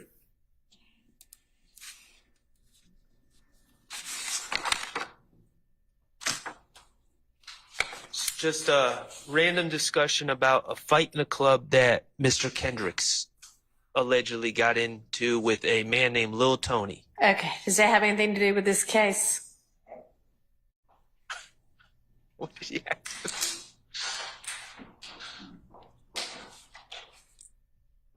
No, it doesn't. All right. Thank you, Mr. Shard. I'm asking the state now.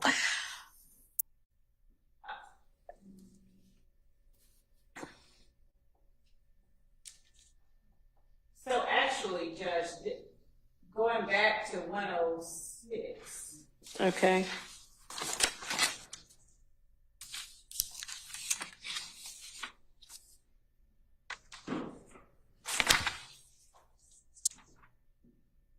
So 106 just gives sort of context of the time frame, but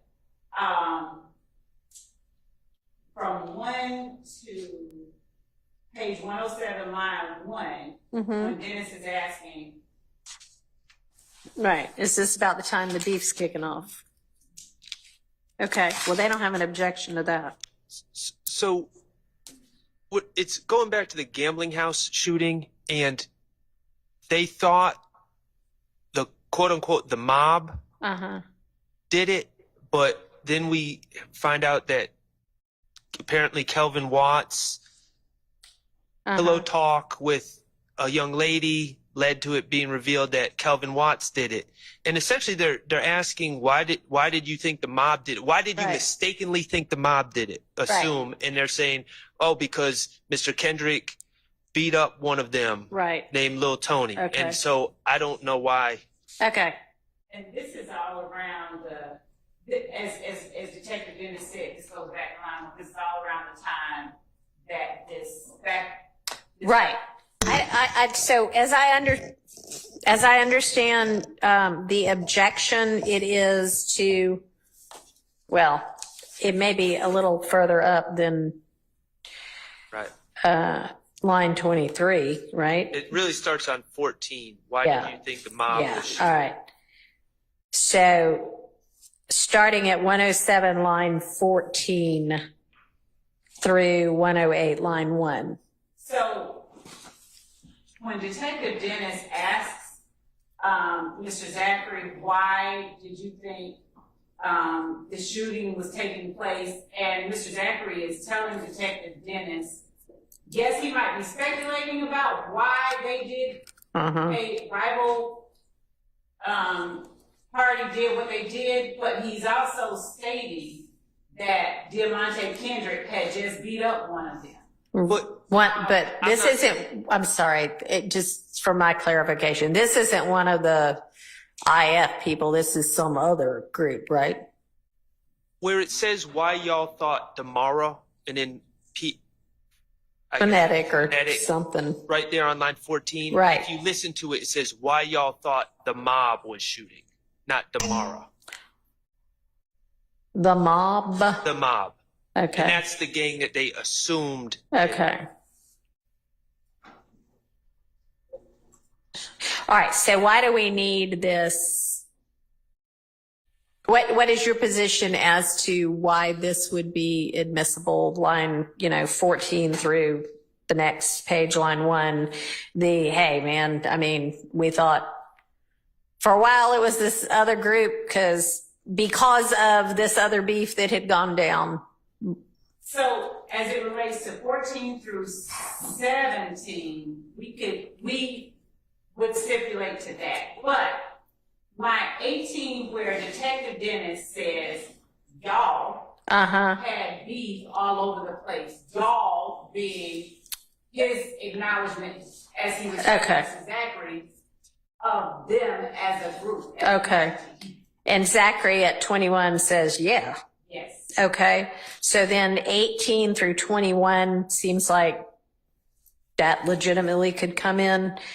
And then that brings us then to 22 through the next page, line 1, about, okay, here are the details on this mistaken beef again. So that out, and then just 18 through 21 in.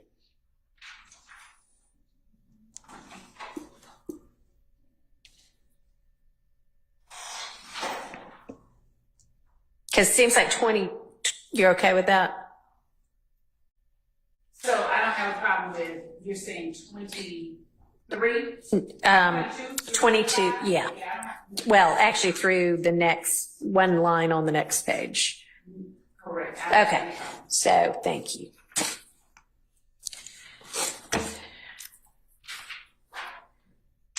Okay.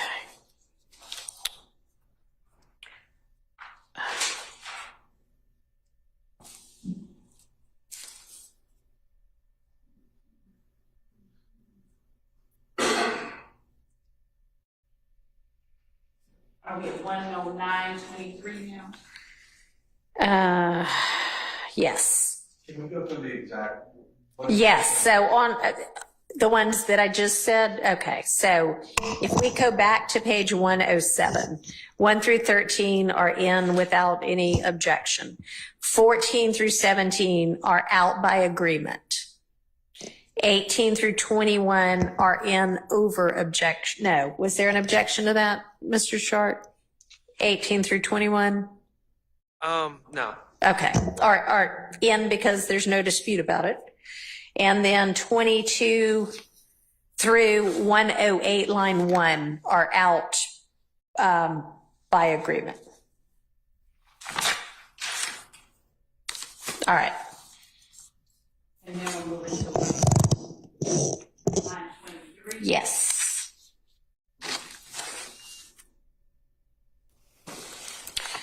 I have no objection to 23.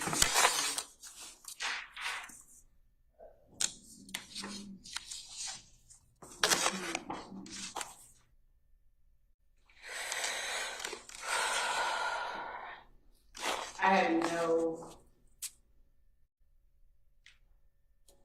objection to 23 through 25 on 109.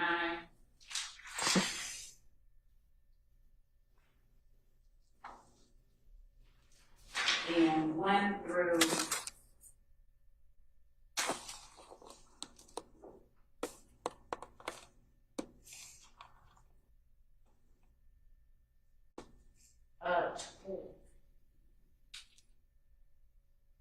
13 online on page 110. Okay. All right, which I guess means that if there is objection to 110 lines 14 through 19, is there? Yes, because Wait, so y'all want that out? no, we won't. Yeah, so I'm asking the defense. Well, if 14 through 19 is played, there's going to be no context to it at all. Because it starts with, they've been shooting at each other for how many damn months? And no one's even going to know. The last time we talked, they were talking about Right, somebody Nut else. and Greedy and Okay. Kel being half brothers. And Right.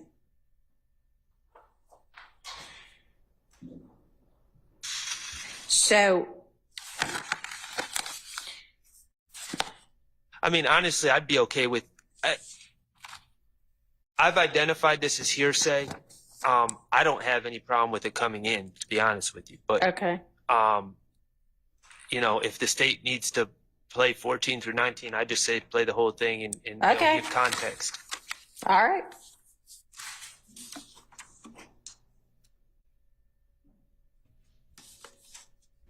So then that actually starts with 109, line 23, or no? Yes. Okay. All right. So basically, they're withdrawing their objection to that.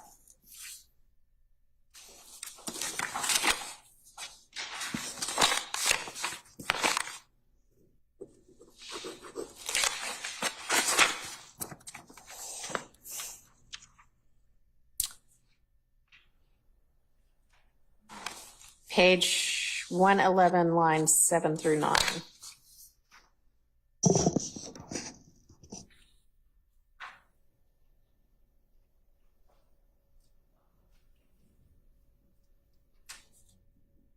Okay. What does the state say as to that? That Mr. Zachary's response, no, Thug just stopped messing with Booty. And the subsequent lines are important evidence in this case. Obviously, Booty is Mr. Copeland. He's the one on the stand right now. I can't. Yeah. No, and he doesn't object to line 10 and 11 and 12. He objects to 7 through 9. 7 through 9 is necessary because they cause the response. That is line 10 through further down. And it is necessary, it is Mr. Zachary's reaction and response to Detective Dennis's question. It's not a question, though. Between. Yeah, it is a question. I mean, it might not have a question mark at the end Well, of it says, I mean, word I got is Shannon started putting in more work than Woody. That is a declarative statement, and it gives the impression that other witnesses have told Investigator Dennis that, and that I've never heard someone tell Investigator Dennis that, and even if they had, that needs to be come from the stand. He starts out with how did Shannon. Yeah. So the how did Shannon part's really not a problem. I mean, could you redact out after the dash? How did Shannon? And I know we then don't have the word Woody in there, but Mr. Zachary provides the word Woody. No, Thug just stopped messing with Woody. Why don't we just start with line 9, just with why Thug start pushing Woody in? That works. Thank you. Thank you. Thank you.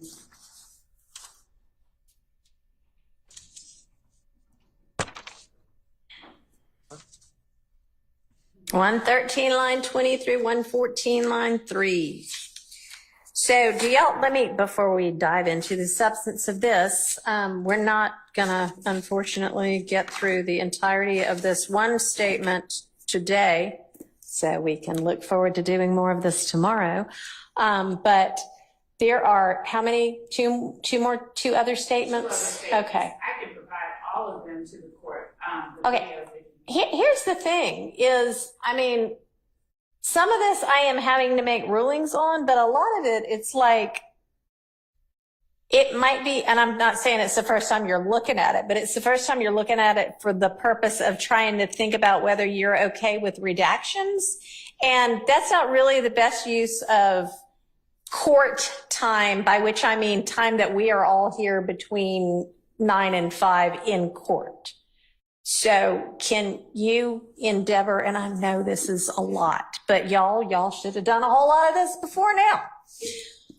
So can we sort of maybe by the time we all reconvene tomorrow have a whole lot more of this sorted out so that y'all can hone in on the things that I need to make an evidentiary ruling on? I have no problem with that. I know Thank you. Mr. Sharp was endeavoring to give us another. He's got, this list is great because I just need, okay.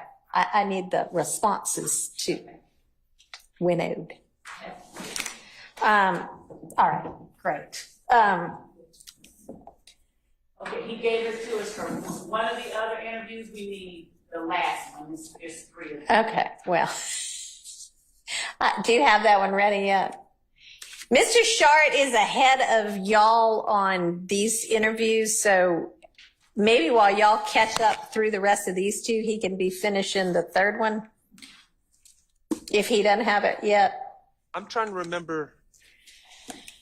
I'll talk to the state afterwards. I want to make sure I'm on the same page with them about the 3 different statements. Okay. So I'm sort of thinking I don't want to do any more of this. How about that? Because y'all can maybe do some things to make it all easier. So I will take a look at the beginning of this video. Y'all, the state, are going to go through what you have so far, which is the rest of this statement, potential redactions, and then whatever the second statement, not in time, but you know what I mean, potential redactions, and have it crystallized more for tomorrow. And tomorrow we also, I think, can't remember what I told you to turn in by tomorrow, but what was it? Your Honor, we do the court exhibit. Yes. And I have a very nerve-wracked and nervous person working on that. They're asking, what if we don't have everything? I'm gonna throw them in jail. I am kidding. I understand this is a monumental task, which again should have been done before now, but given that it wasn't, we're doing the best we can. If they do the best they can, it's not what we're going to be dealing with, but it's not for me anyway. It's for the defense. So to the extent they have whatever they have tomorrow, turn it over, and then the rest of it by Friday. How about that? That seems reasonable. All right. What else? And also, the court asked us at the beginning of the week to have the next. Yes, the next tranche. Yes. Yes. So where are we on that? we count even that tomorrow night is the end of the beginning of the week, but I don't know. So we're in there. You're okay. All right. I'll check in with y'all again on that one. Okay. Mr. Harvey is going to produce a potential 105 limiting instruction within the next couple of days before Friday for me to consider. Will the court give the state an opportunity to? Oh, absolutely. Yeah. I mean, but we got to have something to at least start with.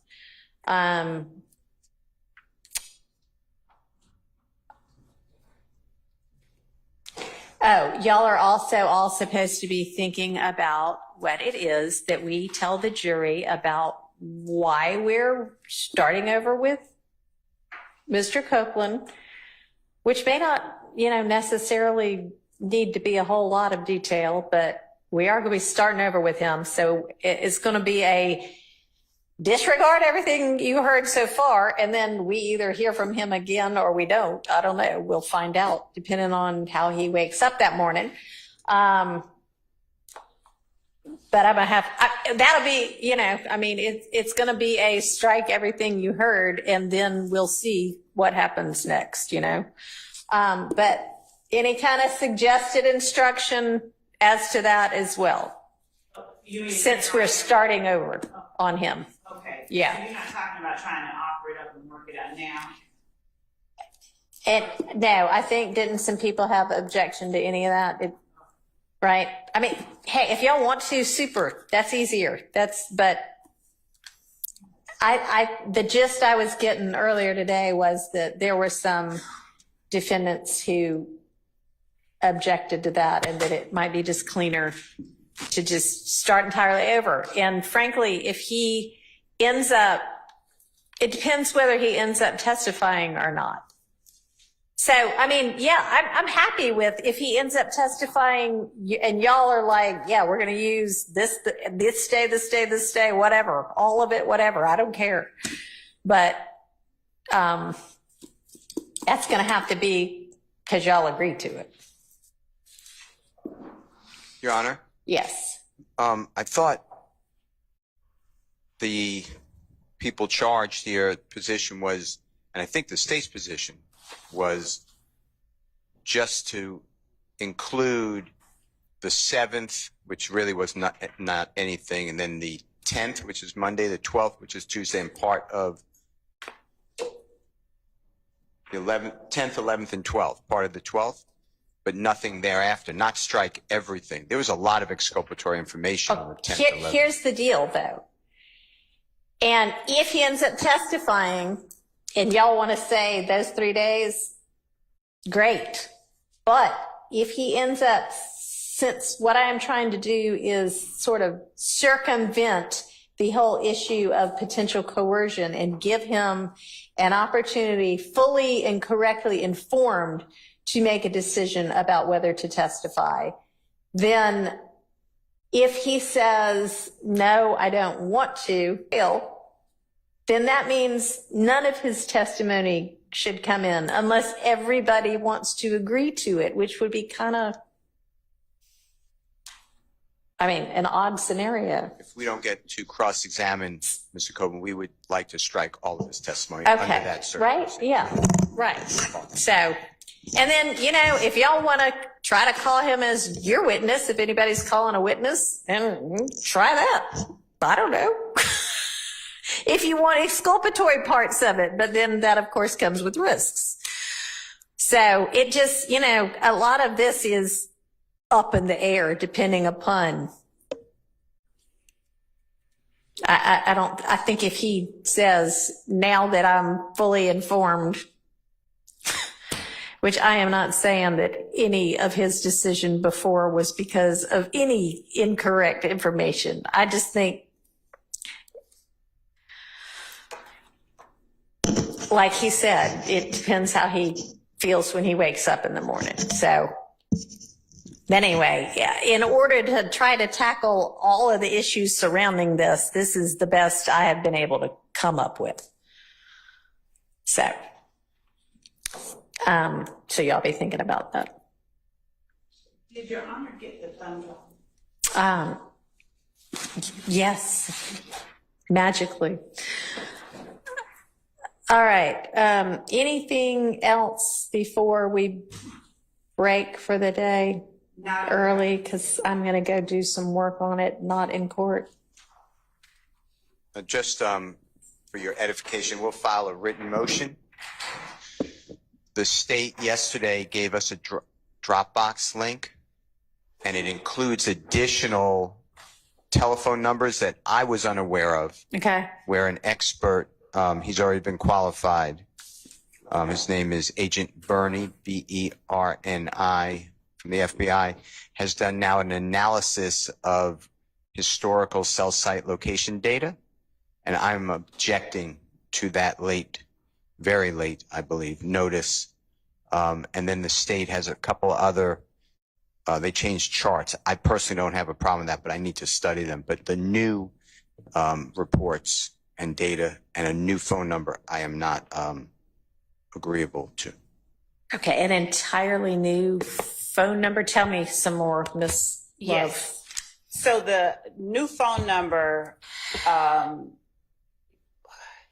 is, there was another person in the vehicle during one of the murders in this case that investigators were still investigating during the time we began this trial. They were trying to hash out whether or not this particular person was even in the car, if you will, with some of the alleged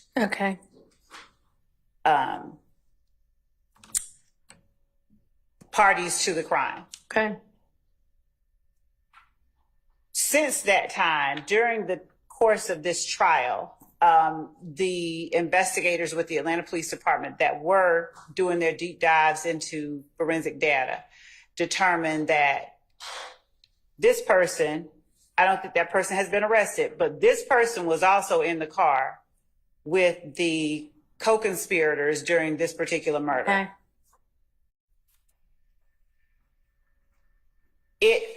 We got it before now, but we got it after the trial began, like between, I think, January and now.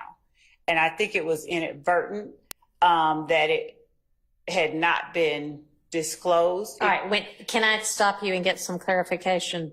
Yes. When you say we got it, do you mean we got this report from this agent, or we got information that there might have been yet another person in the car and that person had XYZ phone number and that was going to be investigated? So those are two separate things. The report from the investigator, from Detective Bernie, involved plotting. Sure, I understand what that means. When did y'all get that? We recently asked him to plot those two, because the green store is a thing that came up recently during trial, and the other location was, what was it?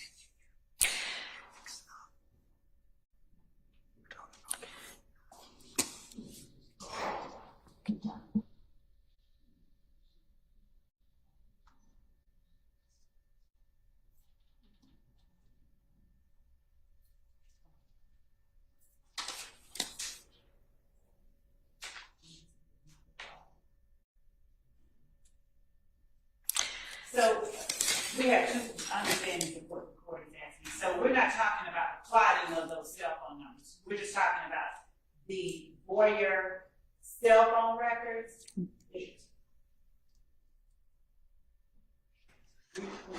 We're just talking about the cell phone records. We're talking, I don't know what we're talking about. That's what I'm trying to pin down. So there was, hang on, yes. We were given cell phone records linked to a last name Boyer. Boyd, B-O-Y-D? B-O-Y-E-R. Boyer, okay. On Monday, on yesterday? Okay. Yesterday. And so that is the late disclosure that we're speaking of. Okay. And they were charted as well. Which leads Nobody me really, I'm sorry, do y'all care? Is the objection to the charting, or? It leads me to believe that they've had them for a while if they've plotted them. All right. So the plotting of the cell site location information report done by Agent Bernie, that's of this Boyer phone number? yes. Okay. And y'all just recently asked for that based on some testimony about something? No, that's a different thing. I literally sat there and conflated two different. Okay. All right. So then let's back up to the original issue. When did you find out that law enforcement believed that there was another person in the car and had a cell number that they were going to investigate with regard to that to find out whether, in fact, that was a reasonable lead? Your Honor, I'd like to check with another team member. Okay. Because I don't know the answer. Can you give me an idea? Let me clarify. You said about something that it was sometime between January and May, and that might have been that you got something. What was that about? So the conversation that I had with the team member most recently, like 2 days ago, was that I have to turn over these phone records. Right. This person was someone that they believe might have been in the car. Okay. And they got phone records, and now we know that based on the phone records, this person was in the car. Okay, so when did they ask for, we or they, not we, but y'all or they, ask for the phone records because they thought that might be... I beg the court to allow me All right, find that out. And then, do you know when y'all got the cell phone records? When you said we, I thought you were talking about us. I don't know the answer at all for the Atlanta Police Department, but I can find out. Okay, so unfortunately for you, we equals, y'all equals, the state equals both the DA's office and the Atlanta Police Department. You know that, and I know sometimes there's a little lag in communication, but I need to know, was it, if they were provided to the defense on Monday, you know, was it last week or was it 4 months ago? Okay, I can find No, because, okay. And what do these cell phone records reveal? That this person did appear to be also in the car? Yes. And There's 2 cars. okay, do you know which car? I mean, there are 2 cars that obviously one, well, not obviously, at least one contains at least one shooter, right? Is there any assertion that others contain shooters as well, or just people that are involved? The state Okay. is alleging that there's a white car with my client and Mr. Garlington in Right. it, and then another car with Mr. Nichols and Mr. Farley in it. And now it sounds like they're saying that this Boyer phone, whoever owns this phone, was in one of those cars. And I'm inquiring what, I don't know anything I'd about like to provide that information, if I can. You don't know, you want to check and make sure on that, okay. Because it was not a part of the original.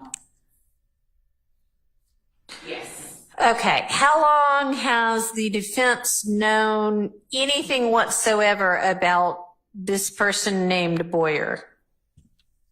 Your Honor. Oh, that for this, I can tell you from my understanding of the discovery, there is zero information on Mr. Boyer except one mention in a jail call. That is it. That from my whole database, I have one mention. That is it. And I have no reports. So the police been investigating and found out that this person allegedly was involved in this killing. I still, to this day, have no reports on it. I've never interviewed him. I didn't open on him. He could be a great defense. I have no idea who this person is. Yeah, I mean, yeah, this is, I mean, you know, potentially significant information for the defense to know about. I can't say that at the time we did openings that the police had this. I'd like to be able to say. All right, we'll find out. But there's been a long period of time between opening and now. 8 months to be. That was 24, okay. 7 or 8 months. So, yeah, we need a lot more information about this. I love how y'all save all of the like bombshells for late in the day, right before we're wrapping. Y'all like going, hey, guess what? So, okay. I mean, it is what it is. Okay, so we'll need to find that out and put that on the record and sort that out tomorrow. Okay, so exhibits, next 30 witnesses, and then you also, I believe, we're going to get by tomorrow actual, like, a list to the defense of here's what we think is a co-conspirator statement, right? Okay, so we'll be waiting anxiously for all of those. Anything else? As if that wasn't enough. Your Honor, somebody I wrote down said that there are 3 Mr. Zachary statements. I have 2. Okay, and I might have misspoken. Did I misspeak? Miss Love misspoke. Did Miss? I might have put a date wrong, but I'm talking about 2015. I think it was August 2015. I believe March 2017 and the Proffer. So I'm sorry.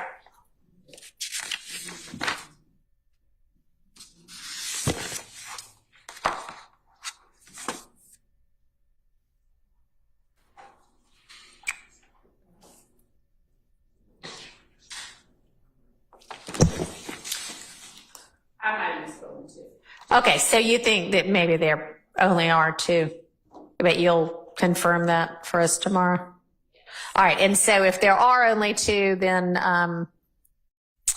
Mr. Shart, you've done all of the proposed redactions because you've done redactions to 2 full statements, right? Or proposed redactions. I have. I didn't quite finish the second one, but I don't believe that the state is going to be trying to use it. It's a discussion with ATF agents and. All right, y'all were going to get together and sort that one out too. Okay. Sounds good. And Judge, the board needs to finish the court. Just allow me to get this thing copied.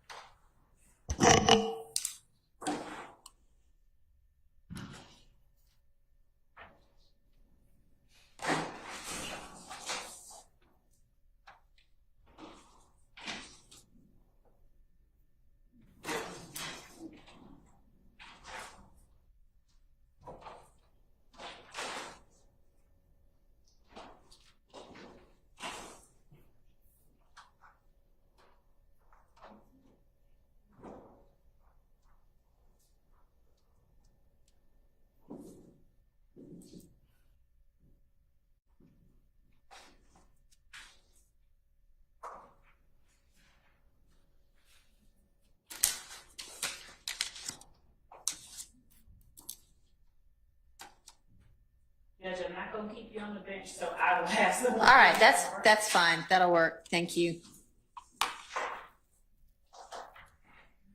All right, see y'all at 9 tomorrow. Yes, Your Honor. We'll be 8:45 at it when we have the jury. Okay.